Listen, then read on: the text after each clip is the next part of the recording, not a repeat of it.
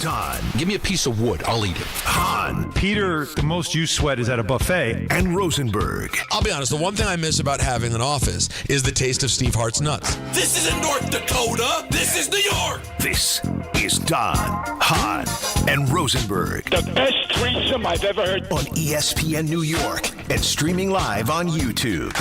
Well, it's a crazy day. A crazy, crazy day. You wake up this morning, you're preparing to do a bunch of football because we got the divisional round. Spreads are moving back and forth. They are? Oh, yeah. Yes. You also did the Collinsworth roll-in. Yeah, I don't know if you noticed that, Don. My printer. You did the Collinsworth. No, it was awesome. I think you should do this from now on. Do that again. Just roll right into the shot. You're right. That's a good idea. Peter, did you miss it? I forgot about that. I forgot about when the Collinsworth thing was a thing. I forgot about that. Was a thing. It was. He did one of these. He was like, he was off. Go ahead, let me see. And he went like that. Yeah. Yeah. It was great. It was perfect. It was awesome. Yeah, that was. Unfortunately, he doesn't have your gift, Alan, and we're right back into his old school position. He was good literally 30 seconds ago. Yeah, because you know what? I'm gonna fix this in the next break. No, I had it all set. And I was like, how do I look? And they're like, oh, you've never looked better. This is, and then all of a sudden it starts. All and hell now broke loose. I'm Old Man Winter again. But listen, it's really about what we have to say, not how we look. But still, that's right. There's a lot going on with for the some football. of us. But the baseball is unreal. And for the Met fan, it kind of started out bad. Tucker goes to the Dodgers, of all teams, the Dodgers, and he went for $55 million a year, $5 million more a year than what we were hearing the Mets were offering. And Bo Bichette looks like he's going to go. He's done. He's going to go to Toronto on Philly for a 7-year deal. But no, because everybody's kind of thinking about the possibility of a work stoppage. Let's shorten these deals. Let's give a ton of money per year. And Bichette goes for $42 a year. $42 million a year, guys. Now, I'm thrilled as a Met fan because he can hit. It's kind of strange you're telling me it's all about run prevention and you sign a guy for $42 million a year and he's going to play a position that he's literally never played before, third base. After Polanco, a guy's now going to never really play first base, is going to be your first baseman. But the point is that the money's ridiculous. And this is coming from a Met fan who is on the side of ridiculousness, that has an owner that's sitting on $23 billion, that does seem willing to lose money to try to make his team better. This is not sustainable, guys. It's not. And it's not coming from a place of, the Dodgers get all the players. This is not sustainable. It is not. And right now in the offices of Major League Baseball, they are right now giddy at the fact that there's now more than enough evidence that they can go into the CBA at the end of next year and say, we need a salary cap. And if the Dodgers keep getting all the players and the Mets sign players, and it's really the same 2 or 3 teams every year because they've got billionaire owners, guess what? There's going to be a lot of people that were on the side of the players and on the side of no cap that are going to be firmly on the side of having a cap. And how far are they willing to go to get it? So celebrate if you're a Dodger fan. Celebrate if you're a Met fan. A lot of money getting thrown to these players. Money that is not deserved, by the way, because I don't know where this money's coming from. The Major League Baseball is propping up like a half a dozen regional networks because people aren't watching the games. But you've got enough billionaire owners that are throwing money at these players.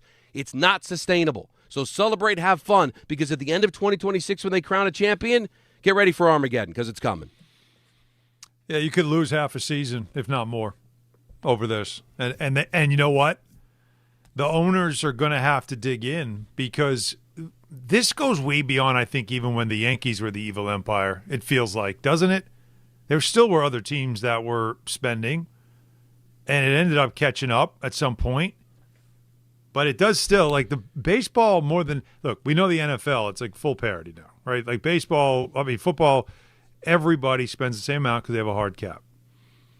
This is the last sport where there's, the rich and they dominate, and then there's the poor franchises, and they usually end up getting young players, develop them, and then send them off like the Pirates will do, right? Like that's just a reality.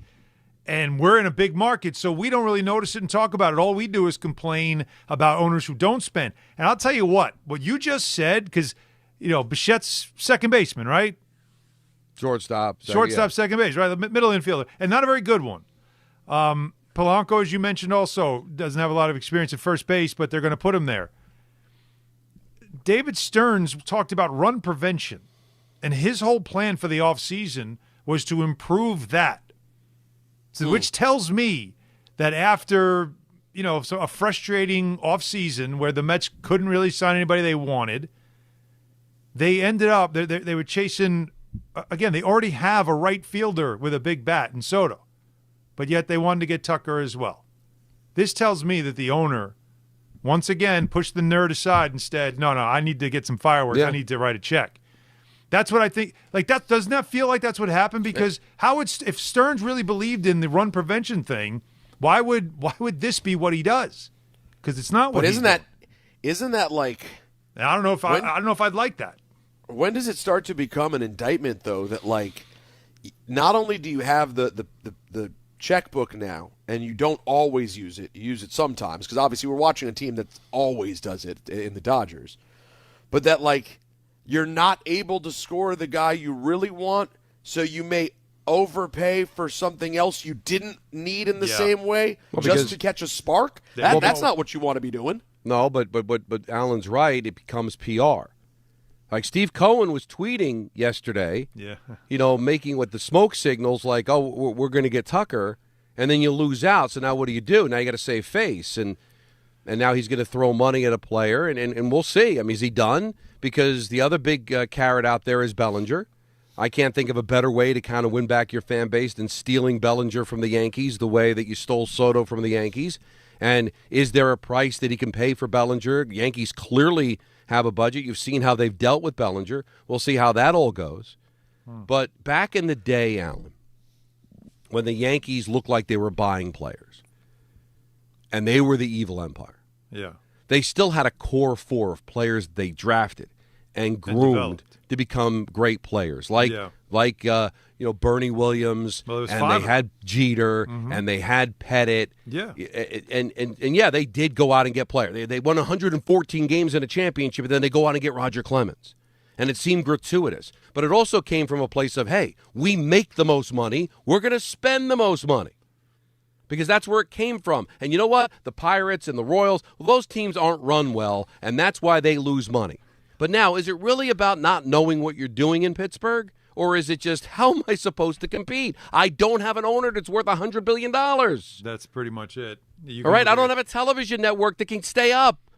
Okay, stay upright. I'm. Well, Tampa did it on a shoestring for a little while, right? And they are relatively competitive, but they were remarkably competitive on a shoestring budget for a while. But when it came time to pay those guys, then they were gone. Blake Snell and all them, like they didn't do it. And then so you see the Marlins, they'd spend money only to then lose money, and they get rid of the players, spend money again, win a championship, then lose the players all over again. Yeah. It's not a New York problem because even with the Yankees being perceived as cheap, they still have a $300 million payroll. They still have all-stars on half of their positions, and they'll compete for a championship. And I'm not asking you to care about the small market team, but it's not even about small market anymore. It's just who owns your team. The Padres were owned by a billionaire dying of cancer, and he wanted to get him a championship before he died, so he threw billions of dollars into his roster. Same thing in Washington. Lerner was 93 years old. I want to win a championship before I die. So it's not even I'm in New York or I'm in Los Angeles or I'm in Chicago. No, I have a billionaire owner that's willing to dip into his own funds. Steve Cohen's losing money, Alan. He loses money every year with the Mets, and yet he still has a payroll higher than anybody because he can dip into his own billions and probably doesn't as much as he wants to. Because he probably promised Major League Baseball when he came in he wouldn't spend like a drunken sailor because they were probably worried about letting him into the fraternity because he would do that. That's probably why he's as conservative as he is. But Dodgers don't care. Yeah, Dodgers are lighting cigars with $1,000 bills. But this is again that story is as tale as old as time in baseball. Okay, since they've had a league, there's always been a team or an owner that spent that way, and everybody got mad and up in arms. But what you're saying, and it's down the road, but what you're saying is like this, we'll look back on this offseason as where it really started and why we're in a place that we're going to do shows in a couple of summers from now where there's no games. and there's no games, and we talk about how it's going to kill the sport. And I've covered 2 lockouts. I've covered one that lost an entire season, and nobody could believe it was going to happen until they actually did it in the NHL in 2004-05. And then in, obviously, 2011 and 12. The NBA season started Christmas Day. They had 66 games because of that lockout. They had back-to-back-to-backs. That started load management. Yeah. Think about the after effects of that lockout. But since then, they've had harmony, and they have figured it out for the most part. So that's down the road. But let's just stay where our feet are right now. Don, are the Mets a better team? Yeah, I think so. Because that was the goal. That was a bad finish to the season. Are they a better team? Well, they're still getting there because you still haven't really replaced Alonso's bat. Now, you're much better at third than if you had Beatty at third, right? So Bichette's going to play third. Beatty's probably going to be trade bait. So there's a chance that they can actually maybe trade for a starting pitcher. The kid can hit, all right? So we know that. All right. So I think they're better at third, but there's other areas that they need to address. But I do think they're better than they were 5 minutes ago. Okay. So Bichette, obviously, lineup-wise, offense-wise, Bichette gives you a bat. Like, you know that part of it, right? Right. The defense we're going to talk about, we'll keep an eye on. It's just caught my attention because you named 2 guys that are playing, quote-unquote, out of position, okay? And that struck me because I remember all David Stearns talked about was run prevention, how important that was to him in this offseason, why they made the moves they moved. Nimmo was a declining defensive metric, and Alonso, they have always taken to task about defense at first base. It's why they got Simeon. Like, it's why they got Polanco. Like, they wanted to get at bats, but they also wanted to make sure that they had versatility defensively. And I don't know if that's really answering that question, but that's what his job was, to get better, to be a better baseball team. But when you get better, and is this a overreaction almost? Is this a pivot? Because clearly. they thought they had Tucker. Clearly. Like, Cohen's not putting that tweet out if he wasn't feeling a certain way. Like, if he felt like, I'm waiting to hear, but you all should get excited because we should be hearing any minute now. And I think he was stunned by that. And then it became, what's the pivot? Well, we can get Bichette and steal him from the Phillies. I think that's Let's what do it. And you saw what... Is that the right move, though? I mean, it's a move. You got to make moves. You got to have bats, right? I mean, you just lost Pete Alonso. You lost a former batting champion in McNeil. I mean, Nimmo was not nothing offensively. Yeah. All right, you got better defensively, and I get when you get better defensively, can now allow you to maybe go, all right, we'll bite our tongue at third, but we're going to get better at other positions defensively, so we'll live with Bichette not being a great defensive third baseman, but he's going to hit, and he's going to supply us with some runs, and now Beatty can maybe be used as trade bait, no pun intended, to be able to maybe get the pitcher that they're looking for. There's still a lot of work to be done, but I think it improves the team. But clearly, it was a desperation pivot. Well, they thought they had Tucker. That's what I was asking you. And now 5 minutes later, and it's clearly counter to what Alan was just saying about what they said they wanted to do. It goes against what that. Stearns said he wanted to do. It goes against what Stearns said his plan was, but also what Don said earlier. Yes, last night when on our group text we were discussing Cohen's tweet, the smoke signal was not about Bo Bichette, great player, not what the tweet was about. So it's just sort of a weird circumstance. You get a really great, exciting young player, but it's clearly a pivot and not exactly what you were hoping to get. And then the Yankees of it all, not that I would say they were in on either of these 2 players, because it doesn't sound like they're really in on anybody but bringing Bellinger back. But I'm sure Yankee fans are in a way, too, like seeing the Dodgers get another big-time player, Mets pivoting and getting a player. Like, could you imagine if the Dodgers were like, all right, the hell with it, let's get Bellinger too. Like that's when it just starts to become really arrogant. But you could also see the Mets. Does this signal after losing Tucker? Does this signal like, all right, because Bichette, as Bob Nightingale reported, it looked like that was a done deal to the Phillies, and that's your rival, and so you blow them out of the water on the annual, and you steal him away from. And now it's like, is Cohen like just so pissed off that he's like, what does Bellinger want? Give him what he wants. Get him too. Right? We can't have who we wanted, so let's just take from everybody else. Like I have no idea how this guy's thinking, but what they're doing doesn't really line up to what was said at the beginning of the offseason. That's all I'm asking you, Don, is like when I say are they a better team, that's what I'm asking. Is this what they were? Is this the plan? Or was this more an owner who's got a ton of money and he's feeling away because only one team is swinging it? And he's like, wait, let me get in here because this is big bank, take a little bank. Well, if there's a plan, you start running out of plan. I mean, there's not that many players left. I mean, you got Valdez, who they can get as a free agent. All right, there's a couple of players. I mean, they can go, they can get Goldschmidt to play first base if they wanted to, if it's just for a year. But in recent years, there's a plan. All right, here are 10 players that the Mets can get. You start checking them off the board. Well, you're starting getting down to the precious few here. Now, if you're going to be telling me Bellinger is going to be an outfielder, or I'm going to sign him to play first base, all right, that might be somebody that's out there. And clearly they can pluck him from the Yankees because the Yankees are showing their hand, right? Oh, yeah. They're not willing to go to 7 years. Yeah, they're not even really willing to go into 6. But there's that struggle of I do think that there's a side of the Mets that want to be a little bit more responsible. But at the end of the day, and I heard Michael talking about this, yes, Cohen's sitting on $23 billion, but he's losing money every year with the Mets because he doesn't get to tap into their television because that's still owned by Wilpon. And the amount of money that they have in their payroll already invested and the money they ate on Verlander and Scherzer and all that is cutting into their profit on the Mets side. He can dip into his billions that have nothing to do with the baseball. But is that good business, Alan? That the only way I can keep my team solvent is if I keep dipping into my own money? Isn't that, I mean, the Dodgers do it. Well, that's the Dodgers, how they're doing it. It doesn't matter if it's your toy. Anybody like you, but you're like, right. Guys who have like they buy like an old car, and they work on it. They buy all the parts for it, and they refurbish the whole thing. It's beautiful, and then maybe they want to sell it at an auction. But that's just like it's right. just for fun. All right, but the Guggenheim Group decides, I don't care. I don't care. No. We just want to win. Because they want to have a winning product, which is good for business, and that's all they care about. So if I'm an owner, if I have a business, right, and I'm sitting on as many billions of dollars as you are, yeah. So now the only way to be competitive is now I've got to dig deeper into my billions.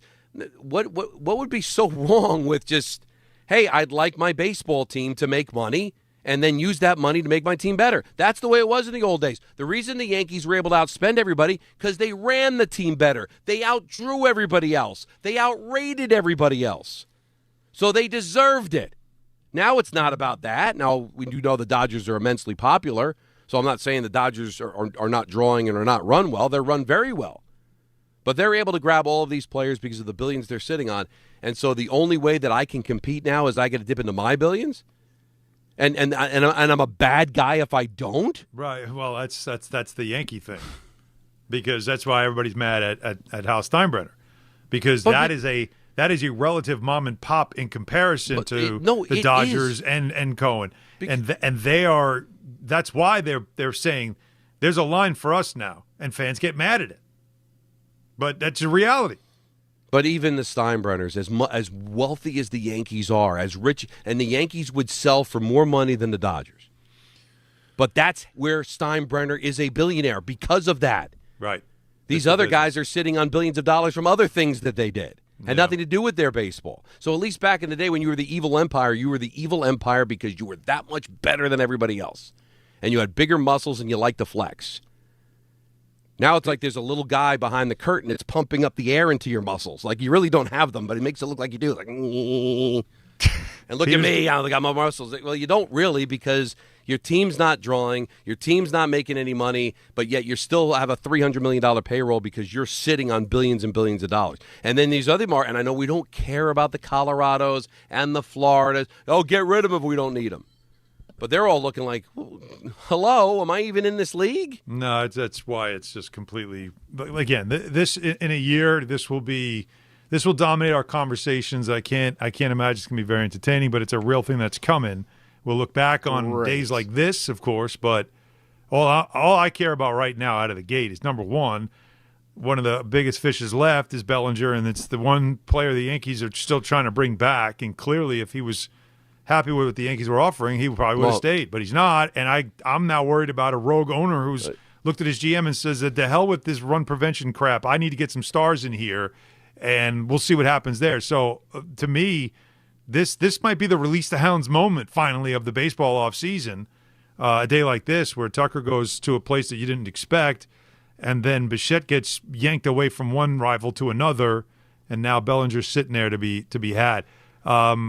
Peter's got the gold chain, the black out. Like, you've got a look today, my man. Yeah, there's a definite look.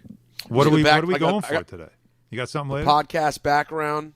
You know what I mean? The little, that's the podcast paneling. Yep. Big podcast background energy right there. Love that. Well, Natalie and I are going out to a little tonight. Natalie's getting the real celebration because, Maya didn't care about 1 year, but I need to celebrate my wonderful bride for making it 1 year as mom. So got to take her out on the town tonight. You know what I mean? It's a good call. That's a very good call. Who's watching Maya? Our babysitter Angie hasn't, we'll be excited to see her for her birthday, so they'll get a little QT. I mean, we're not doing anything crazy. Just go to one of Natalie's favorite restaurants, have some sushi, and hang out. But that's excellent. But Angie's got a song. You look like somebody, though. Yeah. Do I look like the picture of The Rock wearing the shirt and the chains The Rock with and the fanny pack? No, I was thinking. It finally came to me. What is it? Okay. Marcellus Wallace from Pulp Fiction. Wow. Not The Rock. Marcellus Wallace. Marcellus. You're going to feel this thing called pride. Yeah. You fight through that. I'm pretty far through that. from all right. You know how crazy, you know how real it is that Marcellus's character has the Band-Aid on the back of his head from the razor bumps? No, that's where you missed the whole point of the movie. So why does he have is it from when? That's where they took his soul out, and his soul's in the briefcase. That's the word on the street. So they use it as you're supposed to think it's just a little razor bump thing he's covering up on the back of his head. But really, that's the soul. That's where the soul exited. Who took his soul? Well, that's up for interpretation, right? He tried. I guess he tried. I guess they tried to. It was taken by the guy. I'm not ready for this today. I know, but no, it's big, right? It's. I'm blown. What's your? We got to go to break. What's your favorite storyline in Pulp Fiction? If you had to follow just one of the stories the whole time. It's so good. Such a great question. It is. Thank a great you. question, I think it's great there's too. Just so many ways to go. Because you're excited when it switches stories every time. Like, all right, cool, we're back to this story. Zed's dead, baby. Can we all agree that the boxing one where Marcellus has his unfortunate moment within the gimp and everything else, right? Yeah, that had the best ending. That was the worst of it because his girlfriend was so irritating. That's the thing. And it almost ruined that whole part of it. But then it had an ending. When he kicked open the door, you were not expecting that to be going on. Right. It's like wrestling. It's a great surprise. You did not think face turn. Yeah. that Zed and his buddy were into that. All right? You thought they were making meth or something. And by the same token, and then when Marcellus comes back and saves – when Bruce Willis comes back and saves Marcellus, that is also so satisfying as a viewer – that it's got a lot, but you do have to live with the girlfriend. But her overdose, I think, is probably the best. The overdose may be the best storyline. I think so, too. Yeah. Uma's terrific in it. And I didn't know you and Uma were on a first-name basis. Yeah. We all are, aren't we? Well, should I have gone Thurman? Or full name? Could have done that, too. Because I figure when you say Uma, it's not quite Cher or Madonna, but she could get away with just nobody else. She's the only Uma I know. Yeah, seriously, how many Umas do you know to begin with? So I just think that the first name was why I went there. But listen, there's a lot on the table. There is. I have pick anxiety today. Well, because the lines are moving. It's almost as if Vegas is messing with us. And I think all these games are compelling. Because you do get rid of the riffraff in the wild card weekend, and there wasn't much riffraff to get rid of, because Carolina was considered riffraff, and they almost won the damn game. Yeah, not quite riffraff. I guess the Chargers. So you got now it's on, right? I mean, these are all really good games. They could all go either way, and my bold statement would be: I think you could make a case for every single one of these teams winning a title.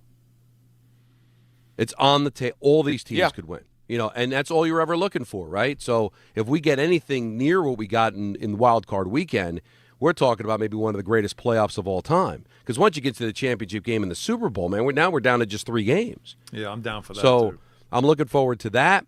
A lot of stuff happened with the Rangers today. I know it's a big baseball and football day, but, the Rangers basically said they're blowing it up without saying they're blowing it up. We had another letter. Yeah.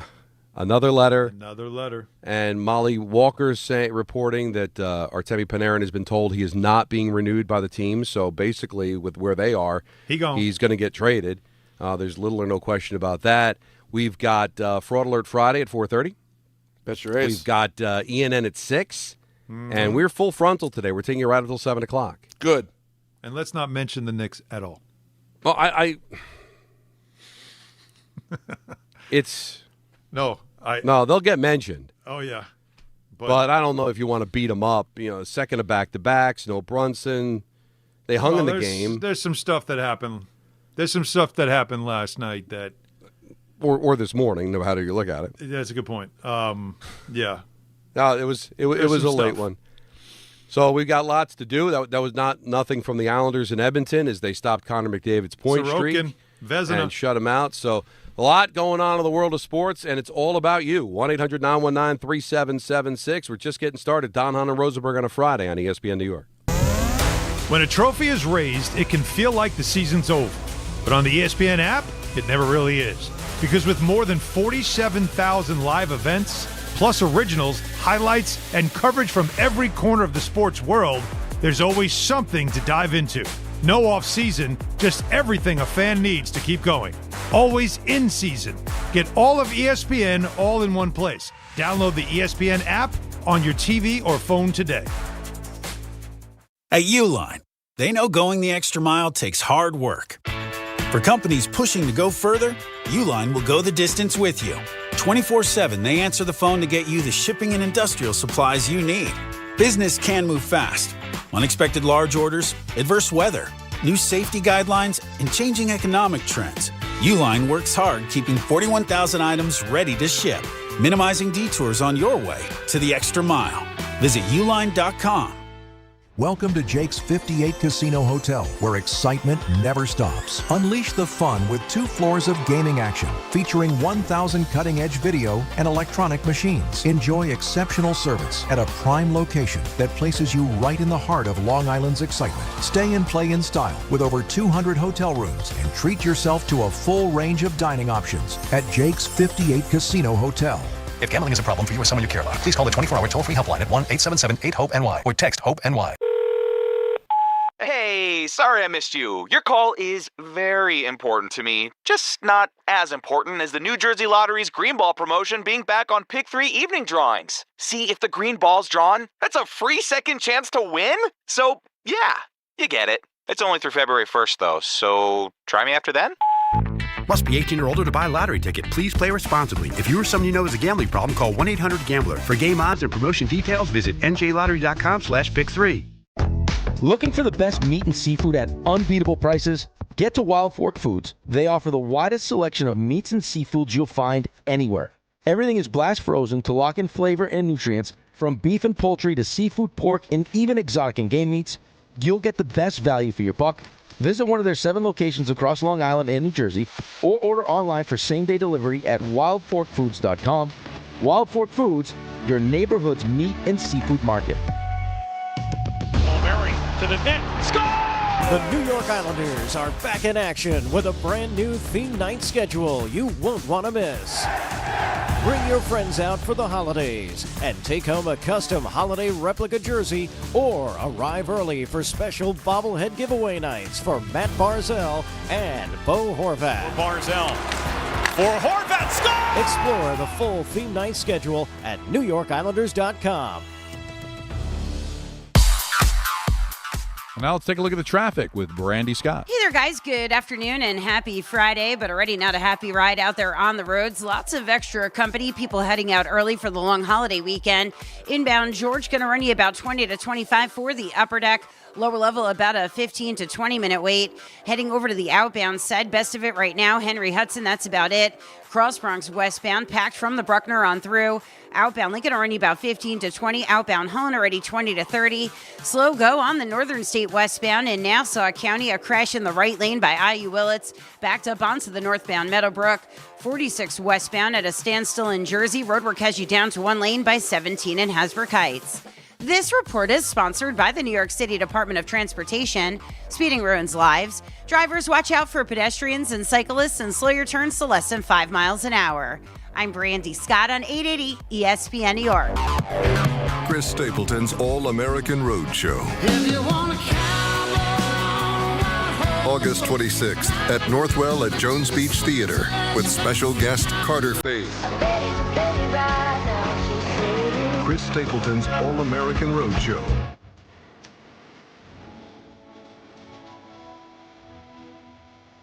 On sale now at livenation.com, part of the Cadillac Tri-State Concert Series. Score more with the college-branded Venmo debit card. Rep your team with every tap and earn up to 5% cash back through Venmo Stash, a new rewards program where the more you do, the more you get. Get your Venmo debit card today and start earning rewards with Venmo Stash. Learn more at venmo.com/collegecard. The Venmo MasterCard is issued by the Bancorp Bank N.A. Select schools available. Venmo Stash terms and exclusions apply. Max $100 cash back per month. See terms at venmo.me/stash terms. Hey, it's Rich Eisen for Pella Windows and Doors. Sometimes teams take a time out to regroup and call the right play. When it comes to your home, Pella Windows and Doors always has the winning game plan. They do it every day, and that's why your neighbors trust them. Visit Pella.com/Eisen today. Right now, Pella Windows and Doors of New Jersey is offering buy one, get one 50% off and every day 0% financing. Some restrictions may apply. See store for details. Offer ends January 31st, 2026.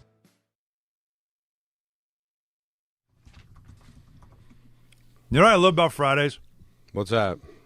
When we get to do remote, is it allows me to then dive into the chat pool on YouTube.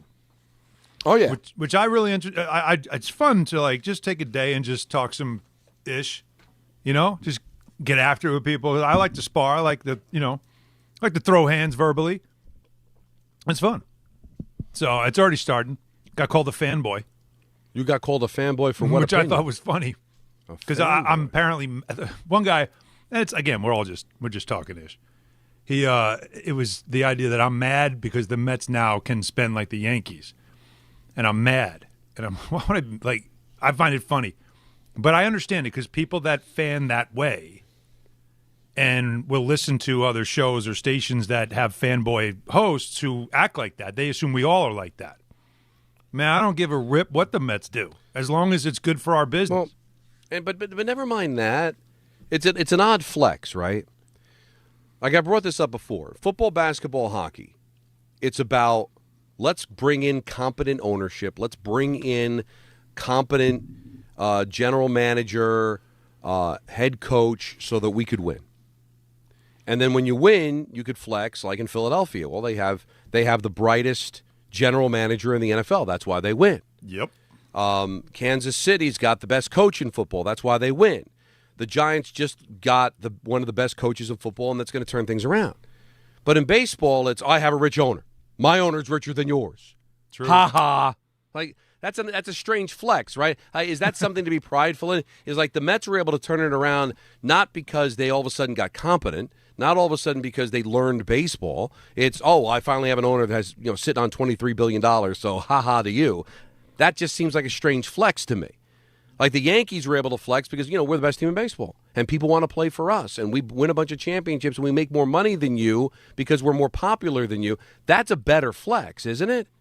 Than, I just happen to have an owner that's sitting on a bunch of hedge fund money and that's why I'm better than you. I want to get back to being better because I'm smarter. Because I understand the game more. Because I've acquired better players, not bought better players. And listen, and I'm a Met fan. But I would rather go back to it being about the sport rather than it being about money. But that's all it is with baseball, right? That's always the complaint. Yankees don't spend enough money. Mets finally have an owner that can spend money. instead of, I don't know what. Yeah, and I do give the Yankee fans credit that rip Brian Cashman because at least that's a baseball rip. Yes. When you start talking about Hal being cheap, that's not a baseball rip. Correct. That's a money rip. Correct. But saying Brian Cashman needs to do better, well, now we're talking about baseball. Now we're talking about the competency of your general manager, not how fat his checkbook is. But I also think, though, that was the narrative when Cohen took over. And that's what we've been kind of waiting for. Not being, again, this is not a whole Yankee versus Mets thing, but it is true. If you just removed me from the fan part of it, of which team I like better, right? Right. Like Peter, who doesn't care about either team. No. Peter's the one that would probably have the most, the most unbiased take here, saying, we are still waiting to see him flex and throw money around and actually do what we thought he was going to do when he first got here, where he's just what the Dodgers are doing to take on the Dodgers. That's essentially what I was saying. Is like I just haven't been overall impressed by any of this. It's mushy middle. Like they're not spending everything, and they're also not playing any version of small ball or a money ball. They're just sort of like, yeah, we take some big swings, but then we lay out, and then we kind of chase afterwards. They just haven't found their identity. Yeah, it is. But yet still, because of the buyouts of Verlander and Scherzer, they still had a higher payroll last year than the Dodgers did. Now, that's certainly going to change this year with the amount of money the Dodgers are spending, but still you're talking about one of the top payrolls. Well, that was what? That was like $30 million for each of those guys for nothing? Yeah. But he was able that was smart. Like I'm not happy with these contracts. I'm going to buy them out. Not that's all how you teams also can do use your that. money. Had to get out. Look, Yeah. a year ago, he took Soto from the Yankees, and that was the first flex, right? But that's pretty. I mean, it's again a massive contract, massive win, but that's kind of it. It's still the Dodgers owning everybody. It's still the Dodgers are the big bank, and we weren't expecting that. We thought that Cohen and his billions would vault the Mets into competition for all the best players. And maybe are we really just going to say the weather's better in L.A. and that's why no one wants to come to Queens? That could be a part of it. Is that that could be a part it, of though? it? Or just the fact that, hey, the Dodgers win and you don't. Because even when the Dodgers didn't win a They were championship. just in the NLCS 2 years ago against the Dodgers and gave the Dodgers a run. Right, but only twice in the history of their franchise have they gone to playoffs back-to-back years.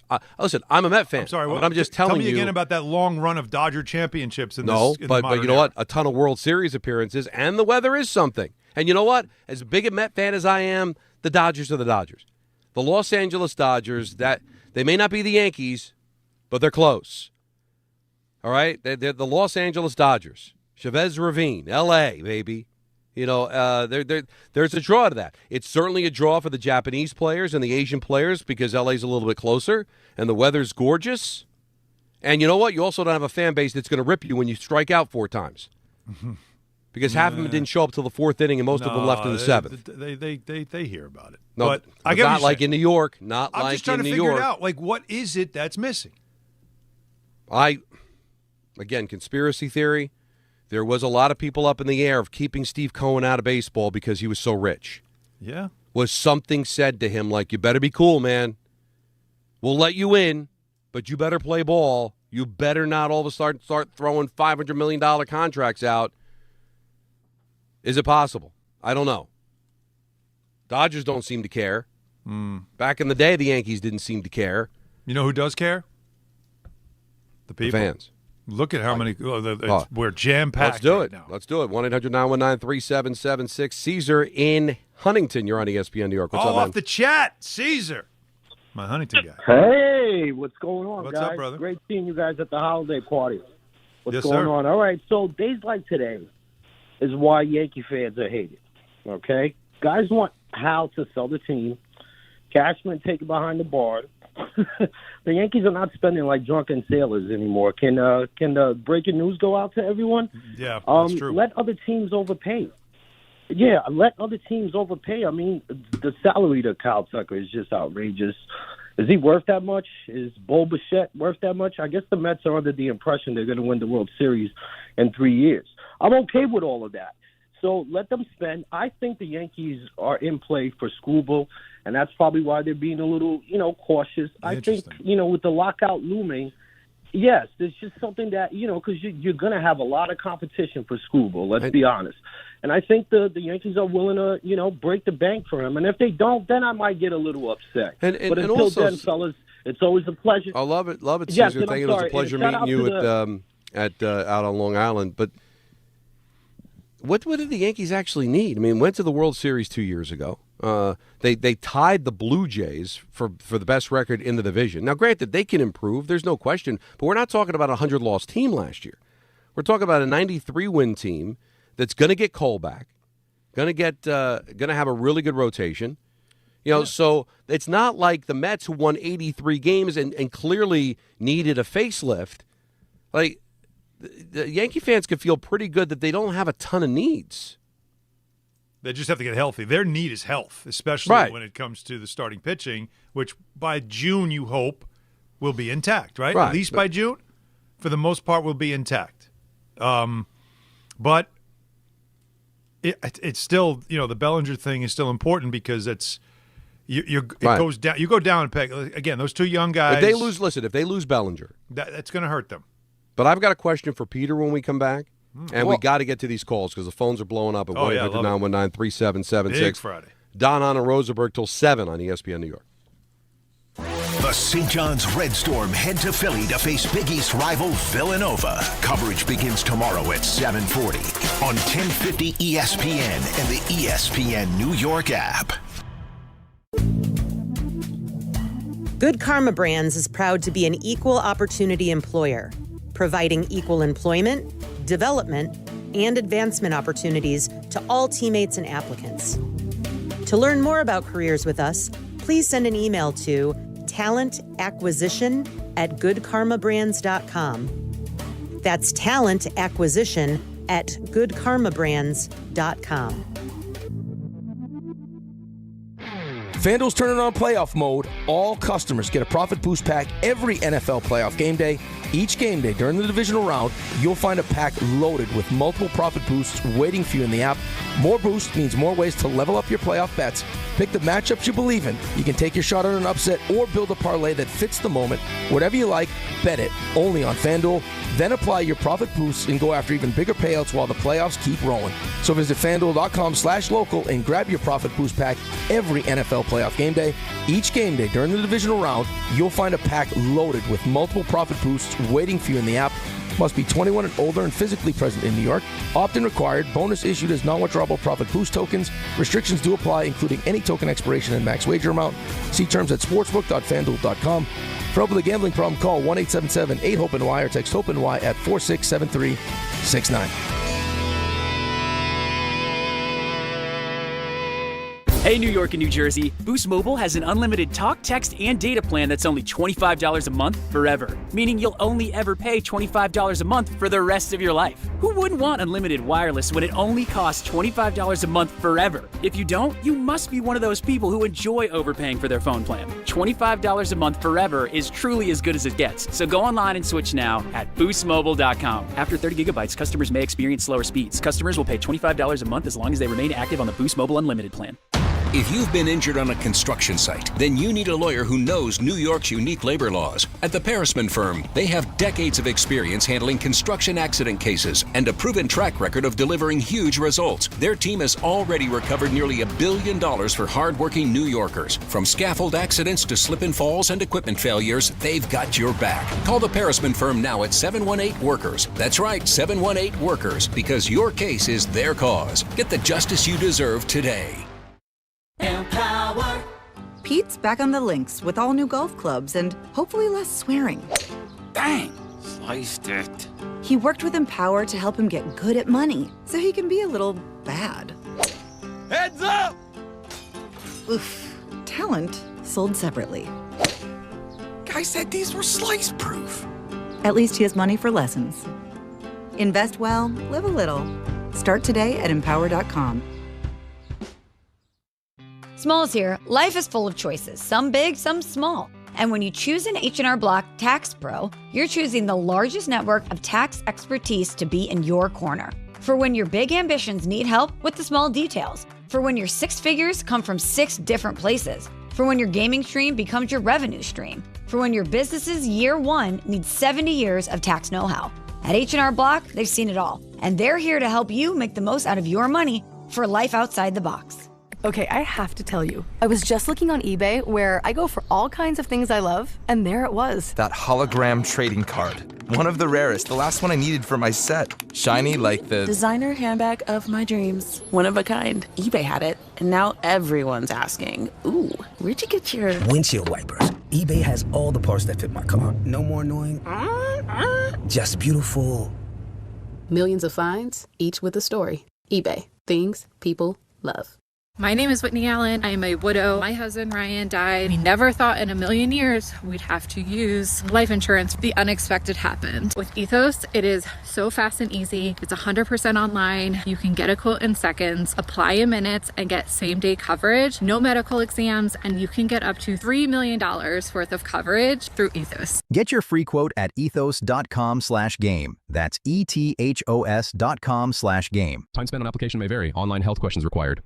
The College Football Playoff National Championship. Let's go!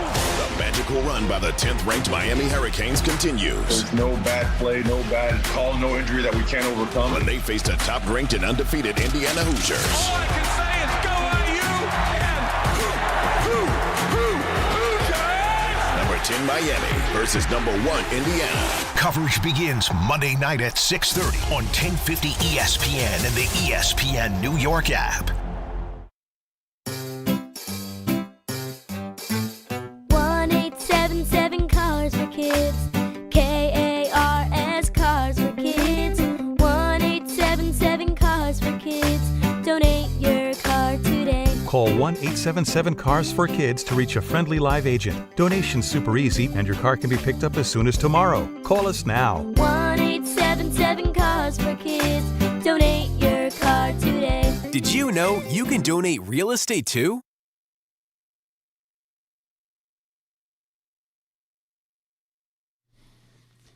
Well, I had a question for Peter, but Peter says he has something. What do you have, Peter? Now the New York Post has jumped in on the Peter Rosenberg, Michael Kay beef. Well, you asked. Don, we did it. We successfully did it. This was written today, just a couple hours ago. Michael Kay's beef with former ESPN radio co-host Peter Rosenberg turns ugly is the headline. Mm-hmm. Throw away all of those good times and laughs. Michael Kay is done. The voice of the Yankees fired off a wild text message to his former radio co-host Peter Rosenberg, which included him telling him, "You're dead to me," Rosenberg revealed on Don Hahn and Rosenberg this week. Oh, look, they mentioned the name of our show in the paper, guys. That's good. It's only taken a year. Former K show? Known as the former K show. The apparent issue between the two, according to Don LaGreca, is because of a compliment Rosenberg gave someone else. I love how you always get blamed for everything. Wait. How, according to me, according to Michael. Exactly. I mean, this is not any kind of secret. Like, I didn't do any digging and found out the real reason Michael Kay is mad is because of what you said. He told you why. Rosenberg told Joe Tessitore that he's a fantastic facilitator from a media perspective. A lot of pub off this. He's the true winner in this, right? He's winning. Is Joe Tess? Yeah. We should have him on. Cause even more trouble.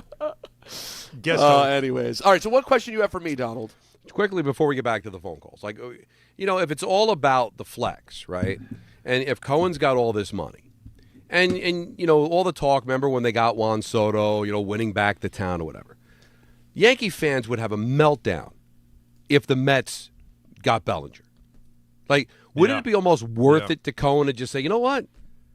Listen, I'm losing money anyway. Let's go sign Bellinger and let's just have some fun. Give him 7 years. Now, I honestly, I think it would come at the expense of David Stern's life. Like, not his job. I think he would probably have an aneurysm. Out. What do we do? He might he's a good resign. defender. Because you can't give him 7 years. It's ridiculous. But at least he can. He's good in the field. And now you know why these players are going for term, because they see the writing on the wall about a possible work stoppage. So they all give me 7 years, so I know I'm going to get mine. There you go. But now, you know, then the Yankees are actually being very intelligent during this whole thing. because they don't know what the landscape's going to look like. They know they're still a good team anyway, and they're trying to be responsible with Bellinger. But there's always some irresponsible owner. But even with Bellinger, it doesn't look like anybody's going to give him 7. But, Peter, would you be vindictive like that if you were sitting on that kind of money and just say, I want to stir it up. I want to see the Yankee fans have a meltdown. Let's take another player from the Yankees. Who cares what it costs? What would you do? Well, to me, my problem is if that is your mentality, that's a worrisome mentality to have. Why? If it's a priority. As a human, yes. As a baseball owner, no. No. If that's a bigger priority than just thinking about what are the best things we can do to put together a winning club. If that's your top priority, that's a problem to me. But I'm like, I get it. I get what you're saying, it's but it's a not like bonus he's a bad when you player. can spur the Yankees. It's a bonus, but it's not like the be-all, end-all. But the interesting thing is to me, and this is what Yankee fans are saying about their team, like, what do we got to lose? International money? Draft position? Be damned with that. I just want to get the best player. Like, if Cohen did that, it would be vindictive. It would probably be a little silly. But at the end of the day, he's still getting a great player. He fills a need. It is a business after all. And by the way, you are competing with the Yankees for dollar in the town. Bellinger makes more sense than Bichette does. I believe so. He could play first. He could play left, and he can hit. He's actually older, what you still. need. But I hear what you're saying, Peter. But like at the end of the day, is what does it really cost you? It's money, but now we don't know what the landscape's going to look like at the beginning of 2027. Will there be a cap? What the cap's going to be? And also, people who think the cap's going to be north of $300 million, what does that do? It's going to probably be a lot lower than that because if you base it on revenue, that's the scary thing, Alan. If you base it on revenue, the cap might look ridiculously embarrassing. Oh, that's a real thing too. When you go because that's usually how they do it, right? Is they base it off of the revenue, and you have to share it. Is it 51-49, whatever it is, 50-50? But no, actually, you also have to think though that in a couple of years from now, 300 won't be enough. It's going to have to be higher, just based on the fact that every year based on the go revenue. up. Yeah, and because if the sport is doing well, and this was always the concept, this used to always bother people like Larry Brooks. It was like that they're partners. But that's what a salary cap does, right? Is that everybody's invested on having that cap go up. And how does it go up? It goes up with revenue and coming up with interesting ideas and getting people more interested in the sport because now they're partners in trying to drive revenue because the more they drive revenue, everybody wins in a cap sport. But a lot of the players are like, I don't want to bother with that. I want to get mine. And in a sport where all the money's always been guaranteed. God bless him. Brooksy was always hardcore union side. Oh, without question. He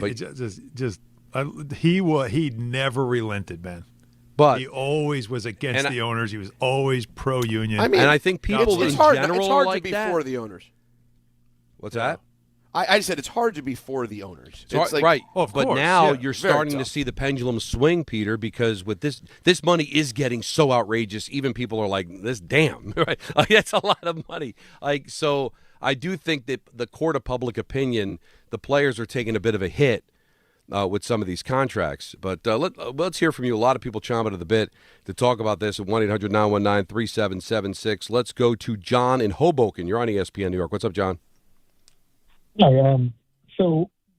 Again, maybe it's perceived as a more pro-union stance, but the problem is not the salaries with the players that they're getting.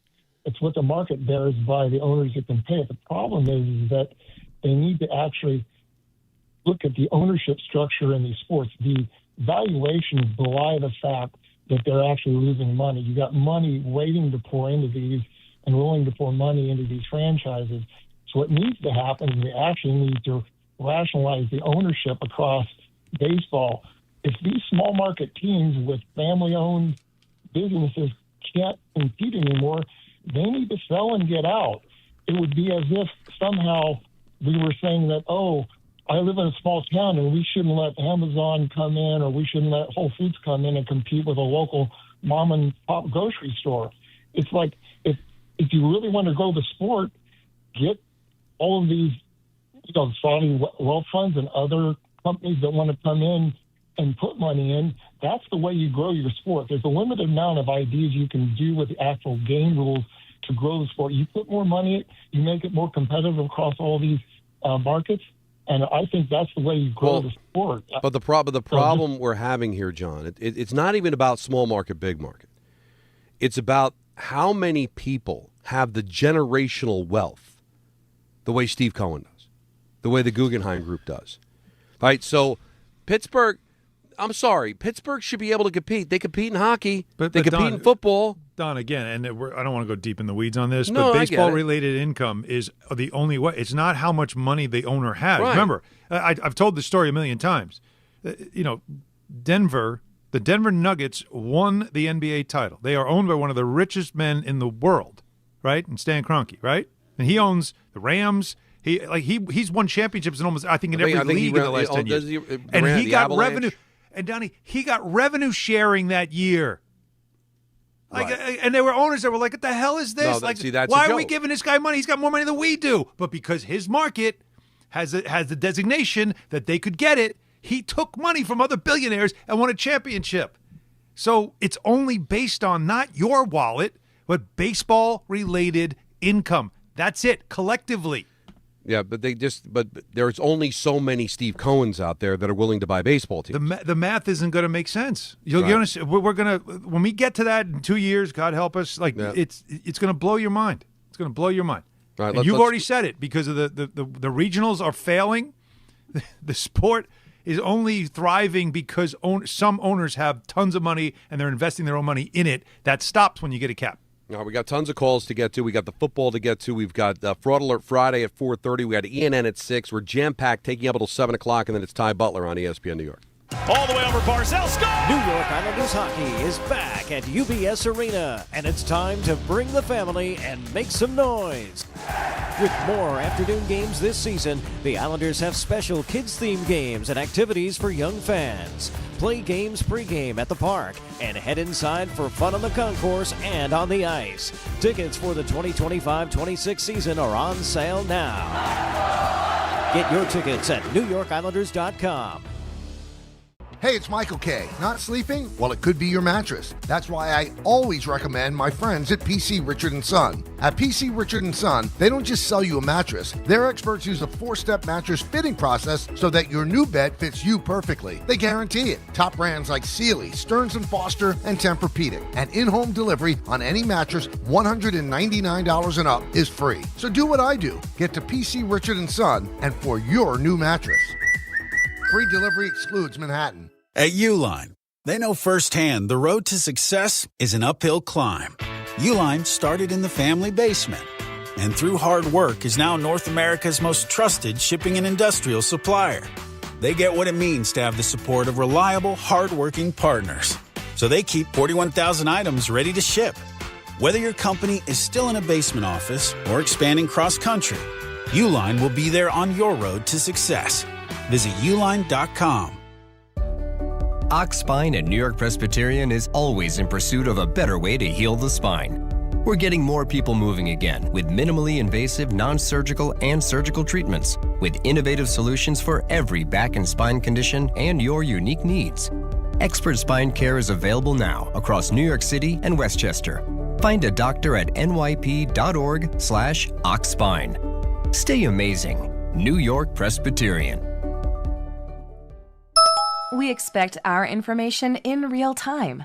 US Med carries continuous glucose monitors, which provide real-time readings of blood glucose levels. US Med is an approved provider for Medicare and over 500 private insurers. So call 888-665-0696 today for a free insurance and Medicare benefits check as easy as... That's 888-665-0696.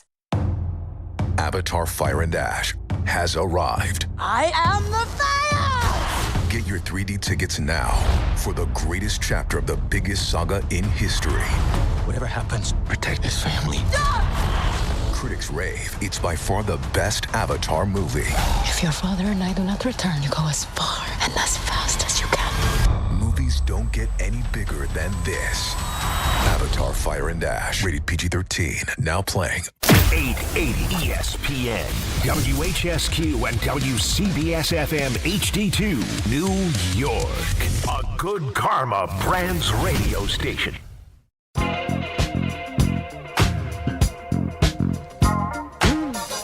Game Time is brought to you by Tullamore Dew Irish Whiskey, because when it's game time, guys, it's Tully time. You know it, man. And tonight, big local night. The Nets host the Bulls at 7:30. That's all I got. Love my Tully.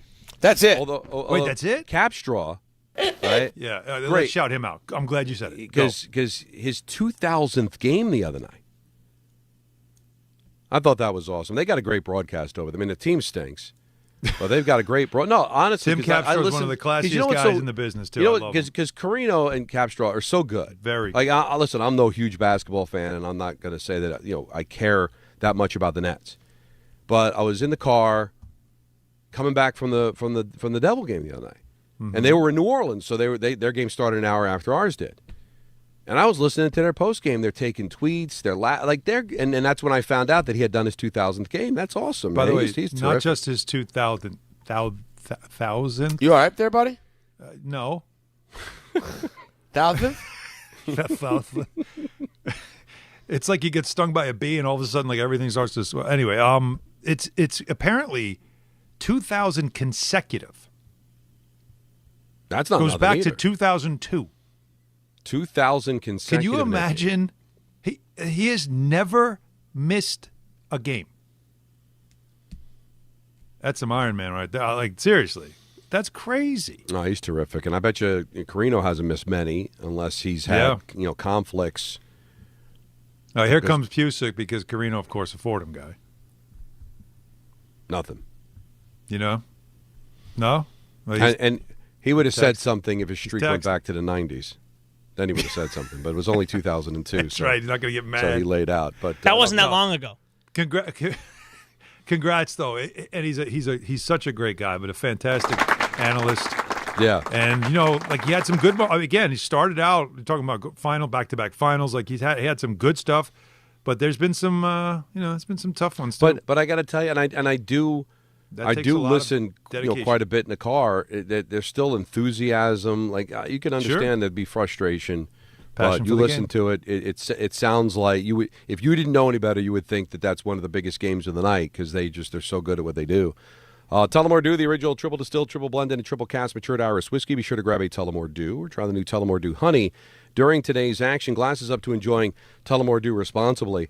I just threw it out there as not as a goof, but I didn't put a lot of thought behind it of any of these teams in the divisional round could win a championship. But if you had to rank them, would there be that much of a difference between the top spot and the bottom spot of the teams that are going to be playing this weekend? I still feel like the Rams would be your number one, like, power ranked. Okay, so that's a good. That's fun. But I think your number two is a bigger debate than your number one. All right, so I think we'd all agree. I think I agree with Alan. Do you agree, Peter? That right now it feels like if you were to rank one, if you were to rank the teams remaining, so it'd be 1 through 8. The Rams are 1. The Rams are 1, I think, because of the experience in this particular tournament. Probably. So who's 8? Sure. If we can all agree the Rams are 1, who's 8? The Texans. Texans are 8. Yeah, I think. Yeah. And honestly, the Bills might be 7. Okay. Whoa. That doesn't mean I can't see them winning. But I'm saying we're ranking teams. Now, again, don't. I think it's wrong to look at who they're playing. Oh no, sorry, San Francisco now minus the weapons they're down. With everybody that's banged up, I would probably San Francisco. I'm Denver is as great as their defense is. I still, as a number 1 seed, I don't know if I'd put them in the top. All right, top half. But so you would put the Niners at 8, or you're saying the Niners would be 7? You'd still have the Texans at 8. I'm giving Kyle Shanahan and Brock Purdy not last distinction. All right, give me the Texans last at 8. Give me the 49ers at 7. Mm-hmm. Okay. Give me Denver or New England. I have Buffalo, man. They just lost another receiver. Like, I would love the story, and I could see them doing it. Don't they have the best player left? They do. They have the best player left, but this is you agree or disagree? Man. They have the best player left. They do have the best player left. It's the two left. teams playing each other or New England. Those are the three options for me at 6. But because I think they'll all be in a row after that. They might have the worst coach left. Yeah, that too. So I think they do. If you say Allen's the best player, I could say McDermott's the worst coach. That kind of balances that out. But all right, but here's the point I'm trying to make. Okay. So if we all agree the Rams are 1 and the Texans are 8, if they played on a neutral site, what's the number? Rams minus 4.5, 3.5. So think about that. And I would probably say maybe 3.5, 4. Think about that. That's a good tournament. There's 8 teams left in the divisional round, and if one played 8 in a neutral site, it might be the Rams 3.5 or 4-point favorite. Yeah. Like that's how close. Not 10.5 like we had last weekend. Yeah. Because I agree with you that the Texans are probably 8, but they might have outside of Denver the best defense. All right, their quarterback is no slouch. Their coach is no slouch. Now that you might not be able to wrap your mind around them winning a championship, but but that's how close it is, though, guys. But with the 49ers, now as beat as they are, if the 49ers somehow squeak their way by on a neutral site, maybe their line would be worse. But the thing is, against who? Who would get the big number against them from the AFC? The Patriots? Would the Patriots be a 4-point favorite against the 49ers? This version of the 49ers in a Super Bowl? Maybe. And that's only because of Kittle getting hurt. If Kittle were healthy. We're not feeling that way. But remember, the reason I brought that up, though. There's the Niners, there's a lot. But the reason I bring it up, though, Alan, is because Don's right, that the potential Super Bowl combos are all really tight. But yet, we do have a 7-point favorite this week in Seattle. Yeah, which is why that's so tempting, which we'll get to. Well, but again, that has to do with injuries. And it seems like all the money is going to San Francisco. That seems to be the case because they just can't believe that with Darnold not being 100% and his history in the postseason, that how can they be a touchdown favorite against the superior coach? It's Denver minus 1.5 at home. It's the Seahawks minus 7 at home. It's the Pats minus 3 at home. And it's the Rams minus 4.5 on the road. So think about I don't want to put Anthony any more work than he usually has on his plate.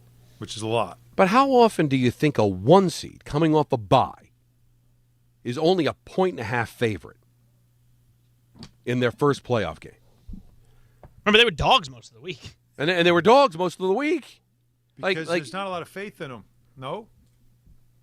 Well, there's not a lot of faith. Why? Because their quarterback is inexperienced, unproven. But they their have defense been in a lot is of great. games They've that got they a should have distinct lost. And the public, and the public, because they have such a big fan base, an active fan base, I think, and the quarterback, the public loves Buffalo. So that's another piece. You want to go on that too? Yeah, the Josh Allen bump.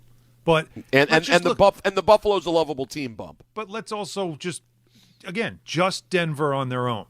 How many games this season did they have to pull out a win late? Oh yeah, were they losing double digits in certain? Both New York teams, they have given you enough reason this year to think that they're that team that. Remember that thing that bothered you, Peter, about Bill Barnwell about your team. Your team last year won a lot of close games, and that just doesn't happen. It flips year to around year. the next year. Denver this year not only won a lot of close games, they also had to come back. So maybe there's a little bit of lack of faith in them when it comes to playoff time, being able to do the same thing. Here, and to Alan's point, they beat the Eagles in an absolute nail-biter, 21-17. They squeaked by the Jets 13-11.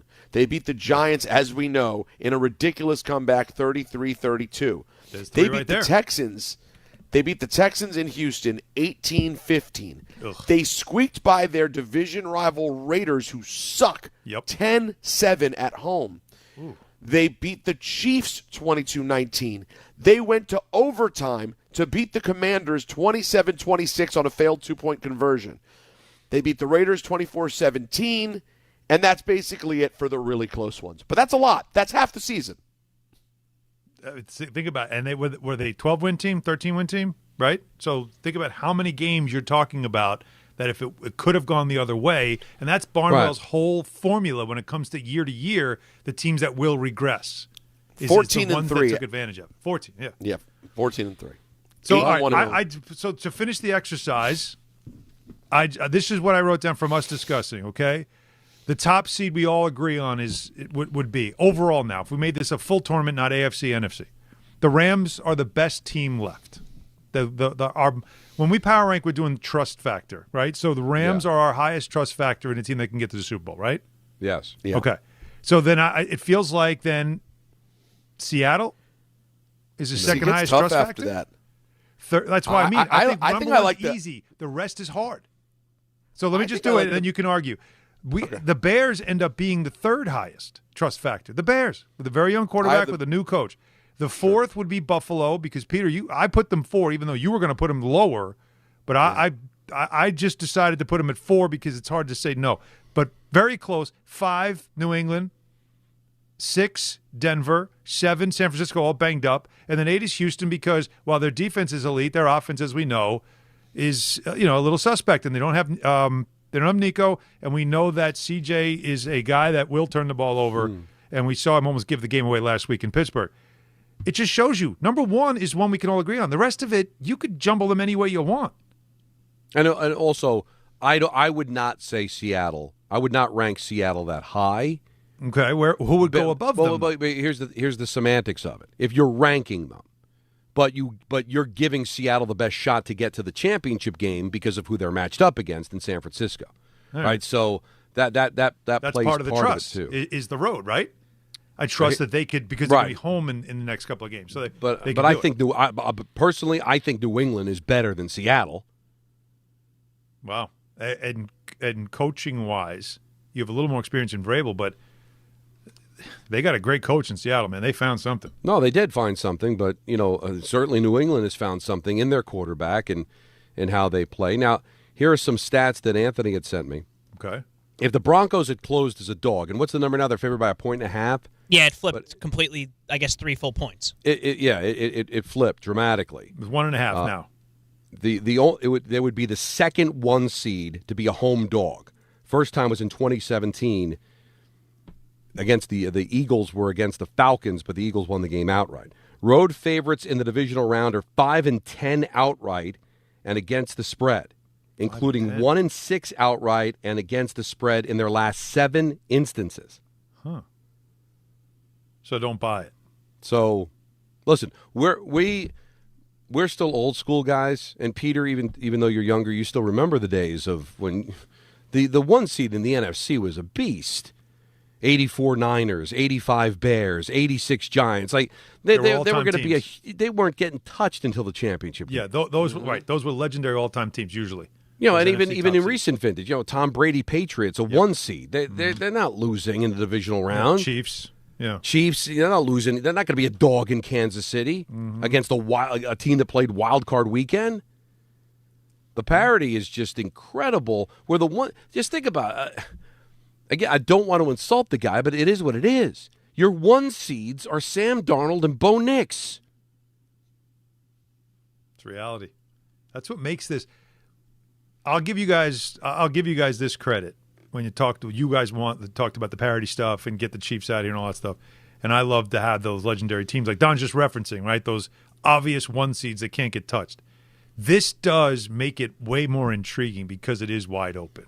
And now you want to see who is it that you don't expect that has like the performance that you weren't that you didn't think he could have. That's why Bo Nix, right? Can he do something and just enough because his defense can do it. All he has to do is just not mess it up. Could C.J. Stroud have all of a sudden just get on a run, get hot, as Don likes to say, get on it, on a toot. That's what makes this a little more interesting, but it's a lot harder to bet. A lot harder. I saw a stat today because obviously the oldest quarterback in the playoffs right now is Stafford at 37. Yeah. So I think it's between Josh Allen and Sam Darnold for like second oldest. Bo Nix is a kid. Caleb Williams is a kid. Stroud's a kid. May's a kid. Right? Yeah, May's a kid. I think they're all kids that were drafted after 2020. Purdy might be closer in age to Darnold and Josh Allen, right? Josh Allen and Darnold, the same draft class. But Purdy's still young in comparison. So these are all kid point. Quarterbacks, kid coaches. Yeah, who's the grizzled veteran coach here? Peyton. Yeah, for Shanahan sure. and Vrabel, right? Yeah, but if you're looking for McVay's Grizzlies, still young, but he's been around. It's Peyton. Peyton's the guy, and maybe Peyton and maybe we should be factoring that in a little bit more when we talk about Denver. I agree. When it's wide open like this, the coaching to me can push you, and maybe that's also part of the spreads here too. Well, and also, what do we talk about with the Giants? Right, lack of coaching, all the close games they lost. Why do you think Denver wins all the close games? Because they've got a better coach most Sundays. Sean Payton's going to win the coaching matchup in most cases, so that's probably why. So you look at it as it devalues them, right? Look at all the close games they're in, games that we look at as they barely won. Well, maybe they won because they are superiorly coached, and when you take a look at the and you look at the game, you don't care how many points you win by unless you got a bet on it, and Denver's just trying to get to the championship game. So even if they win 3-0, they win the game, right? So yeah, it makes it so compelling. It's funny too because like Mike McDonald, who's the terrific coach in Seattle, and Doobie Brothers singer. He actually is great on the road. Yet they're the top seed, so that won't factor.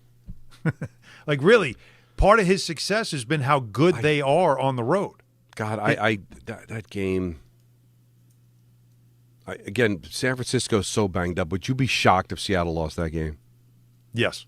Really? Really? Yes. Come on. Peter, would you be shocked? It's stunning if they lose this. They've had 2 weeks. They almost beat they beat the Eagles. Kittle was. When did he get hurt in that game? Early. I would be relatively early. Would I be stunned if San Francisco won? No. Again, because we go back on the to that road. Coach. Wait, really? We just go back to that coach conversation. This is a very good. They're just a very good, well-coached football team.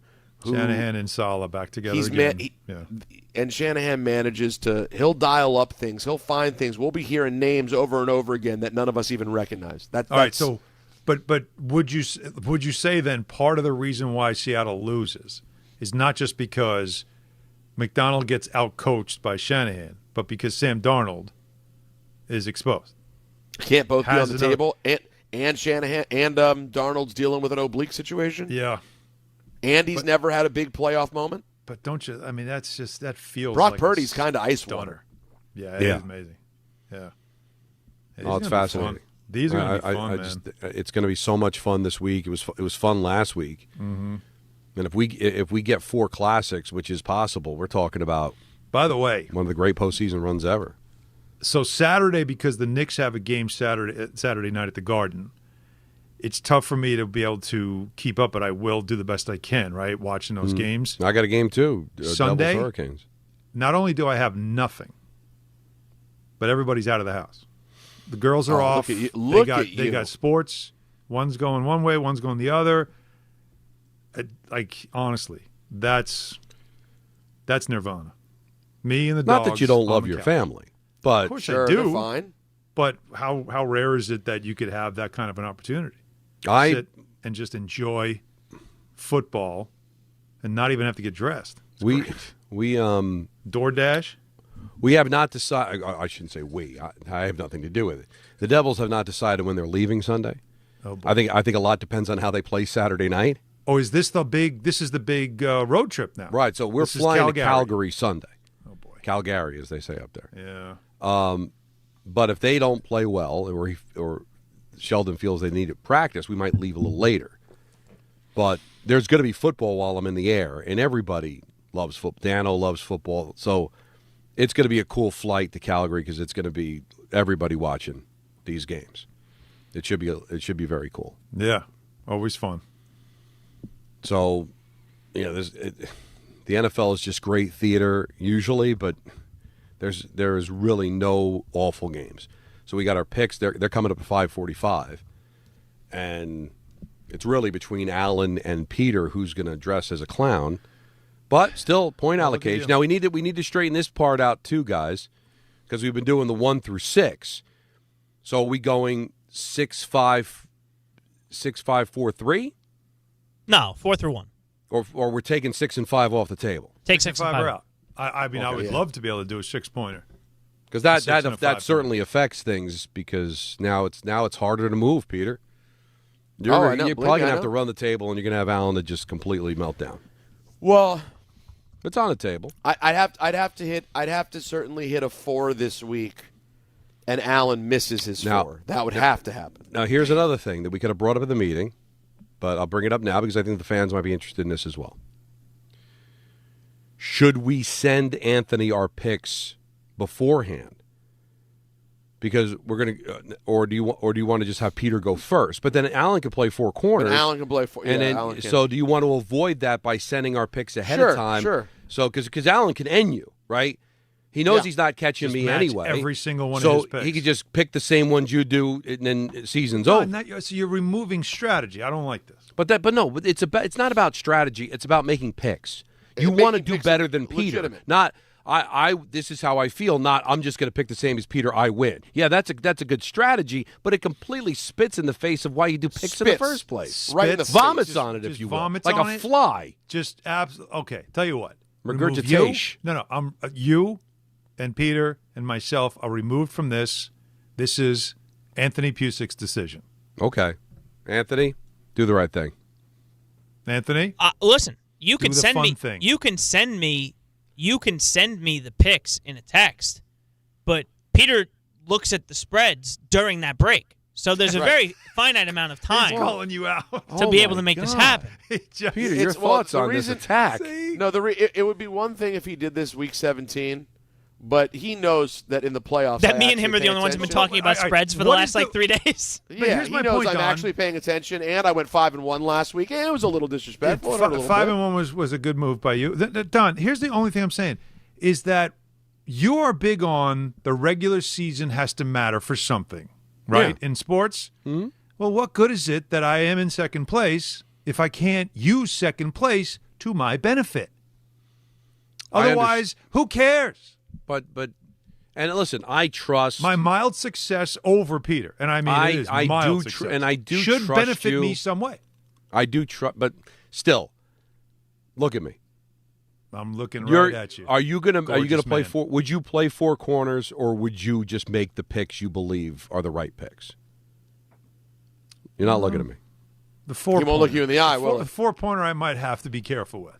See, I don't want that. Peter, that's not in the spirit of competition, is it? My coach, my high school coach, God rest his soul, Gus Alfieri, won a state championship because there was no shot clock.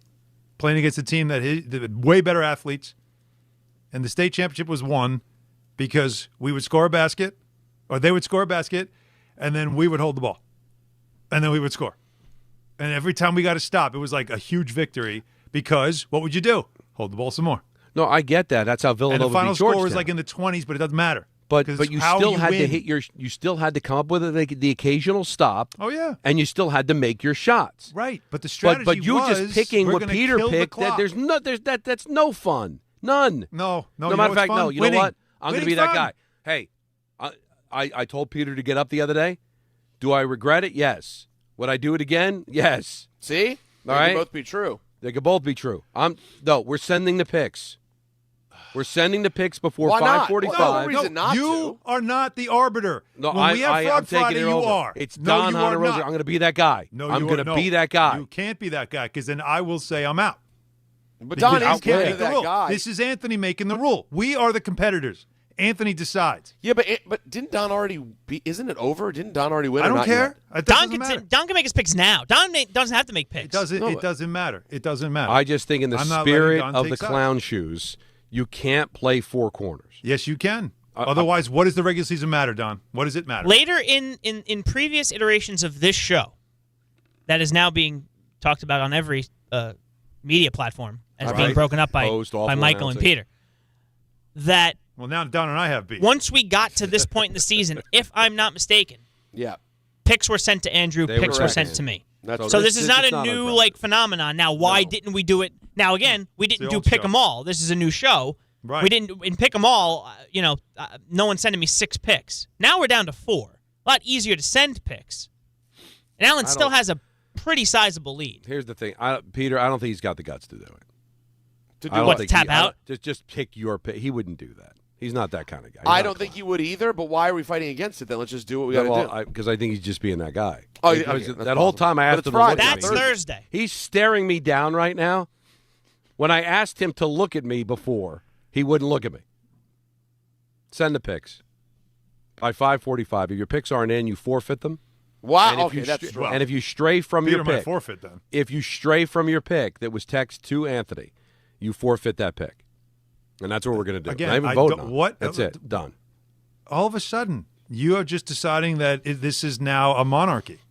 Well, I don't understand this. Because sometimes with true leadership, when true you leadership, feel like it's down to doing the right thing or the wrong thing. If I could be honest, you don't put it to a vote. If I could share something that I was going to keep to myself. Go ahead. Look at me. Kay told me you would do this. Yeah, because I didn't. But here's the thing. Kay told me would do it. I'm saying you wouldn't do it. Kay would do it. That's how I came up with the idea. Peter, do you remember the last time that this happened where we said we should send picks? I think it was Don who just announced all his picks at that moment at 3:30. Yeah, I think Jacob's telling me yep in my ear, so I think that's what happened. Can I tell you guys something? The thing about picks is Don went 6-0 last week. I went 5-1. And if you had played those, I would have recommended you play them on FanDuel. There you go. Yeah, that's a good Where place. they're turning on playoff mode right now. All customers get a profit boost pack every NFL playoff game day. Each game day during the divisional round, you'll find a pack loaded with multiple profit boosts waiting for you in the app. More boost means more ways to level up your playoff bets. Pick the matchups you believe in. Take your shot on an upset or build a parlay that fits the moment. You guys know what I like. You know what I like. But you go the way you like, all right? And then apply your profit boost and go after even bigger payouts while the playoffs keep rolling. So visit FanDuel.com/local and grab your profit boost pack every NFL playoff game day. 21 and over, physically present in New York, option required. Bonus issued as non-withdrawable profit boost tokens. Restrictions apply, including any token expiration and max wager amount. See terms at sportsbook.fanduel.com. For help with a gambling problem, call 877-8-HOPE-NY or text HOPE-NY 467-369. Fraud Alert Friday is go. next. Don, Hahn, and Rosenberg, ESPN New York. The St. John's Red Storm head to Philly to face Big East rival Villanova. Coverage begins tomorrow at 7:40 on 1050 ESPN and the ESPN New York app.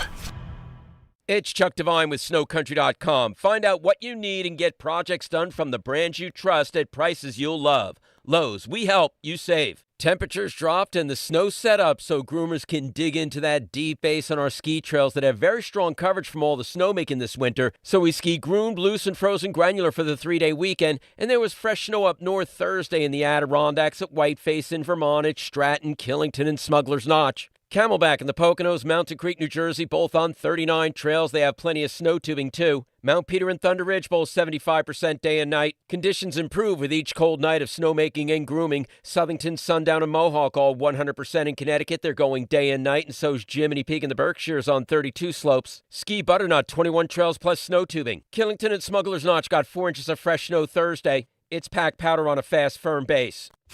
You don't just ski or ride, you dominate. At Killington, we fuel your adventure. Be the beast. Ski and ride Killington. What if your instincts could pay off? With Robinhood Prediction Markets, you could put your knowledge to work on the events that matter to you. Prediction Markets isn't just sports. It's the Fed rate decision, your favorite award show, and so much more beyond the playing field. Trade events with Robinhood. Visit Robinhood.com/predict. That's Robinhood.com/predict. Futures and cleared swaps trading involves significant risk and is not appropriate for everyone. Event contracts are offered by Robinhood Derivatives LLC, a registered futures commission merchant and swap firm. Not all F words are bad. Some are actually great, like fast, free fiber for 4 months. Yep, switch to Optimum Fiber for as low as $25 a month. Plus, for a limited time, you can get 4 months free, HBO Max included for 1 year, and a 5-year price lock. Don't wait, this free fiber deal won't last long, and the fastest, most reliable, most consistent internet speeds await you. Call 888-4-OPTIMUM or visit Optimum.com/free today. Terms apply. See Optimum.com for details. If you've been injured in an accident that wasn't your fault, then you need a lawyer who knows New York's unique personal injury and workers' compensation laws. At the Parisman Firm, they have decades of experience handling all types of accident cases and a proven track record of delivering huge results. Their team has already recovered nearly $1 billion for injured New Yorkers. From construction to car accidents and slips and falls, they've got you covered. Call the Parisman Firm now at 718-WORKERS, where your case is their cause. Get the justice you deserve today. Now let's take a look at the traffic with Brandy Scott. Thanks so much, guys. No easy way to get around right now, and especially tough on the westbound LIE. First in Nassau County, a big accident right before Glen Cove Road. Only the right lane is getting by. You're jammed there from Jericho Turnpike. After that, shut down on the westbound side with a big collision by Maurice Avenue in Queens. Traffic is stopped there from the Van Wyck. Long line of brake lights on the Staten Island Expressway westbound, heading over to the West Shore, backing up across the Verrazano into Brooklyn. Only easy ride to the outbound George Henry Hudson, and that's a bit slow. West Side Highway northbound, packed from the 50s on up. Inbound George, about 20 to 30 for both the upper and lower decks. Outbound Lincoln and Holland tunnels are only a half hour each. This report is sponsored by the New York City Department of Transportation. Speeding ruins lives. Drivers, watch out for pedestrians and cyclists and slow your turns to less than 5 miles an hour. I'm Brandy Scott on 880 ESPN New York. A Progressive Home and Auto Bundle can protect you round the clock, but we can't protect you from those painful moments in sports. Oh, I can't believe we blew a 5-touchdown lead. Sure, but you got to feel like they were going to win for almost the entire game. But I was about to buy playoff tickets. So you were prepared for a good time. That's pretty nice. It's the worst loss any team has ever had. And you got to witness history. Okay, we're done here. Well, at least your home and auto are protected with a bundle from Progressive. Progressive Casualty Insurance Company affiliates and other insurers. Not available in all states or situations. A SoFi personal loan is here to help you achieve something once thought impossible: overcoming high-interest credit card debt. Walk the tightrope of your finances with one low, fixed-rate monthly payment, no fees required, and as soon as the same-day funding. That's right. Pull off your own debt-defying stunt with a SoFi personal loan. Visit SoFi.com/trick to learn more. Loans originated by SoFi Bank, N.A., member FDIC. Terms and conditions apply. NMLS 696891. Did you or someone you know participate in fraudulent fan behavior? I'm a fraud with a capital F. Is your friend a fraud? I have been a complete and utter fraud. Are you a fraud? What is fraud? Let's ask Don McGreca. Screw! Go scratch yourself! Brought to you by D'Agostino Law. Ah, beautiful. Welcome to what we like to call Fraud Alert Friday, brought to you by D'Agostino Law. Am I right? Huh? Can you sing the song? All right, you guys want to jump right into it? I want you to sing the song first. D'Agostino Law. D'Agostino. Law bite back? Bite back. You get the idea. Yeah. All right, the emails are coming in hot and heavy. DHRESPN@gmail.com. DHRESPN@gmail.com. Bird from Rockaway, Queens here. Lifelong Mets, Packers, and Ranger fan. Interesting.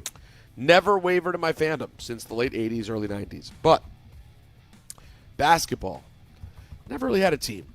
I like the Hornets because of Muggsy Bogues and Hugo the Hornet. Didn't know that was the Hornets' name. I hated the Knicks and loved mocking them. Then I moved to Philly in 2012 and decided I'd root for the 76ers to piss off my Knicks fan friends. Last year I said if the Pacers beat the Knicks a second time, I'd root for them because the Sixers suck. And they did. So I thought I was going to root for the Pacers this year. But they suck, and the Sixers are fun. Can I root for the Sixers again?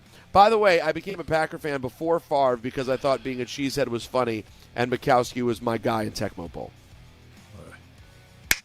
Why even bother? Yeah. The whole thing's very fraudulent. This is gross. Now, feels that guy. Where do you begin? Right. So he's not that big a basketball fan, but but it seems like he kind of landed on the Sixers, but for all the wrong reasons. He was just trolling.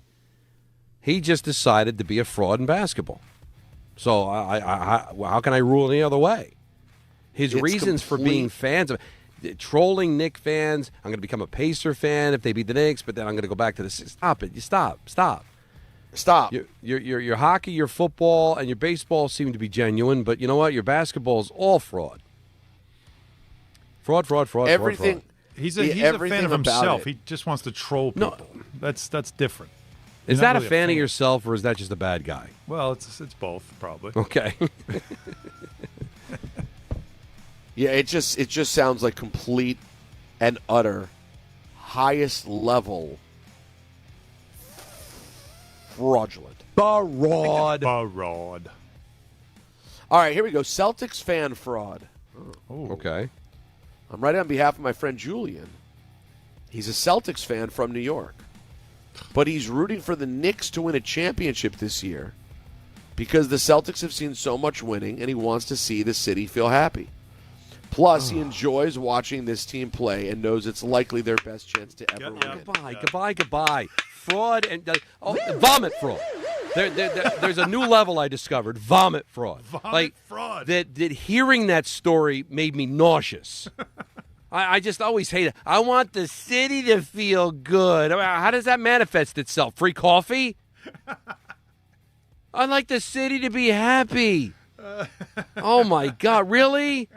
Kumbaya. Kumbaya.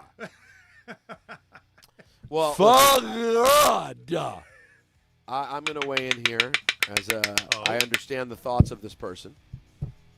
Now, what if they'd phrased it differently? In what way? That I'm a Celtic fan and hate the Knicks? That's the only way I can. That's the only way I hear. That's it.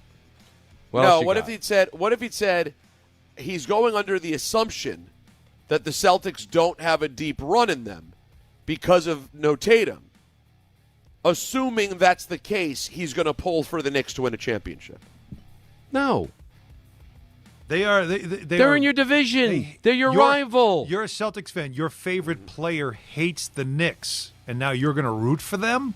No. Yeah. Stop it. You can't do that. I'm telling you guys, what I've learned in my old age is this is the problem with becoming an adult and rooting for another team in the city in which you live, in which you're not actually connected to that city. I think it's the same issue that I'm talking about. Well, you just listen, I haven't made the switch, as you guys have known. I haven't been able to. My heart hasn't let me. But, I do feel that, desire to be I kind of just want to root for the Knicks. I mean, I live here. Everyone roots for the Knicks. And because I'm not from Boston, it's hard to explain. And the truth is, neither of you, more so than me, are in a great position to speak to it, because both of you have had the very rare and distinct honor of having a media career in the city with which you've lived your whole life. Fair. Most people don't get to do that. But this fraud grew up in New York. Yeah, so what are you doing? Exactly. Well, you're just changing the narrative for the story? Yeah, no, I'm applying to myself. For his benefit. But you're not, I'm sorry, you're not on trial here. No, if I would, I'd still already have fraud. But what I'm trying to say is the point applies to this guy, though. That's why I'm saying it's ultimately yo-yo when you live in a city and you're like, yeah, I just root for this other random team. If there's no real reason for it, it starts to get kind of, what are you hanging on to? You're now an adult, and you're like, well, I just always liked that team in another town. It can start to fade. You have a life here. You have a wife here. You have children here. And you're like, I'm just hanging on to some other city I'm not even from. Oh, but anyways. But conveniently that comes up in conversation when they lose their best player. Interesting. That is true. If they were the Oklahoma City Thunder, there's no conversation here. See, now you're please. Fraud. Hello, it was nice to get a lawyer up, but you know what? I didn't allow you to approach the bench, so all this. The case has been decided. Hello, gentlemen. I have to make this inquiry, and I've been wondering what Judge LaGreca would think. I'm a born New Yorker who moved to Maryland when I began high school. All of my sports teams are from New York. I've been a Giants season ticket holder since 2011. I've been a Lamar Jackson fan since his days at Louisville. I was praying the Giants drafted him when he came out. Oh, look at Don's face. Gonna hit himself I began attending a Ravens game at least once a year to watch him play, as it's 25 minutes from my home. In 2024, I took my daughter, who is a Ravens fan since she started watching football, to the AFC Championship against KC. I wore my Lamar jersey and rooted along with her. I took it a step further and I have a sentence left. I'm going to finish. Sorry. Judge, this isn't how it works. I've never had to hold a judge in contempt of court. I took it a step further and purchased season tickets for us for the last 2 seasons. I attend with her or give her the home games and sell what we don't go to. When the Giants played the Ravens last season, I rooted for my Giants, of course. But I can't help but follow the Ravens and want Lamar to win a ring. Funny how Harbaugh may be the Giants' coach now.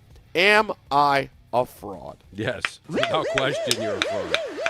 Now, listen, let your daughter be your daughter, and then you do everything you can to make her happy. I'm fine with that. But this whole, I love Lamar since college. I bought a Lamar jersey. I want him to do so well. I went and bought season. Oh, stop yourself. You want it so bad. You want it so bad. Right? You're longing for the neighbor's wife. Desperately want the neighbor's wife. You're hounding her with phone calls. You're following her to work. Just ask her out already. Divorce your wife and see what happens. You don't get to play the game. You don't get to play both sides, all right? You don't get to fantasize about I've loved her since college. Stop trolling, right? Because you know what he is? Not only is he a fraud, he's a stalker fraud. Oh, it's the worst kind. That's one of the worst kinds, you're right. Because he knows the Giants stink, so he's got wanderlust, and now he's creating all these Lamar Jackson. Donnie is on Lamar one today. Jackson, I've loved him since college. I've loved him since Judge forever. Donald a championship is on one today, everybody. You don't understand. Martha, my next door, I went to college with her. If you're not watching on YouTube, you're missing out because the facial expression, when Peter's reading the email, this is the second time Don had the hammer. He's holding the gavel. It's against his forehead as if he's going to start hitting himself in the head with it. It was so obvious. He already knows how he wants to. Well, that one was so obvious where we were going. It was so once you started, and then when it gets to season tickets, and you know what he is? He's it's something about Mary. I love her, man. I love Lamar, man. You're stalking Lamar Jackson and the Ravens. Stalking them. You're watching him practice through binoculars in the side road with sunglasses on. With the band playing on the street right next to you, right from the movie. He wears his sunglasses at night, is what you're saying. Oh, okay. He's stalker fraud. First one. So you know what? I considered doing more, but I don't think I can. It's called ending on a high. That was phenomenal. That is Fraud Alert Friday. One of the best I've ever heard, frankly. It's brought to you by D'Agostino Law. 35 years of getting accident victims and Social Security disability clients every dollar they deserve. Offices in New York and New Jersey, 1-800-BITE-BACK, 1-800-248-3222. D'Agostino Law, Bite Back. D'Agostino. Because we invented 2 phrases during that Fraud Friday. We had vomit fraud and stalker fraud. Which is vomit fraud like a 4 and stalker fraud the 5? Like what are the levels? Yeah, stalker fraud's the worst. Is it the worst, or could you go even further? No, listen, I don't know. Yeah. Let's tune in next Friday because I didn't know I had vomit fraud and stalker fraud in me until it happened. So that's why you tune in every Friday to find out what new level could we reach. Love it. But imagine somebody emailing, wondering if they're a fraud, and then finding out they're at the highest level fraud. You are right. A level that wasn't even invented before they sent the email. No, you are the worst kind of fraud. And it was a little crystallization because when I came up with that, all of a sudden the winter dawn went away. And did you see how the picture got better? Yeah, how'd that happen? Clear? Isn't that weird? You're right. I don't know what's happening today. That's what I saw before the show. Well, he looks great. The hair is on point. It's some like light thing when he gets into some distance from the camera, he turns into Old Man Winter. I think it's the light above him. Is it God? There's a light above you, and then all of a sudden you do look like you're being summoned. That is true. So we're not using though the gift that I gave you though. We're not using it. Will you stop? I don't use it at all. I don't have to. That has nothing to do with it. Stop it. So I'm bringing it with me on the road, on the road trip next week. Isn't that good? No, it's Peter, isn't this almost like nauseating level now, right? I don't know. Sorry. Nauseating that I took the time to get you a nice gift? I relate to Alan because I'm a validation addict and I have problems in my life and my brain, and I have to go to my wife and get thank yous for everything. But I wonder, is Alan a lunatic like I am, or is he trolling Don? I can't tell. I wonder if he does the gift thing, and you never know. I mean, he's giving eyebrows right now to say he's trolling, but I don't know if he's trolling. Guy's head's down. Why would you do that? Well, we have a radio audience, for God's sake. So what? I'm letting you and everybody else in on it while Don's looking down, but you got to be all okay. All right, I love the gift. I use it when it's can be applied. It doesn't need to be applied at this point. All right. 1-800-919-3776. We got the baseball. Bo Bichette is a Met. I'm on it. Tucker is a Dodger. Bellinger still up in the air.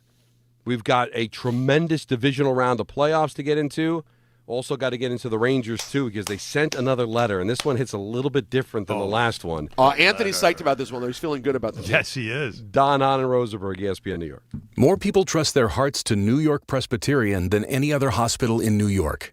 It's because New York Presbyterian has the most experienced cardiovascular doctors, treating a full range of heart conditions, from heart failure to valve repair, with the most advanced treatments.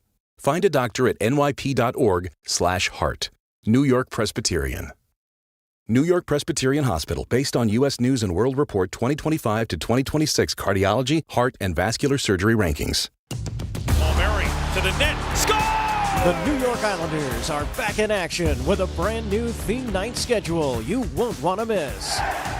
Bring your friends out for the holidays and take home a custom holiday replica jersey, or arrive early for special bobblehead giveaway nights for Matt Barzell and Bo Horvat. Barzell for Horvat, score! Explore the full theme night schedule at NewYorkIslanders.com.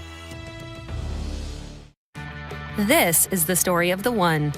As an HVAC technician, he and his digital multimeter are in high demand. So when a noisy office HVAC turns out to be a failing blower motor, he doesn't break a sweat. With Grainger's easy-to-use website and product information, he selects the product he needs to keep everything humming right along. Call 1-800-GRAINGER, click Grainger.com, or just stop by. Grainger, for the ones who get it done. Some people just know you can save money on car insurance by checking Allstate first. Like you know to check Kirk Herbstreit's pregame analysis first, before talking to your brother-in-law. In this game, the key thing to watch will be the offensive line versus their front seven. If they can get pressure without blitzing, this could be a long night. Okay, Kirk. I know stuff. Ooh, checking first is smart. So check Allstate first and see what you could save. You're in good hands with Allstate. Potential savings vary, including based on how you buy, subject to terms, conditions, and availability. Allstate North American Insurance Company and affiliates, Northbrook, Illinois.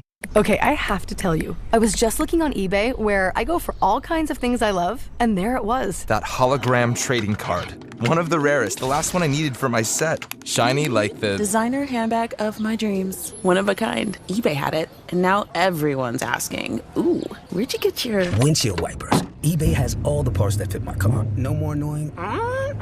Just beautiful.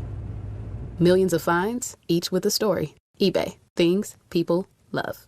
My name is Whitney Allen. I am a widow. My husband Ryan died. We never thought in a million years we'd have to use life insurance. The unexpected happened. With Ethos, it is so fast and easy. It's 100% online. You can get a quote in seconds, apply in minutes, and get same-day coverage. No medical exams, and you can get up to $3 million worth of coverage through Ethos. Get your free quote at ethos.com/game. That's ETHOS.com/game. Time spent on application may vary. Online health questions required.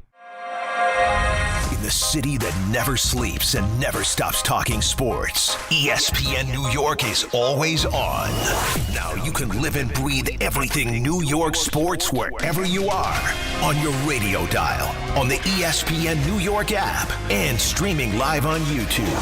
However you watch or listen, ESPN New York is always on for you. Hear us, stream us, watch us. This is ESPN New York. Finding great candidates to hire can be like, well, trying to find a needle in a haystack. Sure, you can post your job to some job board, but then all you can do is hope the right person comes along, which is why you should try ZipRecruiter for free at ZipRecruiter.com/ESPN. ZipRecruiter doesn't depend on candidates finding you. It finds them for you. Its powerful technology identifies people with the right experience and actively invites them to apply to your job. You get qualified candidates fast. So while other companies might deliver a lot of hay, ZipRecruiter finds you what you're looking for.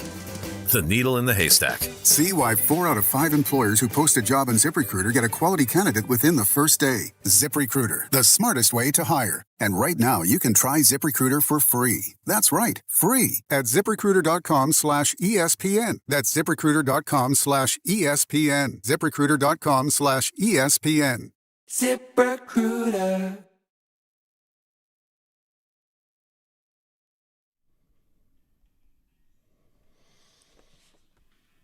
All right, 1-800-919-3776. A lot of people want to chime in on a bunch of different subjects here on a Friday. David on the east side's been on hold for a while. You're on Don Hahn and Rosenberg. What's up, David? DHR, great to be here. Oh, great to have you. I thought the reason the Mets didn't want to keep Pete Alonso was defense and run prevention. Bichette is a terrible defender, and he's never even played third base. I think this shows the Mets didn't have a good plan. They were just crossing their fingers and hoping they'd get Tucker and outbid the Dodgers and Blue Jays. They panicked after they didn't get him, and in the process, they lost Pete. Well, there's a couple of things that I agree with you, and a couple of things I don't.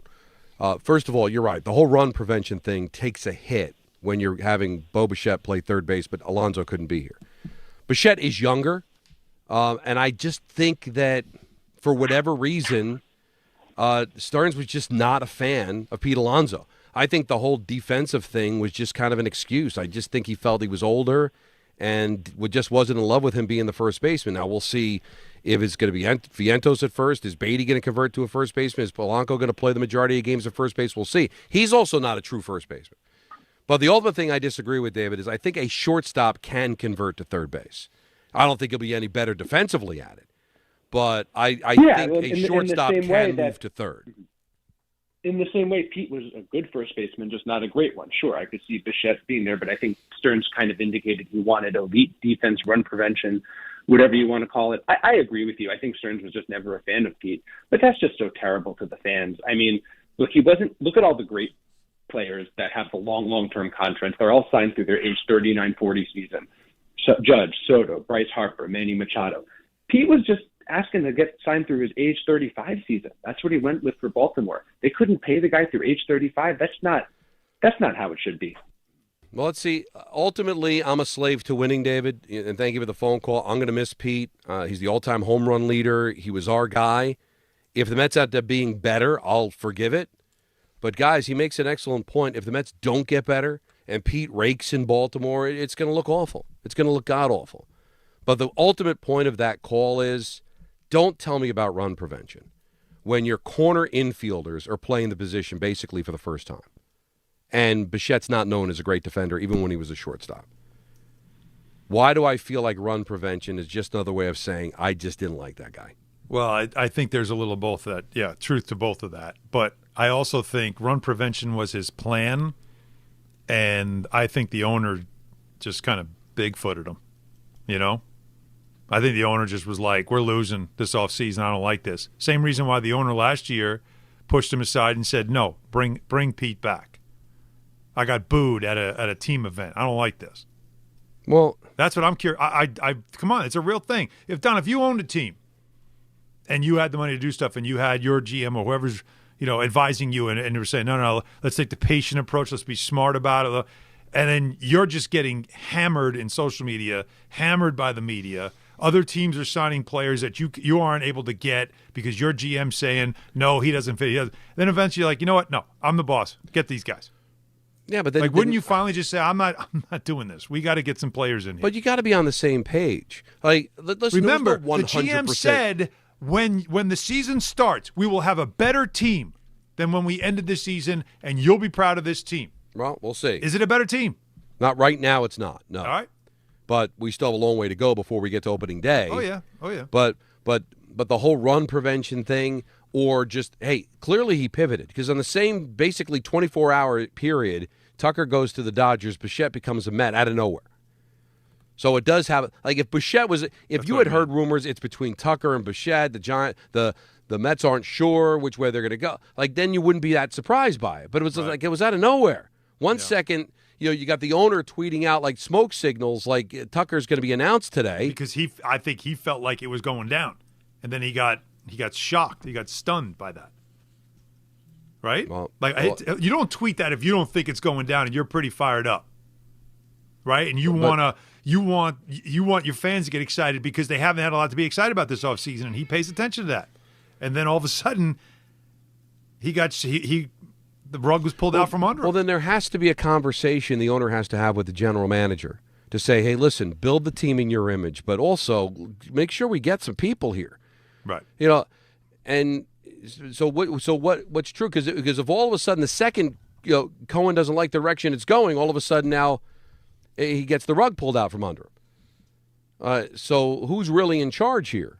Now, I think the owner is supposed to be in charge, but do you believe in your president of baseball operations or don't you? Is it about building a better team, or is it about selling tickets and just not have an egg on your face? You got to show some patience sometimes, but clearly they didn't in this case. It doesn't feel like. Quickly, let's go to Steve in Middle Village. You're on ESPN New York. Steve-O. Appreciate it.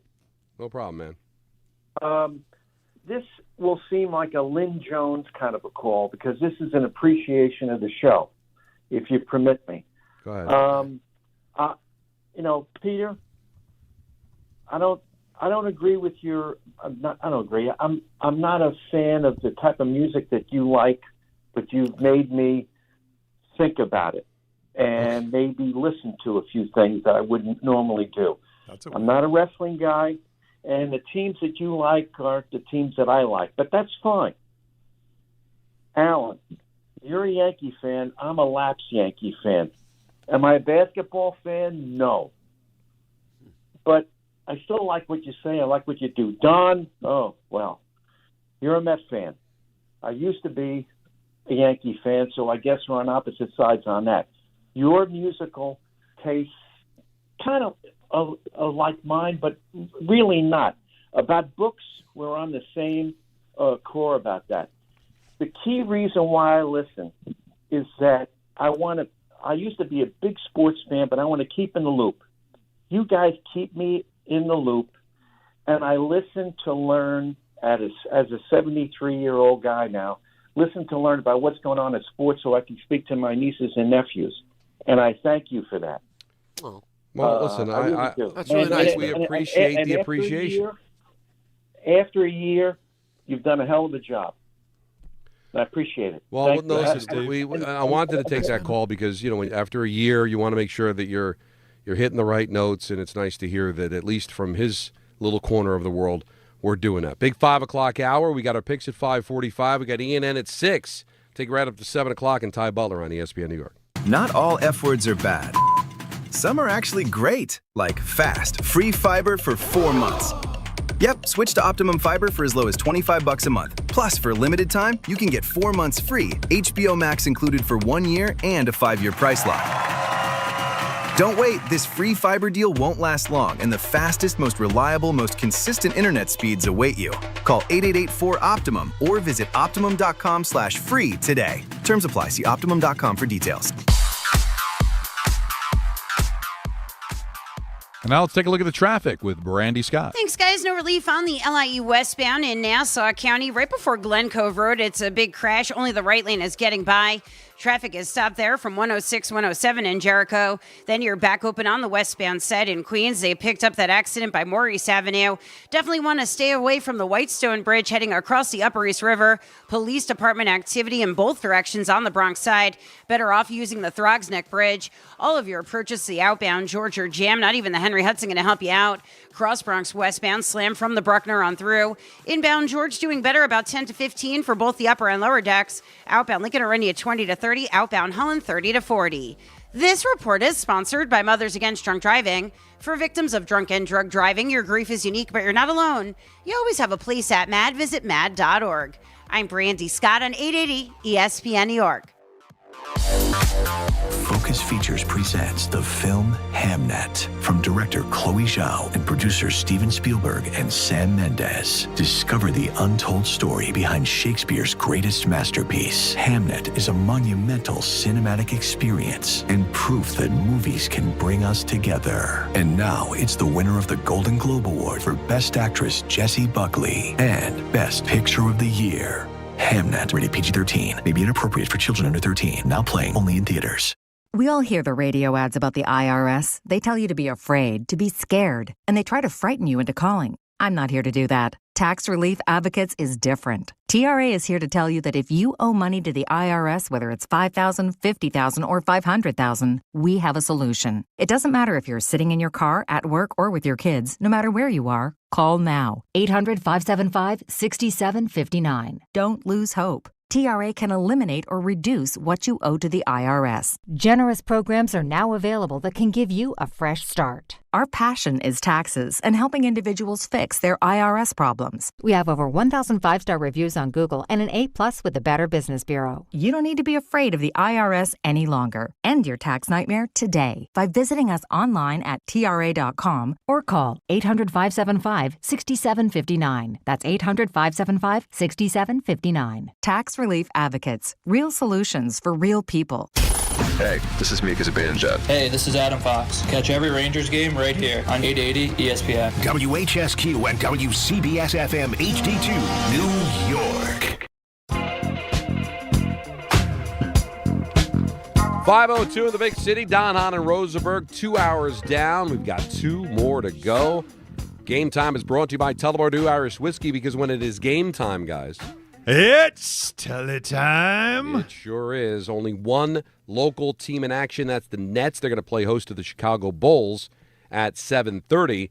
Tullamore Dew, the original triple distilled, triple blended, and triple cast matured Irish whiskey. Be sure to grab a Tullamore Dew or try the new Tullamore Dew Honey during today's action. Glasses up to enjoying Tullamore Dew responsibly. Great games, at least on the surface. I guess the one game that people look like that could be a blowout is the fact that the Seahawks are a 7-point favorite against the 49ers. But I still think that game can be competitive. I know there's no Kittle, but the Niners are exceptionally well coached, and there's always going to be kind of an air around Sam Darnold. Can he win a big game? You win this game, guys, he's playing in the championship game.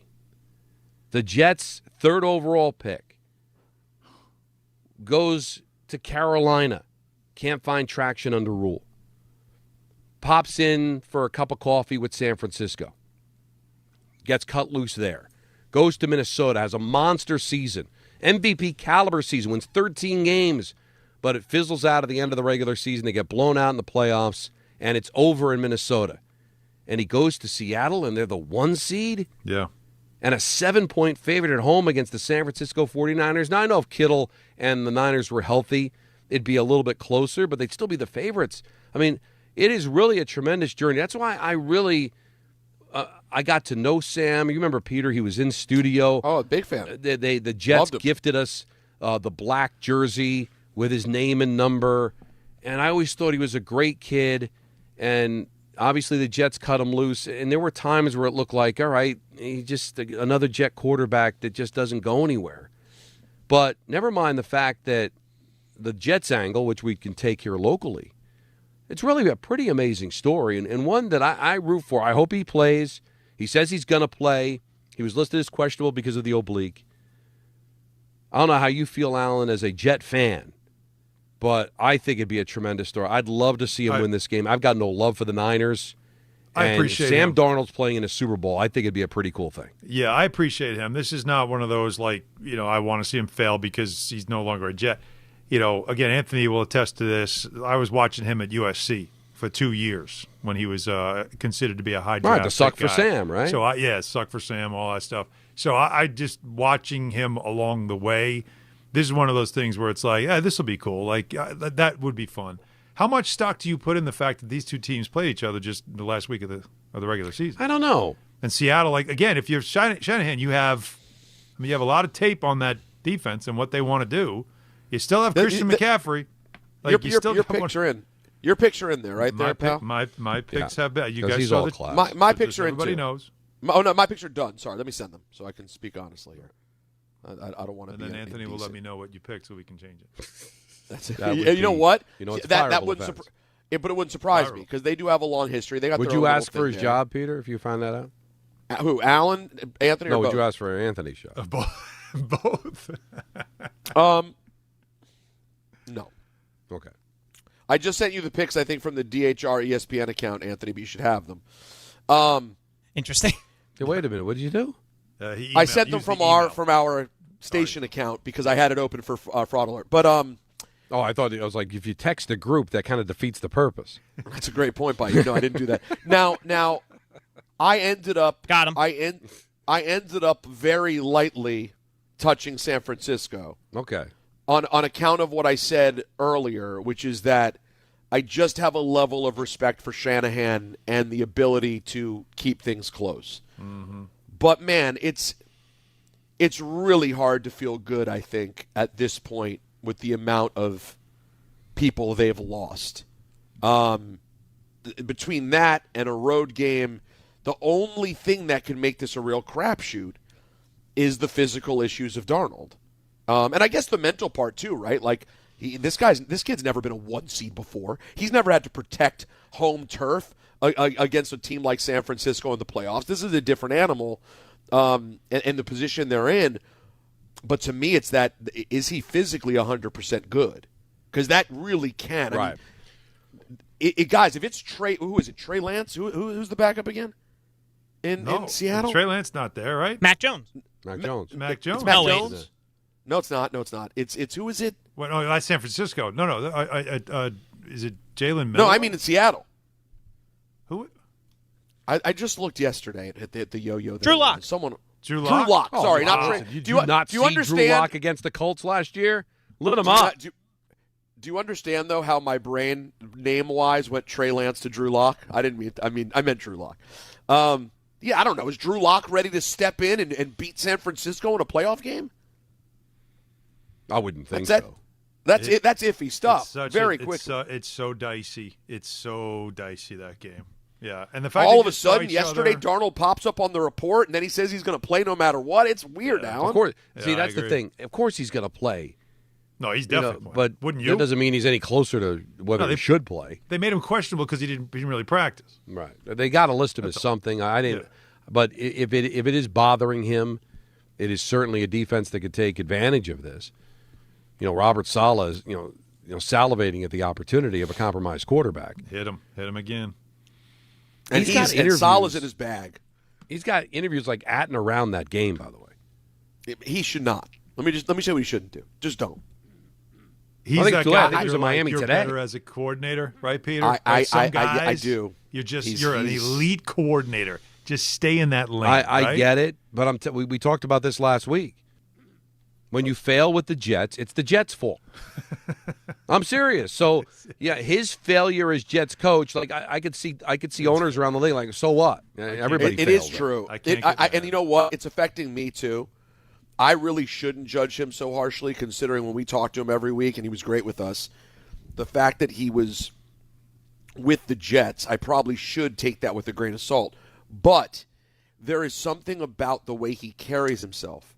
The way he jumps up and down on the sideline, he's just a DC dude. I don't know why. It's just there, Don. That's what I see for him. But I'm with you.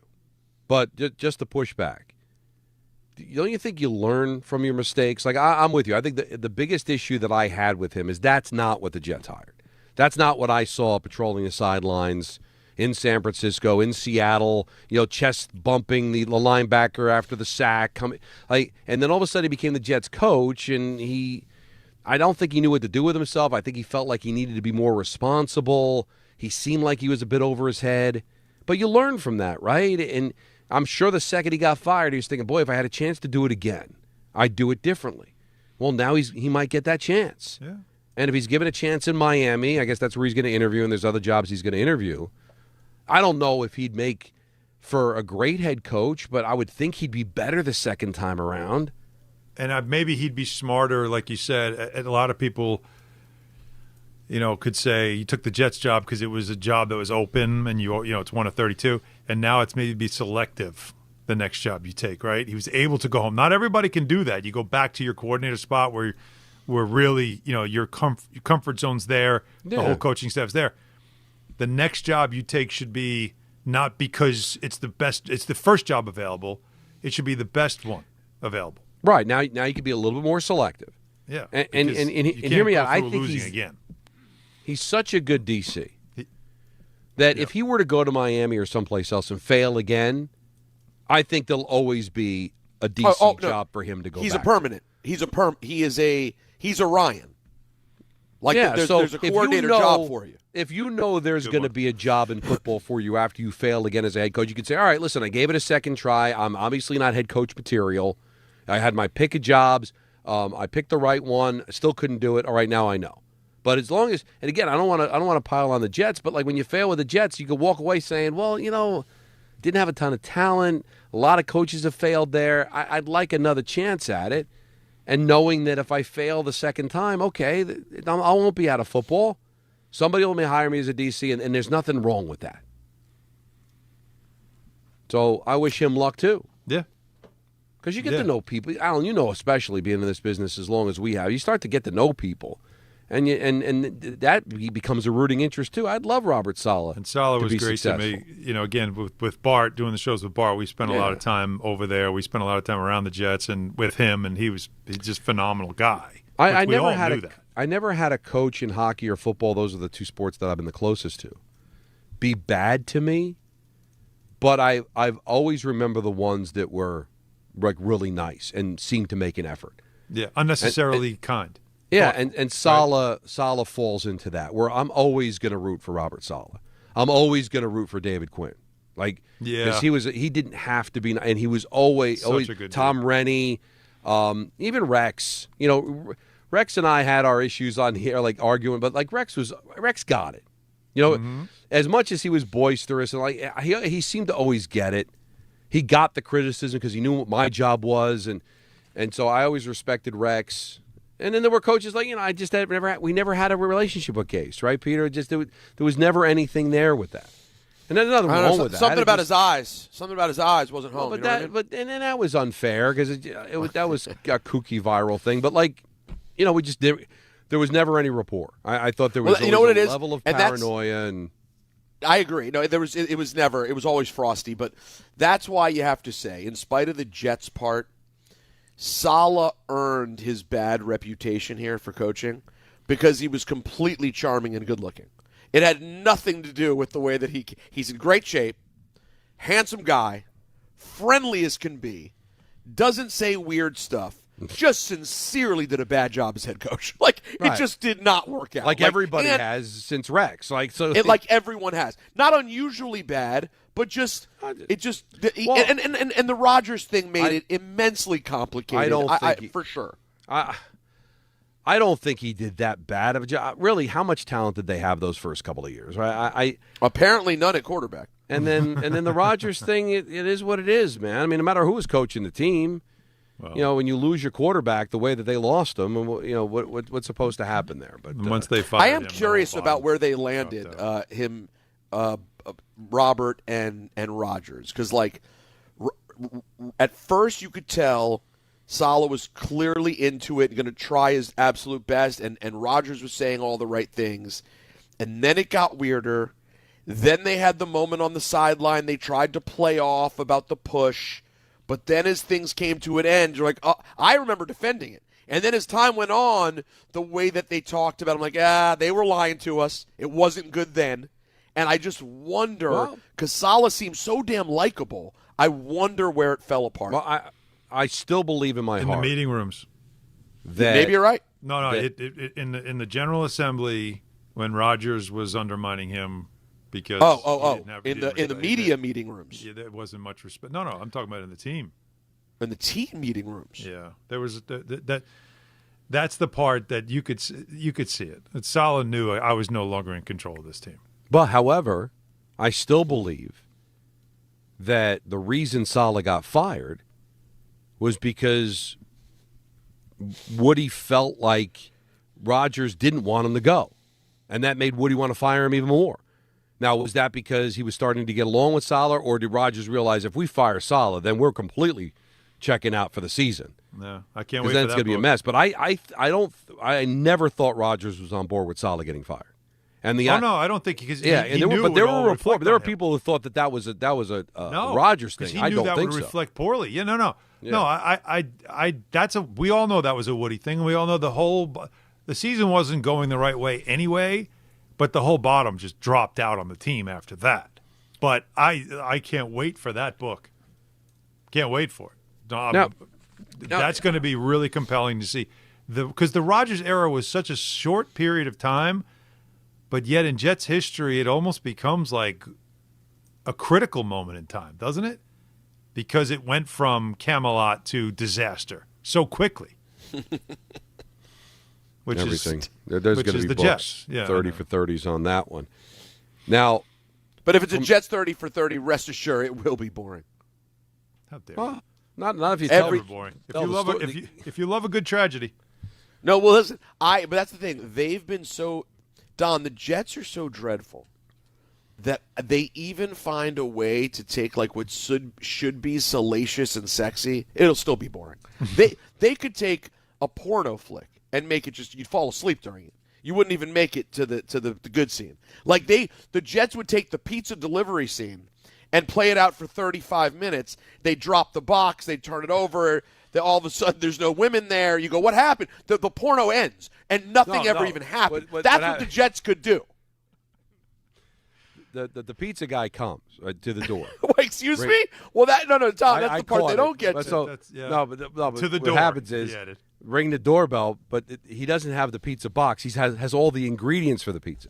So then, then you hear the music, boom, down, boom, and you see him kneading the dough and flipping it in the air, like in slow motion. Like they'll actually make the porn into making the pizza. Yeah, and they're cutting to the director. The director's on the sideline with the headset, and he's going, hey, what about the sex? And they go, we just thought it was a pizza scene. Right. And before you know it, there's never sex in the porno. They're going to give you pepperoni, but then they're going to give you slices of pepperoni on the pizza. Like they misunderstood the direction. It's really just a mess. I don't want to talk about the Jets. I definitely don't want to talk about this either. and having the Jets in mind. So what you're saying, Alan, is they ruin your football season. You don't want them ruining your porn. That's exactly it. I don't want to have this as my lasting Jets memory right now. Please. I totally understand where you're coming from. All right, back to the football. But I have something to tell you guys about. All right, and I bet you want to hear about it. And if I did bet, I'd do it on FanDuel. Of course you would. And we'll talk to the people next, of course. But FanDuel's turning on playoff mode. All customers get a profit boost pack every NFL playoff game day. Each game day during the divisional round, you'll find a pack loaded with multiple profit boosts waiting for you in the app. More boosts means more ways to level up your playoff bets. Pick the matchups you believe in. Take your shot on an upset or build a parlay that fits the moment. I'm liking the Bears. As a big home dog. I don't know what's going on out there, but I still like my guys. Then apply your profit boost and go after even bigger payouts while the playoffs keep rolling.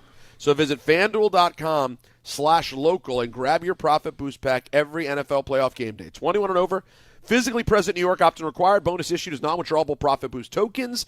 Restrictions apply, including any token expiration and max wager amount. See terms at sportsbook.fanduel.com. For help with a gambling problem, call 877-OPEN-Y or text OPEN-Y 467-369. So the other thing I was thinking about, guys, and we can take calls on this, and I want your opinions as well at 1-800-919-3776, is sustainability.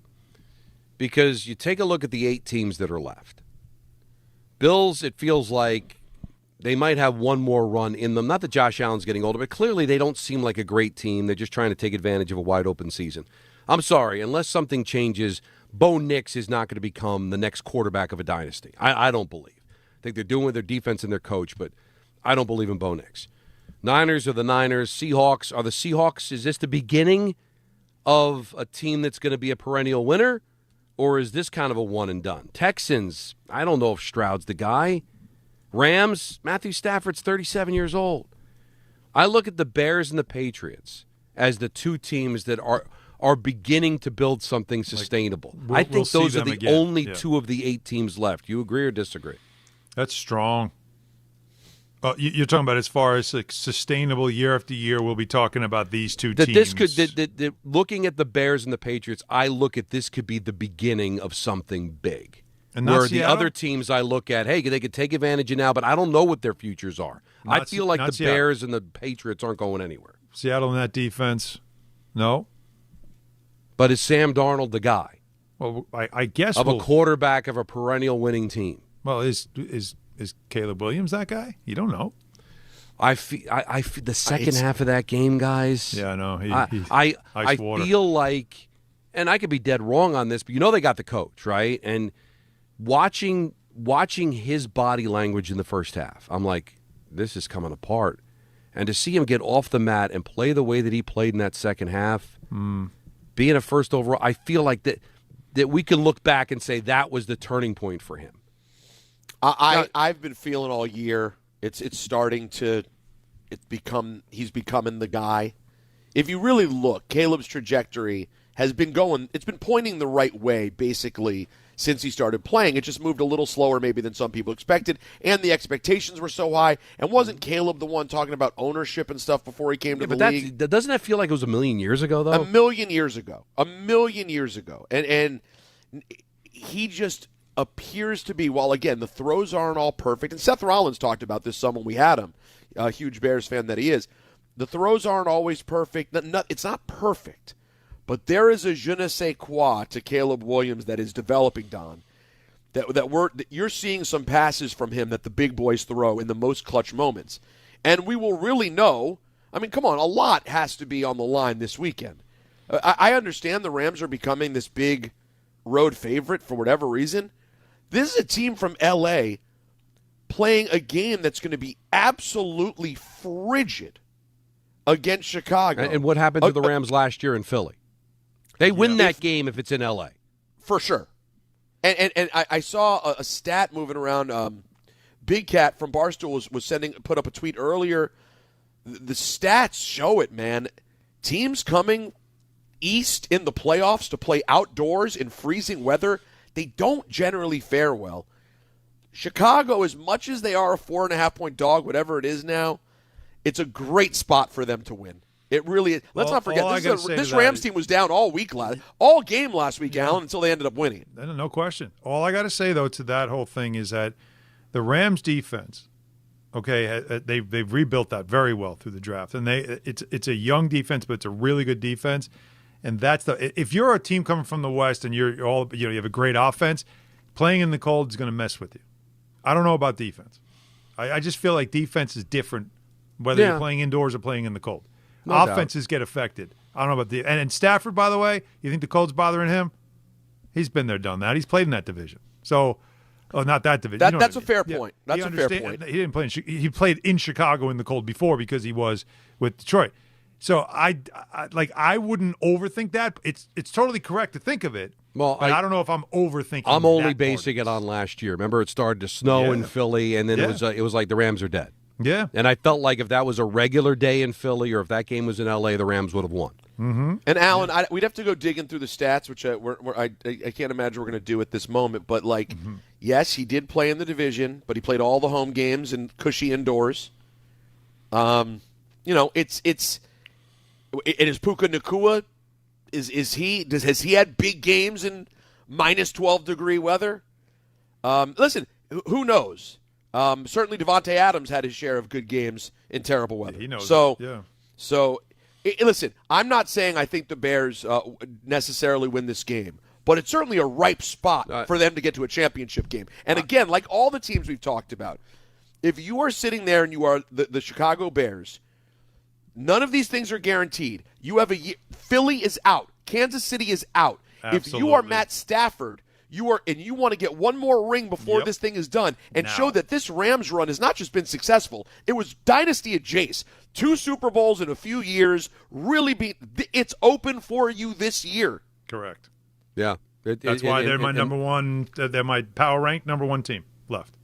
Yeah. I think you're right, but it just shows you how open it is that I can't say I'd be shocked if the Bears won this game. We'll have our picks coming up at 5:45. I want to take your calls.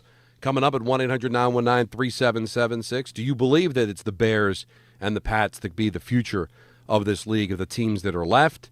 We'll also got an ENN coming up at 6. Take up until 7 o'clock, and then it's Ty Butler right here on ESPN New York. Storm head to Philly to face Big East rival Villanova. Coverage begins tomorrow at 7:40 on 1050 ESPN and the ESPN New York app. Show your team spirit and save big only at Security Dodge during the Start Something New sales event. For a limited time, score an extra $500 off on top of all rebates and new incentives just for coming in and wearing your favorite team's jersey or swag. High school, college, or pro, football, basketball, hockey, and every sport in between. It's easy to win big at Security Dodge in Amityville. Visit us today or shop 24/7 at securitydodge.com. 1 in every 6 men is likely to be diagnosed with prostate cancer in his lifetime. That's why New York Presbyterian wants to remind men over 50 to book a prostate cancer screening. A simple blood test is all it takes. It could save your life. Screenings are available across New York City and Westchester at locations near you. Schedule your annual prostate cancer screening today at nyp.org/cancer screening. Stay amazing. New York Presbyterian. All the way over Barzell, score! New York Islanders hockey is back at UBS Arena, and it's time to bring the family and make some noise. With more afternoon games this season, the Islanders have special kids-themed games and activities for young fans. Play games pregame at the park and head inside for fun on the concourse and on the ice. Tickets for the 2025-26 season are on sale now. Get your tickets at NewYorkIslanders.com. Presented by Robinhood. He crosses, spins, pulls up. With Robinhood Prediction Markets, buy or sell your predictions all game long. No house odds, just you versus the market. Put your sports IQ to work. Trade every shot, block, steal, run, and moment that shifts the game. With Robinhood Prediction Markets, trade every play. Visit Robinhood.com/predict to start trading. Futures and cleared swaps trading involves significant risk and is not appropriate for everyone. Event contracts are offered by Robinhood Derivatives LLC, a registered futures commission merchant and swap firm. Looking for the best meat and seafood at unbeatable prices? Get to Wild Fork Foods. They offer the widest selection of meats and seafoods you'll find anywhere. Everything is blast frozen to lock in flavor and nutrients. From beef and poultry to seafood, pork, and even exotic and game meats, you'll get the best value for your buck. Visit one of their 7 locations across Long Island and New Jersey, or order online for same-day delivery at wildforkfoods.com. Wild Fork Foods, your neighborhood's meat and seafood market.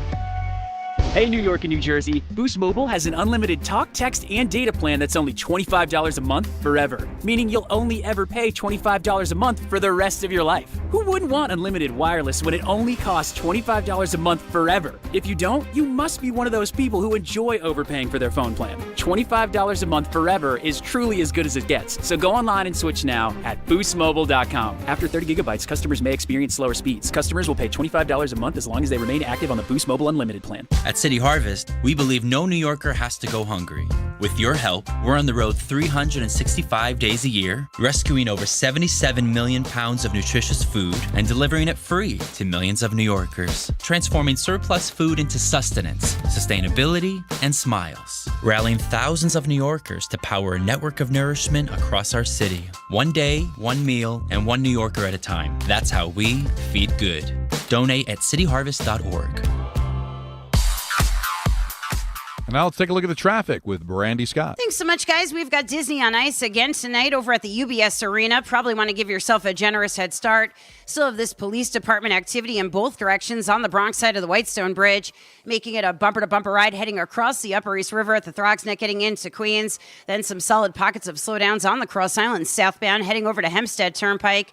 Worst of it's the outbound George Deegan southbound, a crash on the ramp to the Cross Bronx. Left lane is out. It involves a tractor-trailer. You're jammed there from the Mosholu on down.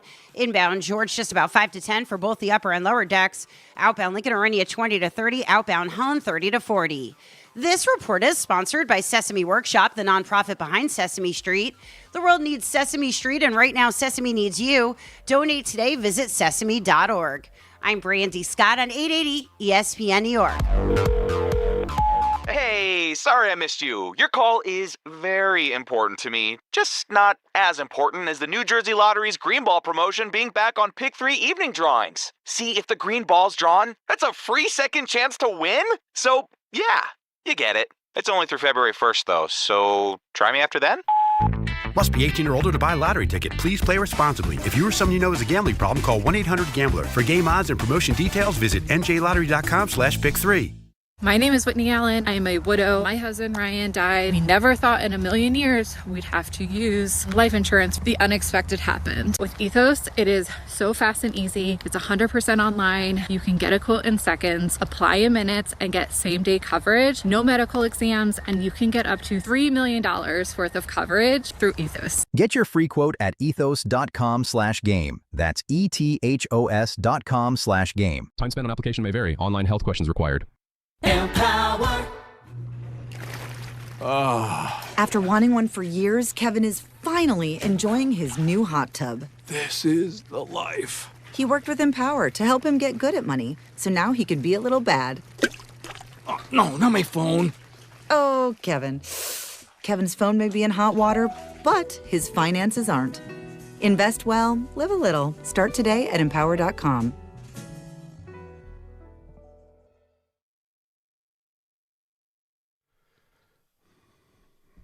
That we found love, what are we gonna do with it? Come on, you feeling it or no? Donnie's dancing. You found love, what are we gonna do? Big night with Nancy? We're taking the family out to dinner. Nice. Because I got a game tomorrow night, and then I'm gone for a week. So this will be kind of like... That's what I figured. This is your last kind of... Right. And it's cool. That's great. There's a place over near Princeton, one of our favorite restaurants. I'll give it a shout out. Tiger's Tail. It's near Princeton University. I like it. And got great food, great atmosphere. They treat us well, and the kids love it. And Peter, I might go too deep on the old fashions, but I'm not sure because I will be partaking in some old fashions on the road trip. Oh, damn right, you bet your ace. So. But I'll tell you what road trip I won't be partaking in any old fashions. In Saudi Arabia? That's right. Why? No drinking. Oh. Not even to like the hotel? No. They're apparently, with all the business, sports, and entertainment going there, they're like loosening the restrictions, and there are now like some specific people who can drink. But, like, it's not wide drinking. In fact, I think that when you fly there, once you get to Saudi airspace, drinks are no longer served. Wow. I'm good. Although, can I tell you what? I'm actually a little bit, like, happy about it in the sense that give me 5 days away from wife and child with nothing really to do in the evening. I'm going to save myself like thousands of calories and headaches from just drinking every night for no reason. So there's a benefit there. Maybe I'll go to the gym instead. So maybe there's a benefit. Who you kidding? Come on. But who am I kidding? And how does the gym replace alcohol? Usually on a road trip you do both. You go to the gym in the morning and you drink at night. I've never had the pleasure of flying to the Middle East, so I don't really have any working knowledge of what that might be like outside of that scene from The Golden Child. Okay. It's a reference point. I hope it's different than that. I don't remember the scene you're referring to. You don't remember the scene? No, I haven't seen Golden Child in a long time. You know, that's an exceptionally underrated movie. I know. We've talked. Don, you don't think we've talked about that? Oh, well, listen, we've talked about everything over the decade plus that we've been working together. You don't think I know that you love Golden Child? Well, but also just from the standpoint of it gets lumped in with his failures, and I don't think that's fair. No, absolutely not. I totally agree with you. And now that we're in the middle of the 5 o'clock hour, and it's 5:34, the world is listening. Can I take this time to just say, because I already have enough stuff that I have to do in public and appearances I have to keep and performance art. Are you people really this dumb that you would write a legitimately serious article that Michael Kay and I hate each other? Are people really this dumb? Like, in all seriousness, like if you listen to our show, there's not a person listening to us, and unfortunately, this won't change anything. Everyone listening now, everyone in the chat, anyone who spent any time with our show has heard me doing this back and forth with Michael and said the same thing Alan's eyes said when it happened. Here we go, another Rosenberg K bit of them hating each other. And you professional people, you go to your computer and actually, in all seriousness, start quoting it as if we actually may hate each other this time. How can they do this over and over again, guys? It's not even pro wrestling. There's no good excuse for this. It's most of our business, right? But that's not excuse. So much. There's so much of that like everybody just gets caught up in, and you realize like, oh, that's nothing. Well, and I guess I don't know. People like drama, Peter. So you just give them a little drama, even if it's bogus. Michael is not. Here's a headline. Someone write about this. This is my story for Awful Announcing the New York Post. I have really bad news. Even though he annoys me like any normal friend, and my line about Michael being the bride at every wedding and the corpse at every funeral, really love that. It's a great line, and it is true of him in that Michael loves him some Michael the same way I think Peter loves him some Peter. But I hate to ruin this narrative. Michael K. is not the bad guy he's been made to be in all the stories ever. You lazy SOBs. There's so many bad guys in the sports media market. I'm not, because I don't want to make Alan and Don feel uncomfortable, I'm not going to list them right now. But you know who they are. And they repeatedly always want Michael to be this villainous, thin-skinned lunatic, when really, while he may be thin-skinned, guys, I don't know of any actual bad guy stuff the guy's ever done. He's just annoying. I mean, he annoys me, for sure. Older brother annoyance on 1,000.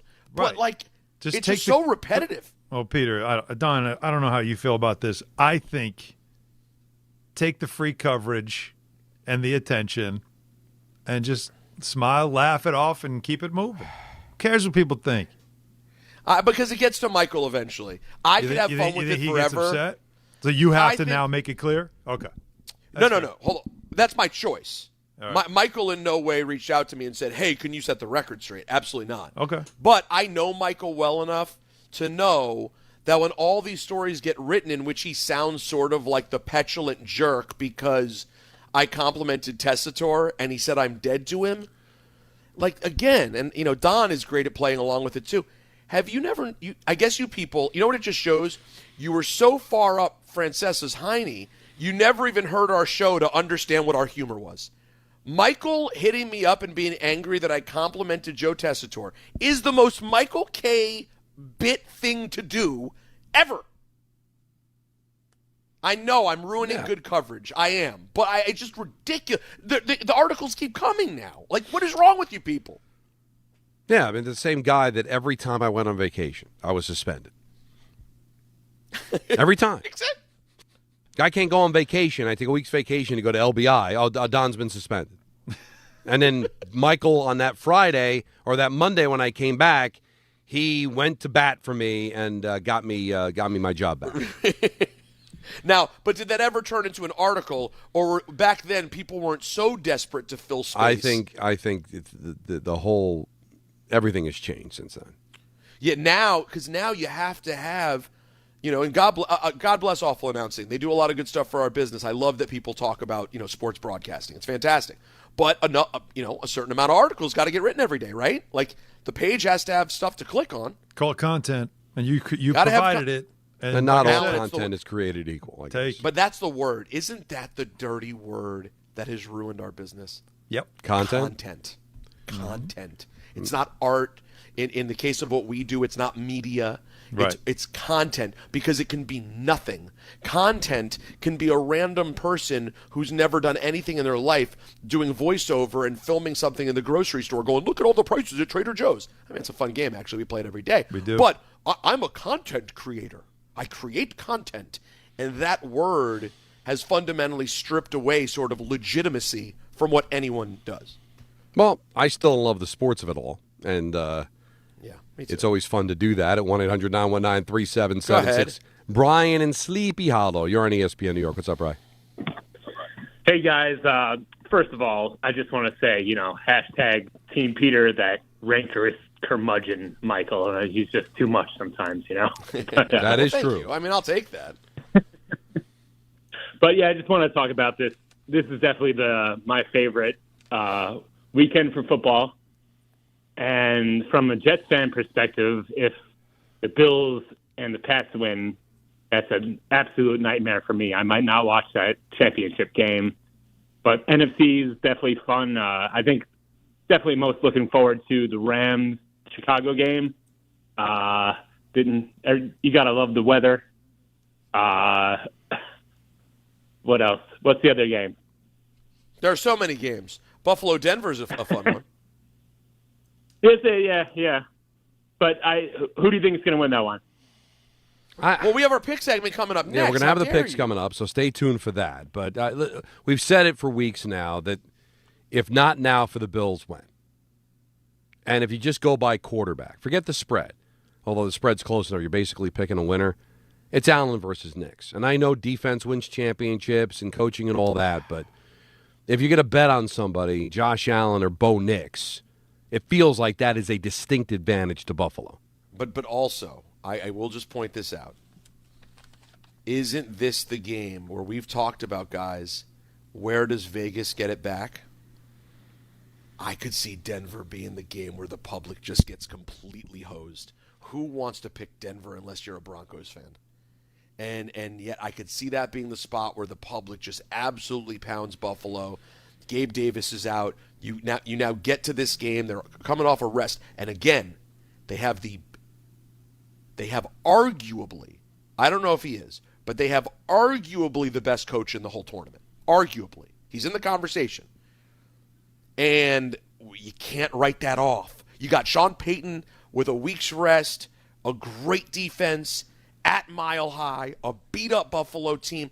I could see the public getting absolutely destroyed in this game. Yeah, it's possible. Will we get destroyed? Can Allen be had? Will I destroy myself?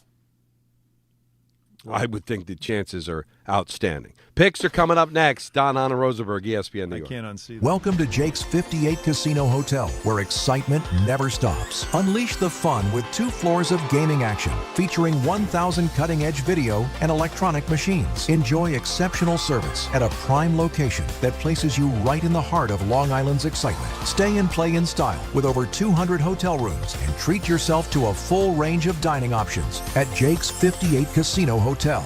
If gambling is a problem for you or someone you care about, please call the 24-hour toll-free helpline at 1-877-8-HOPE-NY or text HOPE-NY. 1-877-CARS-FOR-KIDS. KARS Cards for Kids. Ready to get rid of that old car? Donate it to Cars for Kids. Call 1-877-CARS-FOR-KIDS to reach a friendly live agent. Donation's super easy, and your car can be picked up as soon as tomorrow. Call us now, 1-877-CARS-FOR-KIDS. 1-877-CARS-FOR-KIDS. Donate your car today. Did you know you can donate real estate too? Benjamin Franklin, sir, I've just received news. Speak. They're multiplying you. Multiplying me? Yes, many times. Multiple Benjamins. Shall I stop it? No. Multiply your Benjamins with New York Lottery's Extra Multiplier Scratch-Off games. Play for the chance to multiply your winnings up to 100 times. Prizes up to $3 million. I've won! I've multiplied myself! We won! Please play responsibly. Must be 18 plus. Gambling problem? Call 1-877-8-HOPE-NY or text HOPE-NY. Hey, it's Michael K. Not sleeping? Well, it could be your mattress. That's why I always recommend my friends at PC Richard & Son. At PC Richard & Son, they don't just sell you a mattress. Their experts use a 4-step mattress fitting process so that your new bed fits you perfectly. They guarantee it. Top brands like Sealy, Stearns & Foster, and Tempur-Pedic. And in-home delivery on any mattress $199 and up is free. So do what I do. Get to PC Richard & Son and for your new mattress. Free delivery excludes Manhattan. Are you ready to make a difference for the environment while helping the visually impaired at the same time? Then donate your vehicle to Heritage for the Blind today by calling 1-800-983-6530. Every donated vehicle will either be properly recycled in an eco-friendly manner or given a new life through reuse. Donating your vehicle is easy. Simply call 1-800-983-6530 and Heritage for the Blind will do the rest. They'll even arrange for your vehicle to be picked up at no cost to you. And for a limited time, when you donate your car, you'll receive a $200 restaurant voucher and a 2-night, 3-day hotel stay at one of 50 locations. Call 1-800-983-6530 right now to schedule your vehicle donation and make a positive impact on the environment while helping others. Heritage for the Blind, where every car donation counts and every person makes a difference. Call 1-800-983-6530 now. This advertisement is paid for by Heritage for the Blind. You live for this. The wins, the losses, the slam dunks, and the buzzer beaters. The dream that this is your team's year. hope. It's what keeps you coming back. So you represent with anticipation and with pride. Because when everything's on the line, your support means everything. That's why the NBA Store is here to support you. Check out the largest selection of official NBA gear at NBAstore.com. A Fanatics experience.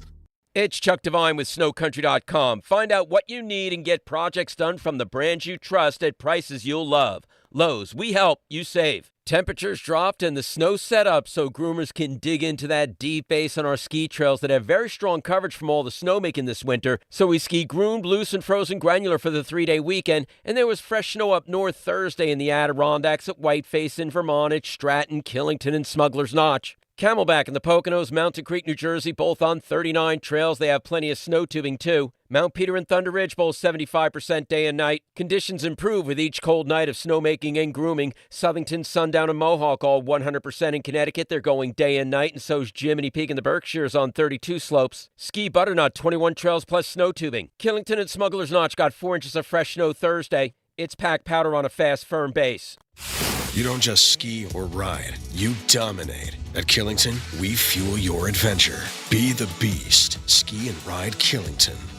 Prizes, flyaways, even cash money. You want it? We've got it. Find a list of all contests and official rules by visiting ESPNNewYorkContests.com. That's ESPNNewYorkContests.com. Show me something, Alan. Show me something. Don, Hahn, and Rosenberg's Pick 'em All. Oh, man, give me the 3.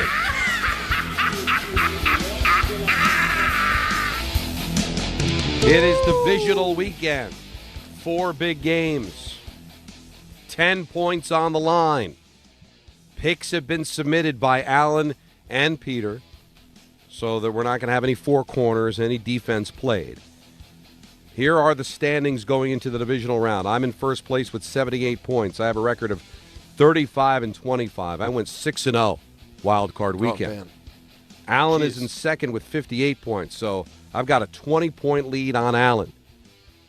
He went 3-3. He had 15 points to my 21, so he's got 58 points. And Peter is lurking, just 8 points back of Allen to try to get out of being dressed as a clown. Went 5-1, answered the bell. He only lost his 4-point play with Jacksonville. Overall, he's had a miserable season at 22-38 to Allen's 26-34. But again, just 8 points, and he can make it up this week. So the picks have been submitted, and the way we do it in the playoffs is who's last goes first. So, Peter, you're up. The first shall be last, or the last shall be first. You know the saying, Don. You know the old wives' tale from the sea, sure, the children's from the tale sea. from the sea. A lot of something about Mary on the show. All right, guys. I already gave this away earlier. I could see it happening where Seattle is just rolling and San Francisco finally, like, the good fight gets given up and they get rolled on. Sure. Niners are beaten up, man. And now, of course, really a bummer without their stud tight end, George Kittle, who's been the offensive backbone for that team for so long. Or Kittle. But I just can't go against Kyle Shanahan and the Niners getting 7 points in a divisional game in the playoffs. I can't do it. It's a rivalry game. Give me the Niners. Just my 1-point play. As you can tell, I'm not very confident, but I'll make it my 1-point play. I hear you. My 2 spot would be Buffalo. I got it wrong last week by going with logic, and I still think that Vegas they think they're poised to make money on this game, right? You got Denver with the short line, and I think the public is going to pound Buffalo. That being said, give me Josh Allen's magic, man. Maybe this is the year. I'm going a little with my heart and the fact that I had this exact same experience last week and I got it wrong with Jacksonville. So I'm rolling with Josh and the Bills to make it happen as my 2-point play. I've never seen Alan look more serious during the picks, Don. He's like, he's in. not even enjoying it. He just wants to get to the meat and potatoes. What do you want me to do? You want me to just nod knowingly after every single pick you're making? There's just he's just staring off into the distance. I just want to make sure that none of mine match yours, because then Don will start calling me out for it. Listen, they're already I want to in. keep my job. Submitted. I didn't know that Don also is the program director. The picks are in now. Here we go. My 3-point play, again, I think another spot where the public could lose would be this game. But I guess Anthony told us the other day at the time the public was on Houston. Well, I'm not. I'm on the Pats. Houston is certainly a decent football team. C.J. Stroud has his ups and downs, but, man, this Patriots team is the real deal. If this is going to be a dirty, ugly defensive game, Mike Vrabel is just fine with that. It's a 3-point line. Could I see a push? Sure, I could. That would be annoying. But I'm going to take the Pats at home, given the 3. Give me the Drake Matriots. And then I gave this to you guys all week long. I know it's getting stinky. I know it's getting weird. The line. I just shocked Seth Rollins. He didn't know the line went up again. It's up to 4.5. I like the Bears outright in this game, and I like the Bears to cover 4.5. Vegas clearly knows something we don't know, but it's going to be freezing cold, and the Bears just seem to have the magic that the Commanders had last year, and I think, like the Commanders, they will end up in the championship game. The Bears are my 4-point play. All right, Alan, you're up, buddy. Anthony. He's sighing. He's making faces. I don't know what it's about. Here we go, folks. Is it over for me or not? Here we go. Anthony. Hey, Alan. You vouched for me. I did. That I sent my picks in. You did, before Peter, actually. At the time I sent them in. Correct. You have Every them. pick is the same, huh? I have them, yep. I'll make this quick. For my one-pointer, and this is probably the only thing that's going to be a factor, which it won't be. I'm going Denver. I'm gonna lay the 1.5 because Denver's ability to defend, but also their ability to have a run game. Okay. Keep Buffalo. How do you beat Josh Allen? Keep him off the field. He's a little banged up too. This is going to be a low-scoring game, my opinion. Give me Denver. I'm not fully confident because Buffalo and the Josh Allen magic scare me, but that's my 1-pointer. I'll take Denver, so that's where we differ. Oh boy. My 2-pointer. The Darnold, the Bleak, the solid defense. There's a lot going on there. You have CMC and you have Kyle Shanahan. Yep, I'm agreeing as well. 49ers, I'll take the 7, my 2-point play. Oh, boy. And I don't like the top of this card at all. 3-point play, I have always been about New England. I've always been about Vrabel. C.J. Stroud looked a little shaky last week. Concerned me. 2 defenses that are going to just have at it in New England. Cold weather. Win ugly at home. That's what the Patriots do. Give me the 3 points. I'll lay the 3 for my 3 points. I'll lay the 3 for the Patriots. Last but not least, the Rams defense is really good. At least they started out really good. In fact, the first 11 weeks, they were giving up 16.3 points a game. The last 7 weeks, 28. Defense supposed to travel well in the playoffs, but not that kind of defense. You're a sucker if you believe in the Rams on the road, especially at 4.5. Give me the Bears for 4 points, and I'll take the 4.5 points. Peter? Wow. And so, Don, you can accuse me of it. No, I'm not accusing you. I submitted my picks early. Yeah, and this is what we try to avoid, Alan. We tried to avoid it, but there's no avoiding it. You made your picks, and they're genuine. They were genuine. As opposed fact, to accusations being thrown around that you were playing defense. So, Peter, I guess it's over. You can only gain a point. Yeah, best you can do is a point. You're down 10. You can gain a point. Next week, we just got 2 games, and we got the Super Bowl. Yeah. So even though we made the Super Bowl a 6-point play. I'm going to go on Amazon now and order the. What size are you? I'm going to order it now. So if you were to make up a point whoa. Everyone settle down. What do you mean? I know. Well, I'm glad this isn't a math contest. Peter's correct. Both have lost. I'm still alive. I'm definitely still alive. We have multiple games left. There's 8 potential points remaining because you've got 3 and 2 for next week and then 3 for the Super Bowl, so that's 8. But again, it is unlikely that you both Well, obviously, both can't go 4-0. ESPN Football Power Index has you at a 0.5%. And you would probably have to win outright with the record, so you're going to have to get the point this Very week. true. If you're tied, you lose the tiebreaker because you didn't get the picks in the week you were sick. But you are still mathematically alive. Okay. But you look great with the chains and the whole thing. Wait, hold on. And real quick, the difference was you had San Francisco as my 2. You had San Francisco as your 2. Yeah. And so you probably want the Seahawks to cover if you. I've got Denver. I've got Denver as the 1 point. So that if I get that wrong, it's like that's the only thing. That's the point difference there. Still alive. Peter is still alive. I'll give you my picks quick. The Broncos have a tremendous defense. They don't finish off offense. They leave too many points on the table in the red zone. I'm still going to go with the better quarterback. I think the Bills go to the championship game. I think they beat Denver. But, again, not a ton of confidence, just my 1-point play.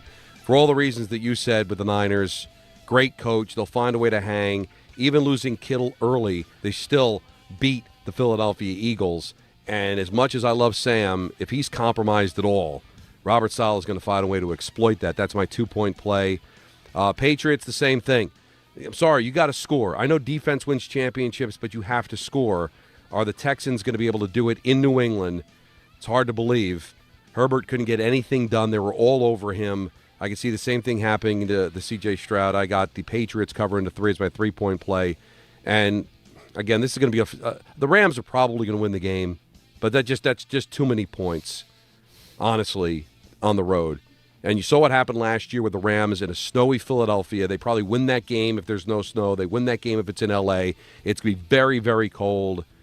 I love what Caleb Williams did. That second half really showed me a lot. It may not be enough to win the game, but they definitely are not covering the Rams. So that is my 4-4-4-point play.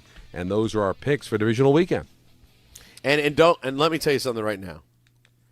Don't these picks reek of us and the public getting crushed this weekend? Probably. But you know what? You can't. You got to keep it to what you know and what you think you know. You can't, don't play that's games. Right. Don't play reindeer game. We're not hardcore gamblers, man. We're just looking fans. at it from a football perspective. Now, Chris Stapleton's All-American Roadshow is coming to Northwell Health at Jones Beach Theater on Wednesday, August 26th. And ESPN New York has your chance to score tickets on the ESPN New York app. Just find the contest tile and submit your entry. Brought to you by Live Nation. Tickets are on sale now at Ticketmaster.com. ENN is next. Then we get a big last call crew for a Friday, taking up until 7 o'clock, and Ty Butler right here on ESPN New York. Mornings with DiPietro and Rothenberg. The Giants, it's happening. John Harbaugh, they wanted it. They made it a massive priority, and they got it done. Every person I spoke with said this is an absolute slam dunk. He's an elite head coach, and this is exactly what the Giants have been desperate for and finally got. So thank God today's a great day in Giants Nation. DiPietro and Rothenberg, morning 6 to 10 on ESPN New York and streaming live on YouTube. Hey, sorry I missed you. Your call is very important to me. Just not as important as the New Jersey Lottery's Green Ball promotion being back on Pick 3 evening drawings. See, if the green ball's drawn, that's a free second chance to win? So, yeah, you get it. It's only through February 1st, though, so try me after then.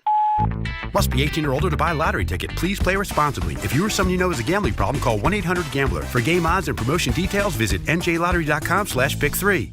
Hey, New York and New Jersey. Commitment issues? No problem. Now you can get unlimited talk, text, and data for $25 a month forever, as in for life. Switch now at boostmobile.com. After 30 gigabytes, you may experience slower speeds. Pay $25 a month as long as you stay on the Boost Mobile Unlimited plan. What if your instincts could pay off? With Robinhood Prediction Markets, you can put your sports IQ to work on the games you know best. It's not you against the house. It's you participating in a live market. Buy or sell your predictions all game long. Trade every play with Robinhood. Visit Robinhood.com/predict. That's Robinhood.com/predict. Futures and cleared swaps trading involves significant risk and is not appropriate for everyone. Event contracts are offered by Robinhood Derivatives LLC, a registered futures commission merchant and swap firm. At City Harvest, we're on the road every day rescuing millions of pounds of nutritious food for New Yorkers in need. Transforming surplus food into sustenance, sustainability, and smiles. That's how we feed good. Donate at cityharvest.org. And now it's time for traffic. Here's Brandy Scott. Thanks a million, guys. I hope you have a great rest of the night and a fantastic weekend. I'll catch up with you on Tuesday. Disney on Ice over at the UBS Arena. We've got some heavy slowdowns heading across the Throgs Neck Bridge into Queens, all because of this police department activity in both directions on the Bronx side of the Whitestone Bridge. Nets are home at the Barclays in Brooklyn, just slammed on the BQE heading over to Atlantic Avenue. Westbound especially tough. You're jammed from the LA and Queens. No relief on the Deegan southbound heading over to the outbound George. Still have a crash on the ramp to the Cross Bronx involving a tractor-trailer. Left lane is out. You're solid there from right after the Mosholu on down. Inbound George, just about 5 to 10 for both the upper and lower decks. Outbound Lincoln Orania 30 to 40. Outbound Hahn a half hour plus. Over in Jersey, New York Sirens are home at the Rock in Newark. 280 bumper to bumper heading over to 21 in the Stickle Drawbridge. I'm Brandy Scott on 880 ESPN New York. Progressive knows RV owners like to travel at a nice, relaxing pace. Just like this commercial. They're not rushing to a departure gate at the airport because they depart from their driveway. And they can relax even more knowing they're protected by Progressive. Now here comes the fast part. Progressive Casualty Insurance Company and Affiliates. Hey, fans! Welcome back to Fansville's Cheers and Tears. Oh. Okay, so like everybody deals with losing, right? To a rival on a last-second field goal. Whatever, it's fine. I'm totally fine. But I cope with losing with an ice-cold Dr. Pepper. Those 23 flavors are like so delicious. They totally wash away the pain of your college football team taking a big fat L. College football, it's a pepper thing. 880 ESPN, WHSQ, and WCBS-FM HD2, New York. A Good Karma Brands radio station. This is an ENN Special Report. Now reporting... the very handsome Jewish man, Peter Rosenberg. We should talk some sports. Do what you want. It's ENN.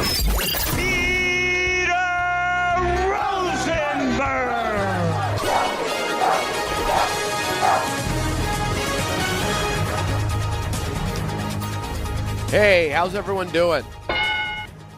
Great. Welcome to ENN. Ray-Ro. You ever watch YouTube? Am I right? ENN tonight, you already know. It's brought to you by Ramsey Mazda. I'd like to start off ENN tonight by saying good evening. Wait for it. To Don? There's a new level I discovered, vomit fraud. And I'd like to say good evening to Alan? No. I'd like to say good evening to Don again. I want the city to feel good. And why don't you guys tell me who else I'm saying good evening to, because I don't know. Don again. What happened? Okay. Was there an incident? Oh, no. Don? Kumbaya. Kumbaya. You had a day. Thank you. You know, and he does a day every day, Alan. Because no, but you this and I was are a special. That was a special Fraud Friday, extra special. Good evening to Don. I've loved her since college. Good evening to Don. Not only is he a fraud, he's a stalker fraud. That's a new level. We unlocked a new level. Let's say good evening to Alan. Not just his 2,000. Yeah, I got to call it. I got to call it a day. What? Let's say good evening. That was a rough Let's say one. good evening, if we can, to Don and myself. Will we get destroyed? Can Alan be had? Will I destroy myself? Will you? And apparently there was How some many times? controversy among the group. Oh? What? When I said Alan, what was the exact quote that I said about Alan and Knicks? Alan versus Knicks. Yeah, and they thought I was saying you're against the New York Knicks. I perked up. I thought we were going to get into just how bad things were last night. No, Josh Allen versus Bo Nix, but Right. there was a misunderstanding. Yeah. Alan Hahn versus the New York Knicks. Yeah, why would he? Well, but give Alan a it's- break. What time did you get? What time did you go under the covers last night? Oh, 3-ish. Oh, come on, Yeah. Peter. Give him a break. Cut him some slack. And then up at 7 to take Gracie to school, of course. So Speaking of destroying, let's say Excuse me. Let's say good evening to Mike Brown and hear from him on the loss to Golden State. I thought we played good in stretches tonight. Our level of competitiveness was there throughout the game. The biggest thing was I thought their level of physicality was there longer than ours was. And you could feel it throughout the course of the game. So give them a lot of credit. Oh, boy. How you feeling there, pal? Alan, what are we looking at here? What the heck flies going on? Stephanie just brought me dinner. Oh, wow! So we God got bless. some, God bless. Chicken parm. This is from Phil's. Phil's and Syosset. Wow, look at you, man! And then a little bit of some slice. You got a little chicken parm mid-show. That's right. And get myself a glass of grape juice, and we're ready to go. Some great, really, a grape juice for dinner kind of guy. Hell yeah. Yeah. You kidding? He's drinking wine. He doesn't want you to know. Oh. Peter's really good at just, he lifts the skirt every chance he gets. I just asked a question. All you had to do was go, yeah, I like grape juice. Yeah, grape juice, great. A lot of calories, but then again, I've seen you pound a whole thing of chicken salad, so your metabolism's You not did. question. You love to fat shame me. I appreciate that. Fat shame you? Oh, my God. Don, well, that's how the thing. often would that- you mention that? Oh, you're going to eat that whole thing, huh? No, because it's the envy that it doesn't show up as Thank fat. you. It shows Thank up you. as hot. You know what it is, though, and I will say. How could he read it so wrong? Don, how could he read Peter, it so I'm going to explain. wrong? I'm going to explain. Because I am damaged from time with DiPietro, who he meant it. Because I mean, I'd start enjoying something, and he would just do the whole, look at you. You know how many calories that is? Ugh, disgusting. And then you just now I feel like a slob, right? So, well, listen. I guess good I'm news, just damaged. It's not you, it's me. No, it makes sense. But by the way, what you're saying actually makes utter and complete sense. DiPietro is a complete freak. I remember. This is how big a freak. He just wanted me to be better, but I couldn't be better. No, it's not that. It's not that. He By the can't way, help this it. looks He's out of his amazing. gourd. Don, I remember there was a year, I swear to you, I saw Rick at some point, and when I walked by him, I forget what happened, but I ended up kind of slapping him on the tummy. And you broke a finger. I was like, ooh. Did you hurt your hand? No, it was the opposite. I went, oh, not as tight as I expected. Oh, really? Like that. When was this? Yeah. I was like, oh, man. I said, you slacking? What's going on with the push-ups?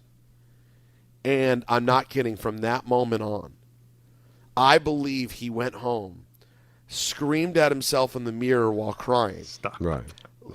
Tied his shirt around his neck and kind of suffocated himself a bit.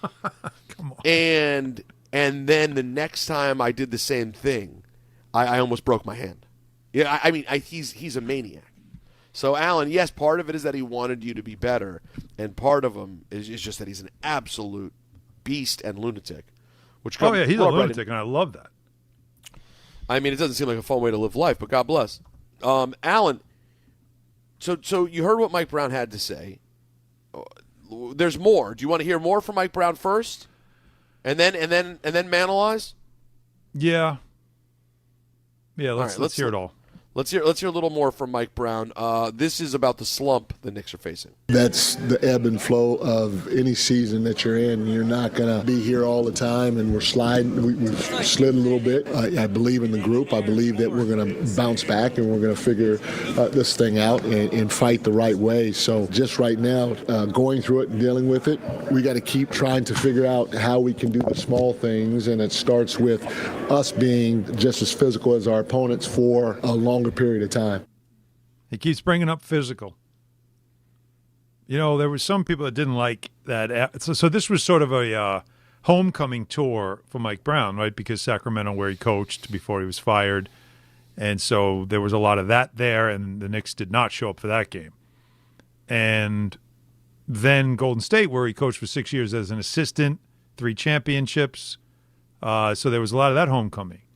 And after the Draymond Green doing great Draymond Green things against Karl Anthony Towns, grabbed his – at one point, Towns driving to the basket, Green fell, and then he grabbed Towns' ankle, got a flagrant 1 for it. And just, again, he's doing his yap and he's talking, all that stuff. And after the game, there were some people that didn't like that Mike Brown gave Draymond a hug after the game. It's like, you're punking my guy, and now I'm going to get, like. There's something to that. Yeah, so there was a lot about that game that you didn't like, but the thing that I most took away, he keeps talking about them not being physical enough, teams out physicaling them.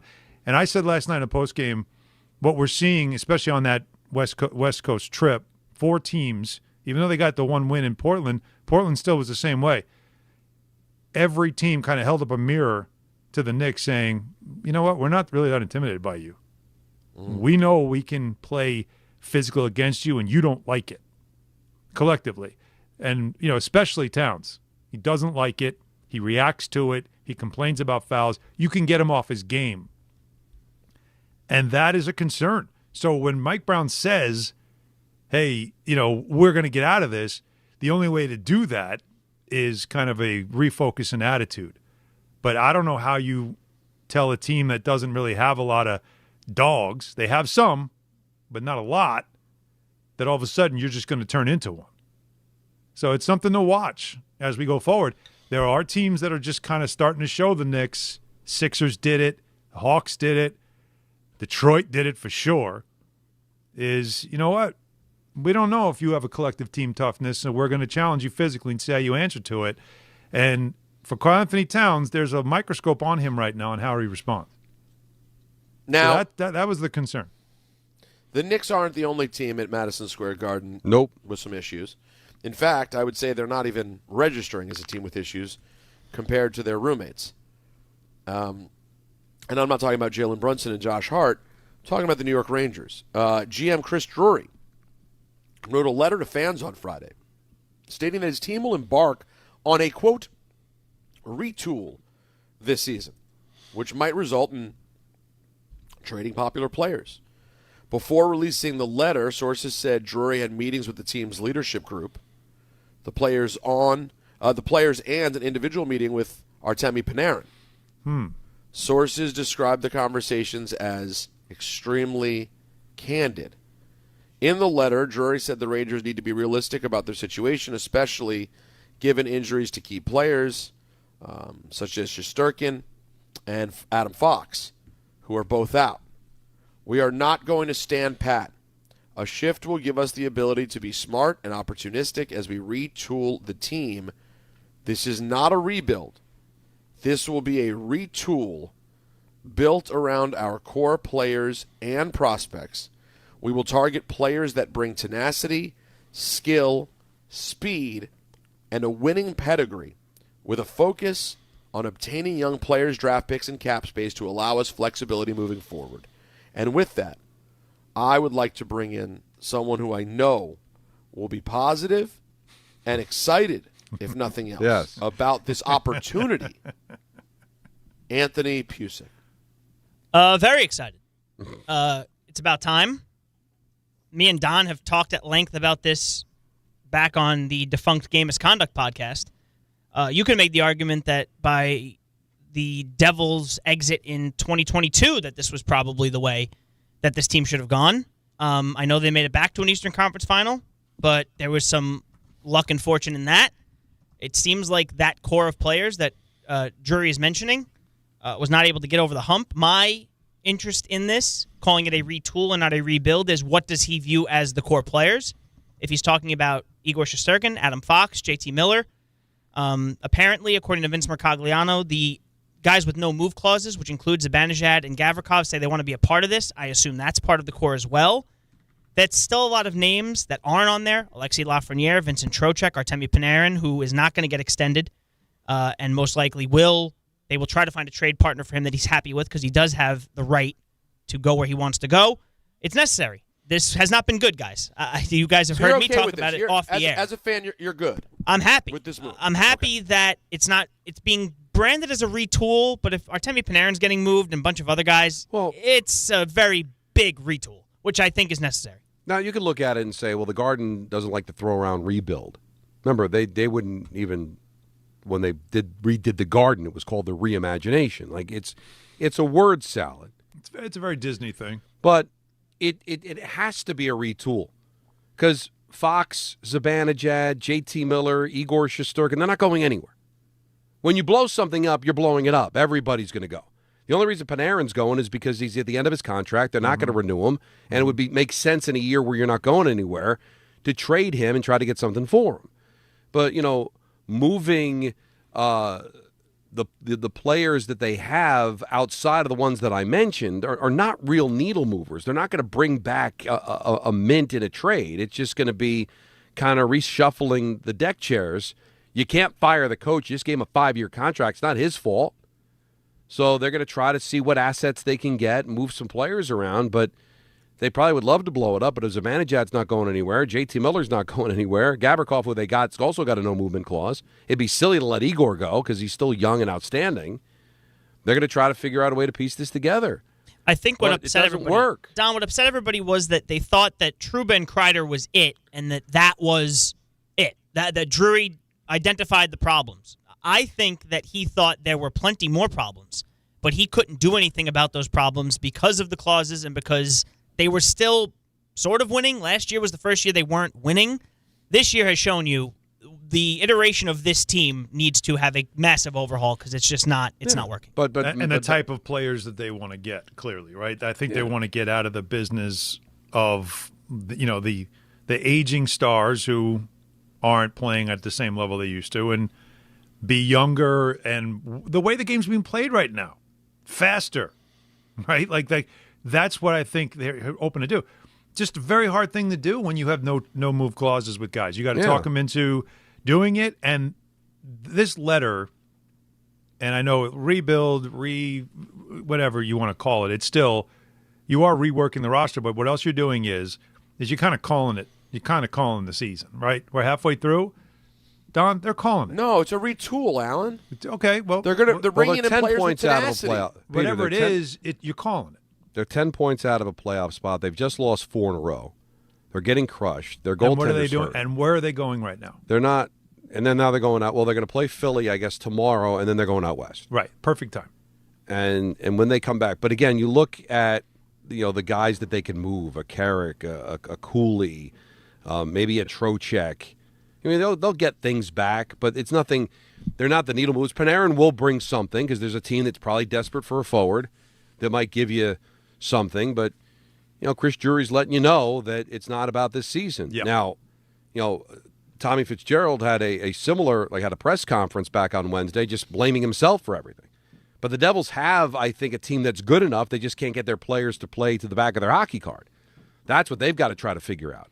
But I think when you look at what the Rangers have, you shouldn't be surprised that this is it, right? It's a nice team, but it's just not good enough. And the frustrating thing is it's so wide open, and there's so much parity in the NHL. So for them to be on the outside looking in this significantly is a little disturbing. But good for Chris. Got to get out in front and got to let people know that that's it. You're going to move what you got to move, but it can't be a full blown reconstruction of the team when you've got that many assets that have no movement clauses or just aren't tradable right now. But it's also a message to the players too, right? Because those that if we can't move you, I'm letting the fans know that we tried. We want to. We want to do a rebuild or a retool, whatever. But you're in the way. There's nothing wrong with that too. Let the players know, hey, you guys aren't performing, and I can't move you. So and we're not good with it. Yeah, just know we're not good with this. We're trying our best. Now, there's been mixed reviews on the Mets pivoting to throwing a whole lot of money at Bo Bichette.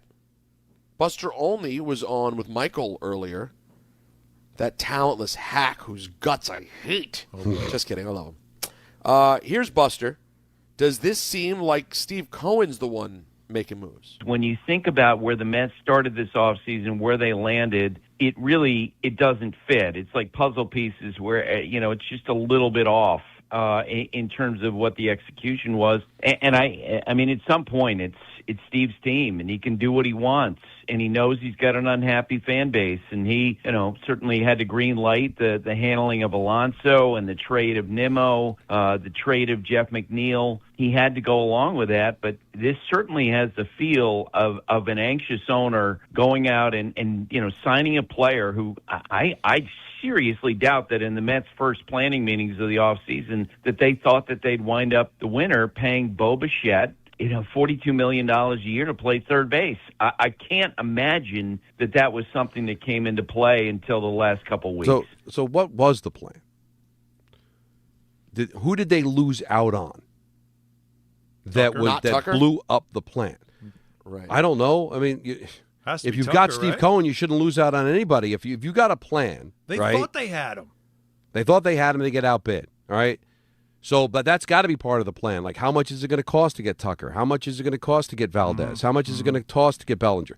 Yeah. Now Valdez and Bellinger are still out there, so there's still work to be done. So I don't want to criticize until we see the final product. But what I'm starting to get a little worried about, guys, isn't so much that there isn't a plan. There has to be a plan.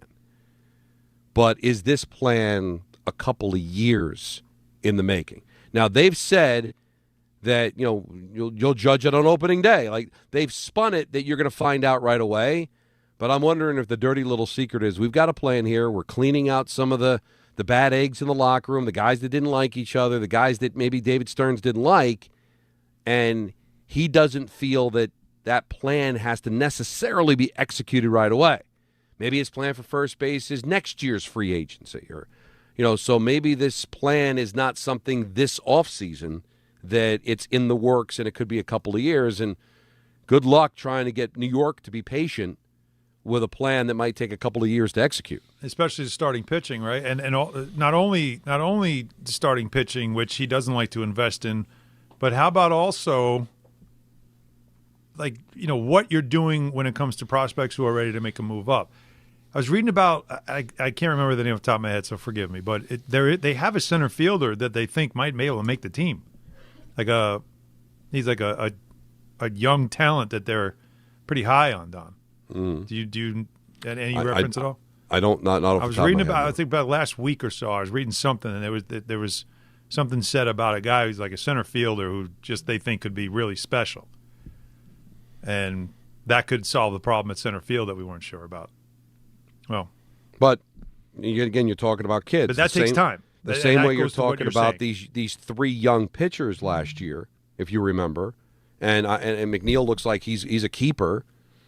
But let's see if the other two guys are even going to be able to make the team this year. So I'm sorry, your plan can't be young prospects and throw them into one of the best divisions in baseball and trying to make up for what happened last year. You won 83 games, and now 3 starters from that team are gone, and they've been replaced by, yes, Bo Bichette's a good player, but he's playing out of position. Right. Polanco's a good player, but he's going to play out of position. Is Taylor your center fielder? Is it going to be this kid you're talking about?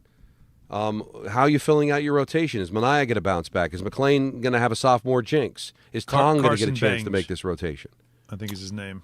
So, guys, we have an interesting tweet here from Ian O'Connor. And we need to move on and get to some football before we put a bow on this beautiful Ian. Foosball.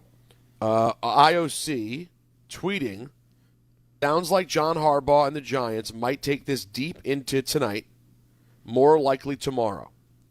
Things are still okay. Hang in there. Still a lot to review in contract.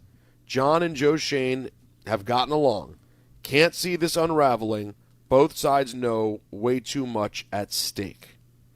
So an interesting tweet for me, and it's kind of like, hey, guys, don't worry. And you're kind of like, well, I wasn't worrying. Well, why are you bringing this up? Because, here's why.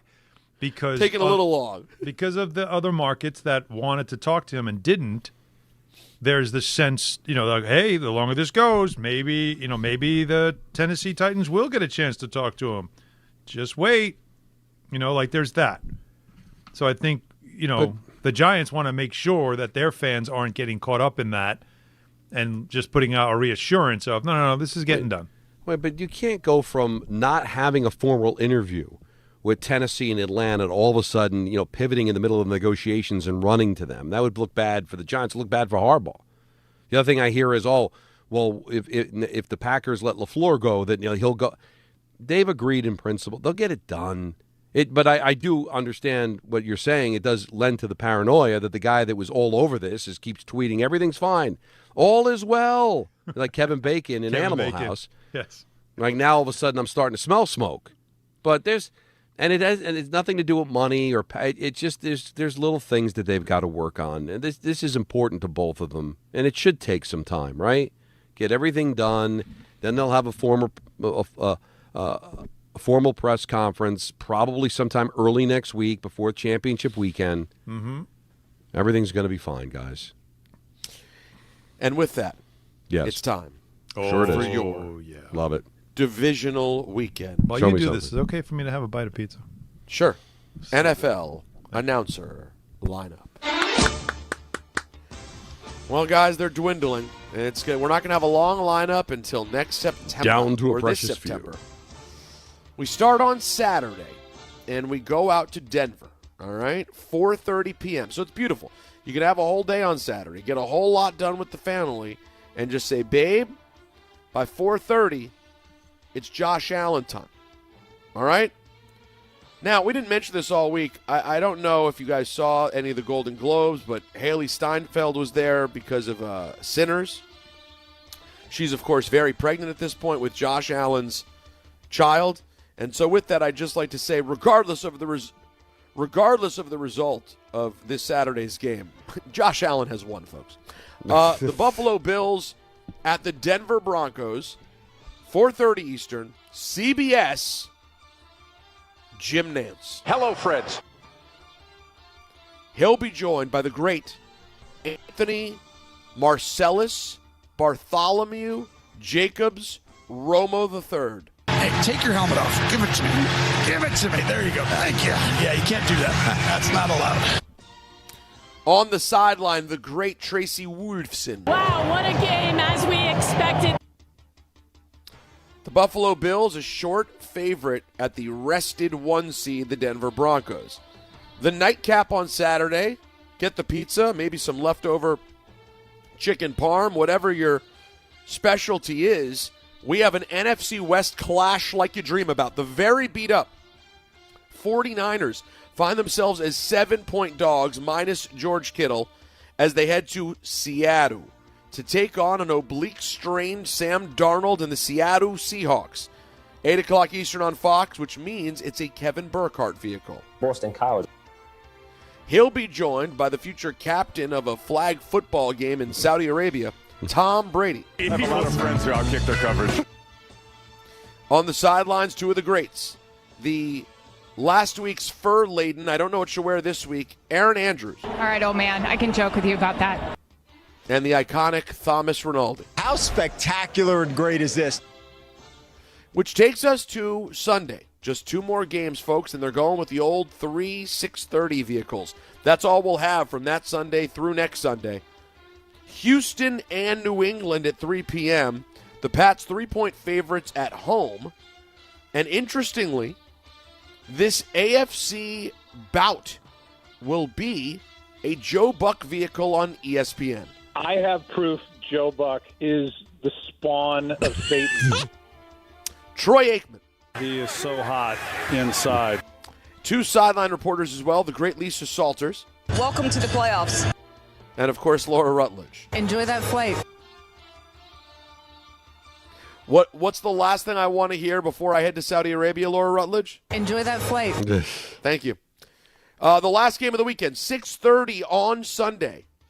The heavy favorites now, 4.5 points. L.A. Rams going into the cold at Chicago. I remember the first time I saw Jim McMahon. 6:30 Eastern. NBC, Mike Tirico. They still seem to resonate. There are 3 teams. He'll be joined by Chris Collinsworth. I was thinking he missed a few early on. And then he just threw it in the other guy's hole.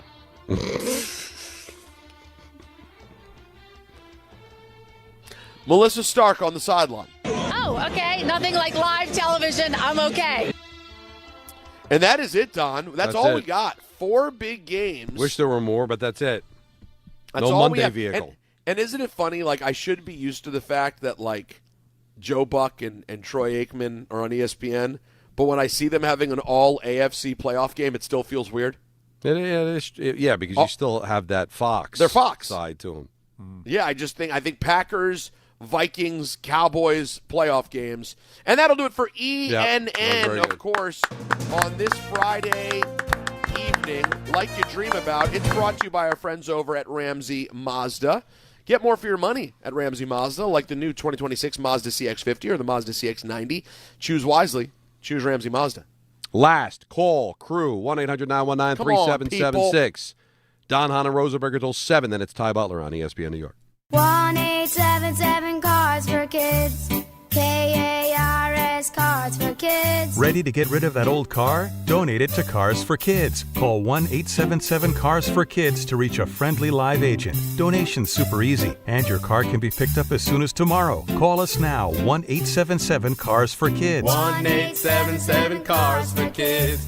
Donate your car today. Did you know you can donate real estate too? Woohoo! Hear that? That's what having fewer hot flashes and night sweats can sound like. Veoza is the #1 prescribed hormone-free treatment FDA approved for moderate to severe vasomotor symptoms, also known as hot flashes and night sweats, due to menopause. Veoza can cause serious side effects, including liver problems. Your doctor will do blood tests before and during treatment. Stop Veoza and call your doctor if you have symptoms of liver problems, such as feeling more tired than usual, decreased appetite, nausea, vomiting, itching, yellowing of the eyes or skin, pale stool, dark urine, or stomach pain. Don't use Veoza if you have cirrhosis, severe kidney problems, kidney failure, or take CYP1A2 inhibitors. Ask your doctor about Veoza. To learn more, call 1-866-239-1637 or go to Veoza.com. That's VEOZAH.com. Paid for by Astellas Pharma. Hey, it's Michael K. Not sleeping? Well, it could be your mattress. That's why I always recommend my friends at PC Richard & Son. At PC Richard & Son, they don't just sell you a mattress. Their experts use a 4-step mattress fitting process so that your new bed fits you perfectly. They guarantee it. Top brands like Sealy, Stearns & Foster, and Tempur-Pedic. And in-home delivery on any mattress $199 and up is free. So do what I do. Get to PC Richard & Son and for your new mattress. Free delivery excludes Manhattan. Not all F words are bad.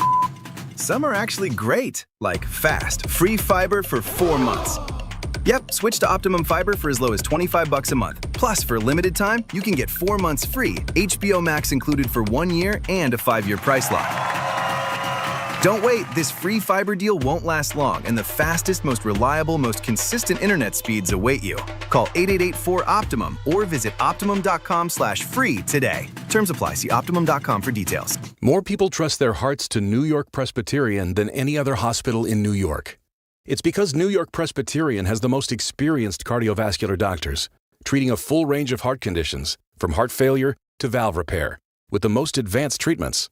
Find a doctor at nyp.org/heart. New York Presbyterian.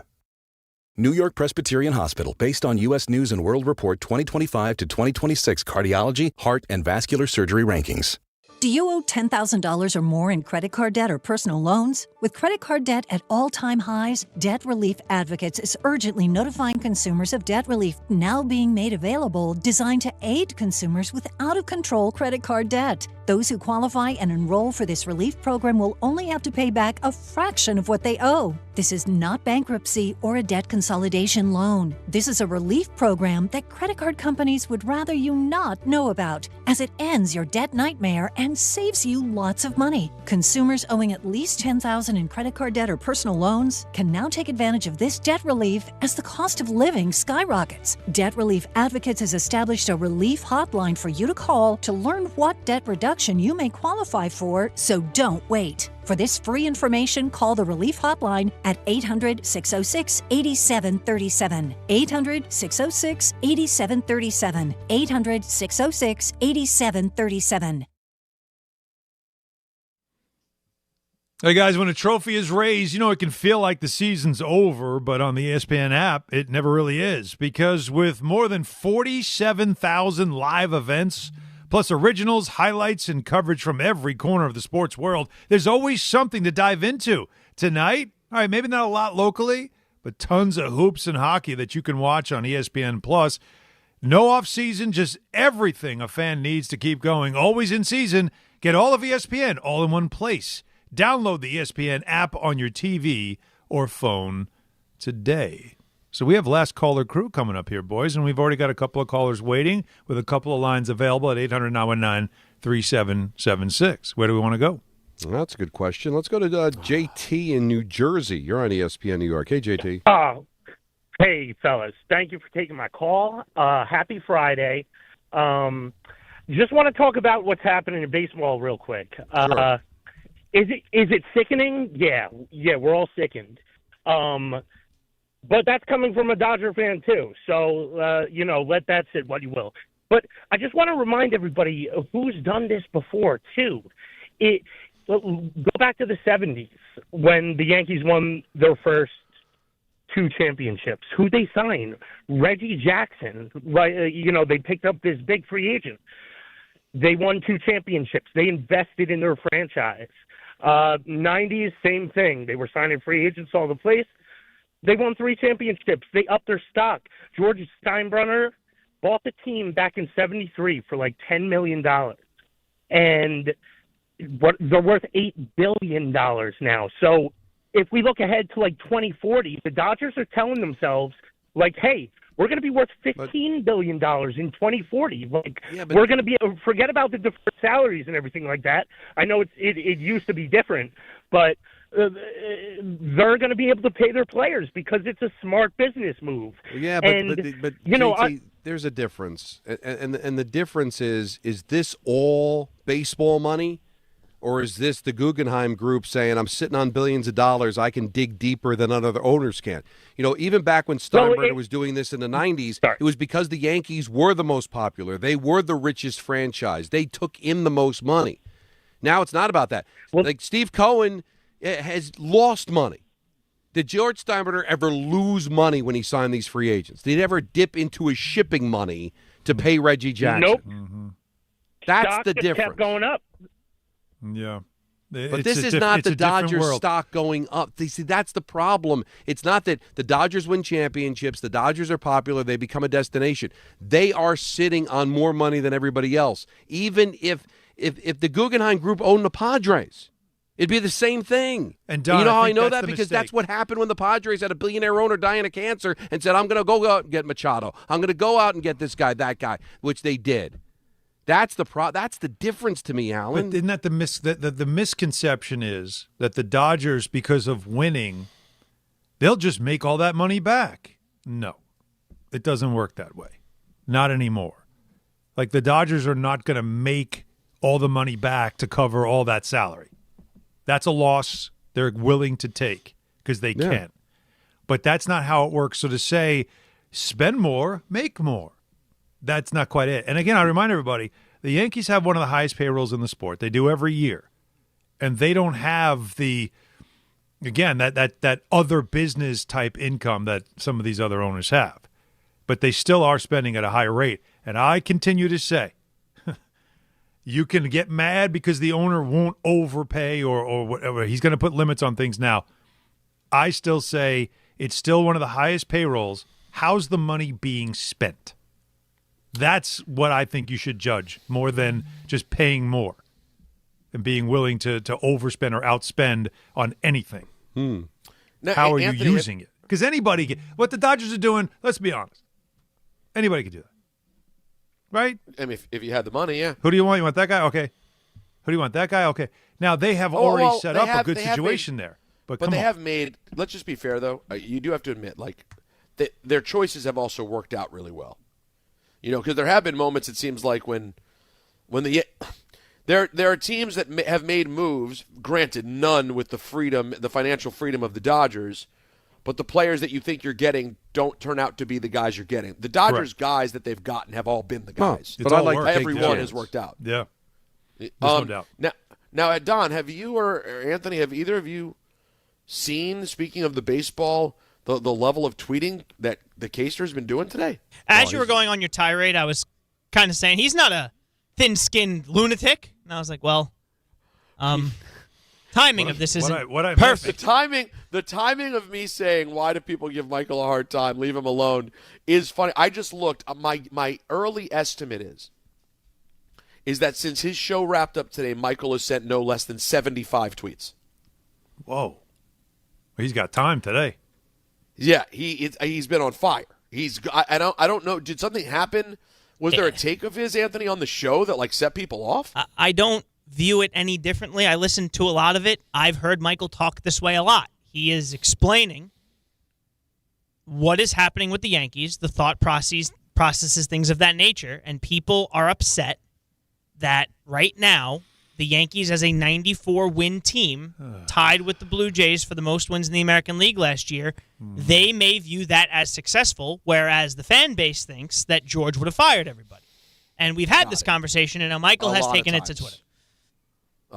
You know what? He was just bored today. I guess he needed to fill some time because you know where this is going. He can't We've win seen that. this conversation. You can't win that because you are explaining it intelligently, and people think that you're being handed a script to start defending the franchise, right? I guarantee you that's what I haven't seen any of the tweets. I guarantee you the response to him is that, right? They won't listen to his logic. They'll just think, well, you don't agree with me, so you must be working for the team right now. That's why you got to tap out. Because, listen, I'm not going through it anywhere near what Michael goes through. But, I'll get the tweet. Well, of course, Don and Dano aren't going to rip the Devils. They work for the Devils. First of all, I don't work for the Devils. I work for MSG. There you go. All right, that's number one. Number two, if you've already decided my point, then why am I going to get into it with you? If you think my opinion's invalid because I supposedly work for the Devils, then I'm not even going to bother engaging you because you're not going to believe anything I say anyway. So I'm just going to lay out. I've got opinions, and I think we do a good job of calling out when mistakes are made and all that. But if you think it's going to be a good broadcast, hating on the team the way the fans do when they're losing, that's not going to make for an ideal broadcast. But if you've already got the bias that my opinion means nothing, then I'm good. I'm not gonna. You're all set. I'm all, and Michael should be too, because now you're fighting two battles. You're fighting the battle of the opinion that the tweeter has, right? And now you're battling that your opinion is true and it's not being sullied by the fact that you work for the Yankees, that you work for. I'm sorry. First of all, I don't want to get in any fight, but I don't want to have to fight two battles at the same time. So I'm good. Have fun. Have at it. It's first of all, there's also way more people that understand that your perspective has a lot of merit and value and credibility because of your knowledge and experience. There's others who just want to see you go unhinged fan rant because they want to be entertained and they want to see somebody be as mad as them. And it's like, you're not getting that. You're not getting that. Not from a successful, intelligent, grown man. It's not going to happen. So, but listen, I give him credit because he just feels like throwing punches today, and sometimes we all do. Sometimes we all want to spar a little bit, and that's fine. Yeah, but he had time today. You could tell. But imagine a prize fight, Peter, because you're a boxing guy. I love boxing. Sure. There's no bell at the end and no winner declared. Nope. You just fight until the death, basically. Mm-hmm. Like there's no stopping. There's no bell. There's no go back to your corner. There's no judge telling you who won the round. And there's no raising of the arm. It is an endless, scoreless fight. I'm good. Well, I'm glad you brought up boxing because boxing is back at MSG. Sure it is. Sure is. Saturday, January 31st, the Ring 6, Teofimo Lopez, Shakur Stevenson, going to be a hell of a fight. ESPN New York has your chance to score the tickets on the ESPN New York app. Just find the contest tile, submit your entry, and boom, that's how we do it. Brought to you by Madison Square Garden. This is one fight you will not want to miss. Get tickets now at Ticketmaster.com and catch every round live on DAZN. That was exceptionally well done. Thank you. Thank you. I did it for you, Don. The whole thing. All right. So Ryan, Alvin, Joe, Rob, we're getting to you. We've got another segment of Last Call Crew, and then we're going to hand it off to the great Ty Butler, who's not gutless, who will work on a Friday night on ESPN New York. The St. John's Red Storm head to Philly to face Big East rival Villanova. Coverage begins tomorrow at 7:40 on 1050 ESPN and the ESPN New York app. At Uline, they know firsthand the road to success is an uphill climb.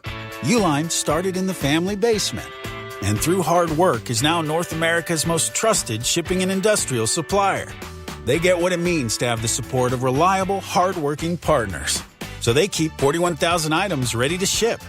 Whether your company is still in a basement office or expanding cross-country, Uline will be there on your road to success. Visit uline.com. Mary to the net. Score! The New York Islanders are back in action with a brand new theme night schedule you won't want to miss. Bring your friends out for the holidays and take home a custom holiday replica jersey or arrive early for special bobblehead giveaway nights for Matt Barzell and Bo Horvat. Barzell for Horvat, score! Explore the full theme night schedule at NewYorkIslanders.com.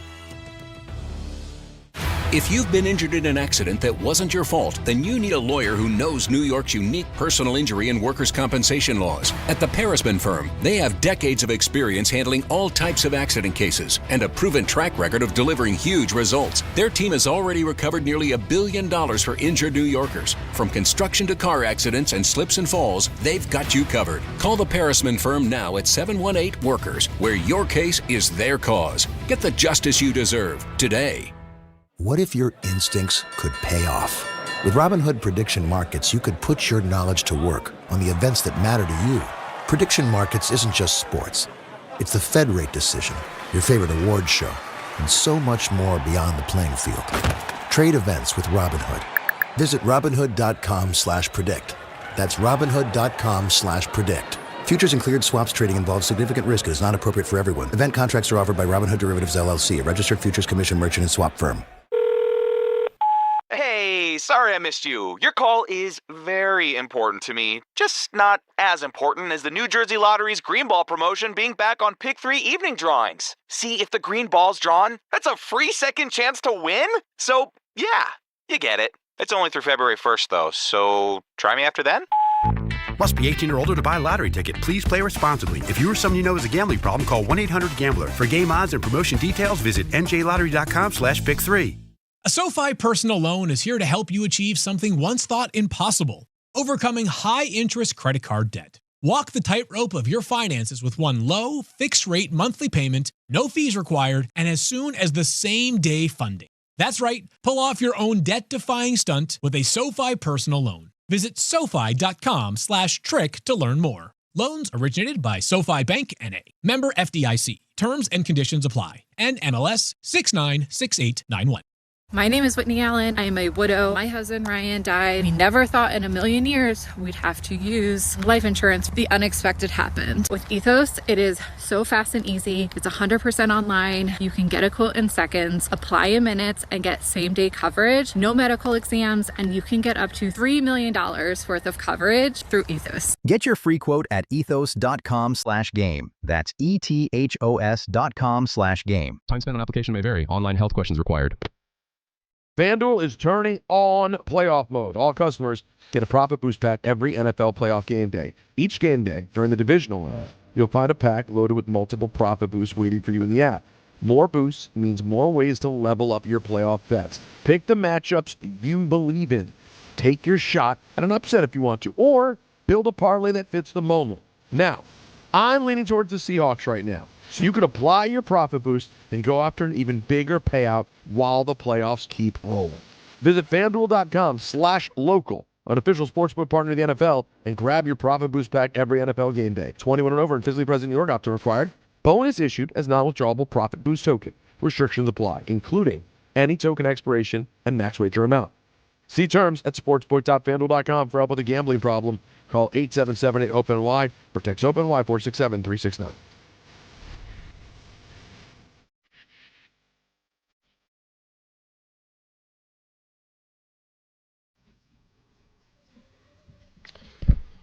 All right, let's hear from you. 1-800-919-3776. Let's go to Ryan in Port Jeff. You're on ESPN New York. What's up, man?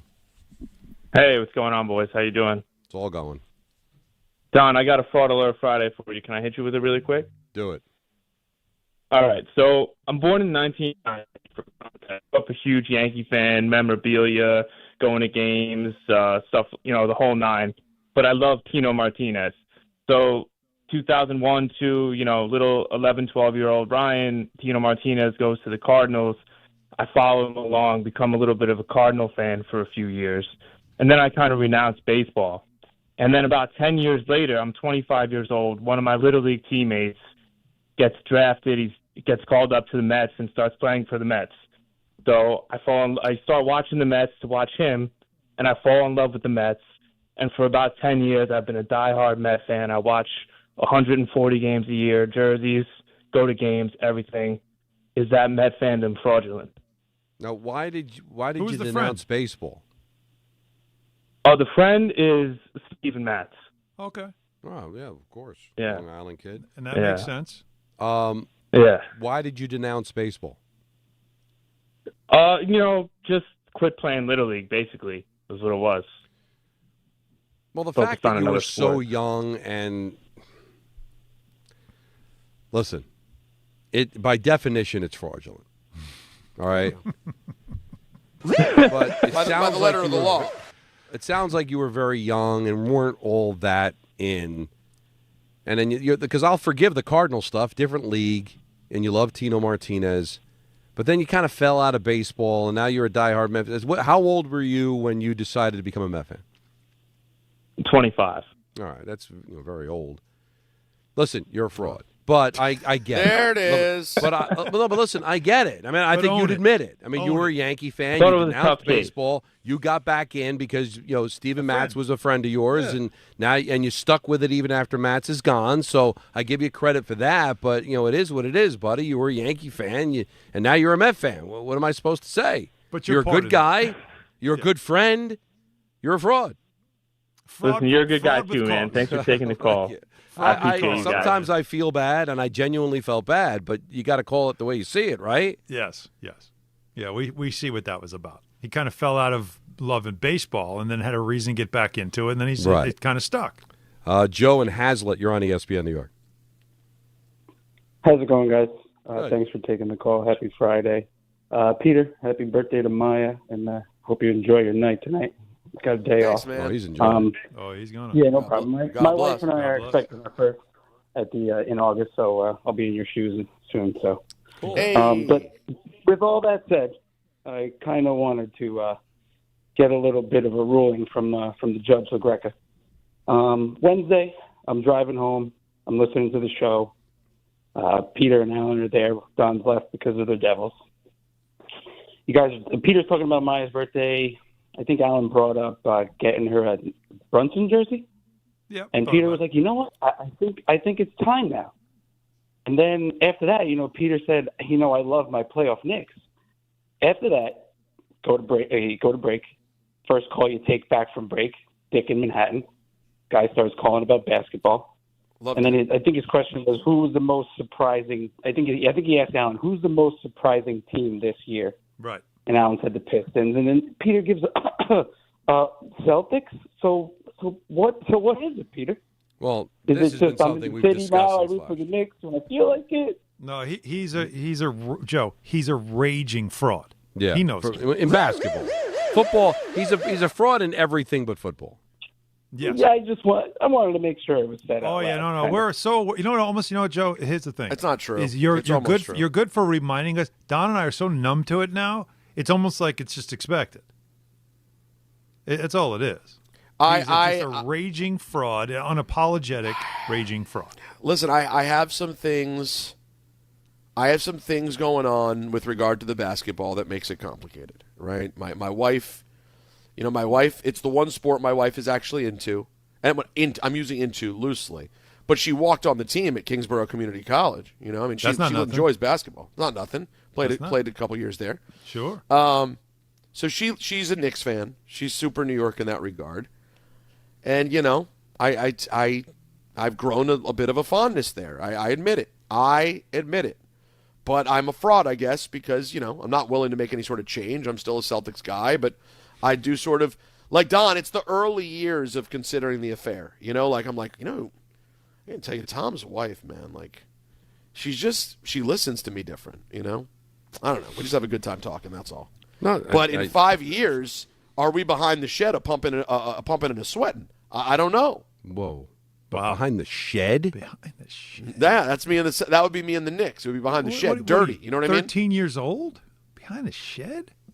Well, no, it's more. I'm more creating a farm scenario.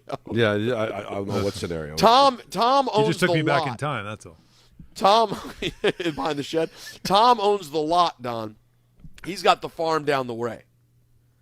That is the Knicks. The Knicks are Tom with the farm a little bit down the road. The Knicks are and Tom's that's why farm. And the Knicks are Tom's farm, a.k.a. his wife. No, wait. I'm confusing the analogy. All right, you know what? Wait, it's your bull. All right, Lorenzo and Or maybe it's Tuxedo, my save head up us. a bull's. What do you got, Lorenzo? My sweet brother Noomsay. There you go. That's a nice reference, the Golden Child. That's all I got to say. Go Bills. All right. Well, thank you very Bills. much, Lorenzo, Yeah, for that that. too. Thank you, though. Rob on Long Island. You're on ESPN New York. What's up, man? Rob?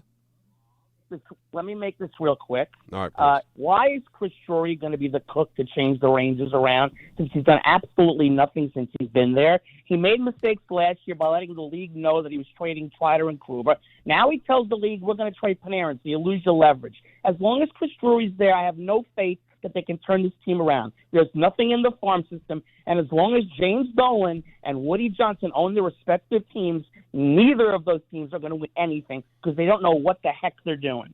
Chris Drury should be gone. Thank you. Cool. Cool. Rob, you heard he's not going to go anywhere.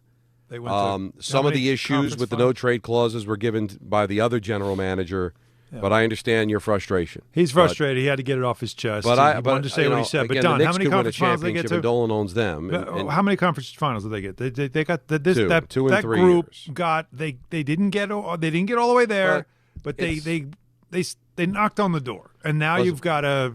I'm not going to be mad at them because something's going to have to happen. But they fired coaches, they make trades, and it's a tough situation to be in when you have parity and it's a wide open conference, and you're one of the teams that's not going to be there to have a chance to take advantage of it. But this is a fun show. For anybody that's on hold, Ty Butler is coming up next. So he's got the football, he's got the baseball, he's got the basketball of it all too. There's so much going on. Enjoy your weekend, everybody. Again, happy birthday to Maya. Enjoy your night, guys. We will talk to you again at 3 o'clock on Monday on ESPN New York. Ox Spine and New York Presbyterian is always in pursuit of a better way to heal the spine. We're getting more people moving again with minimally invasive, non-surgical, and surgical treatments with innovative solutions.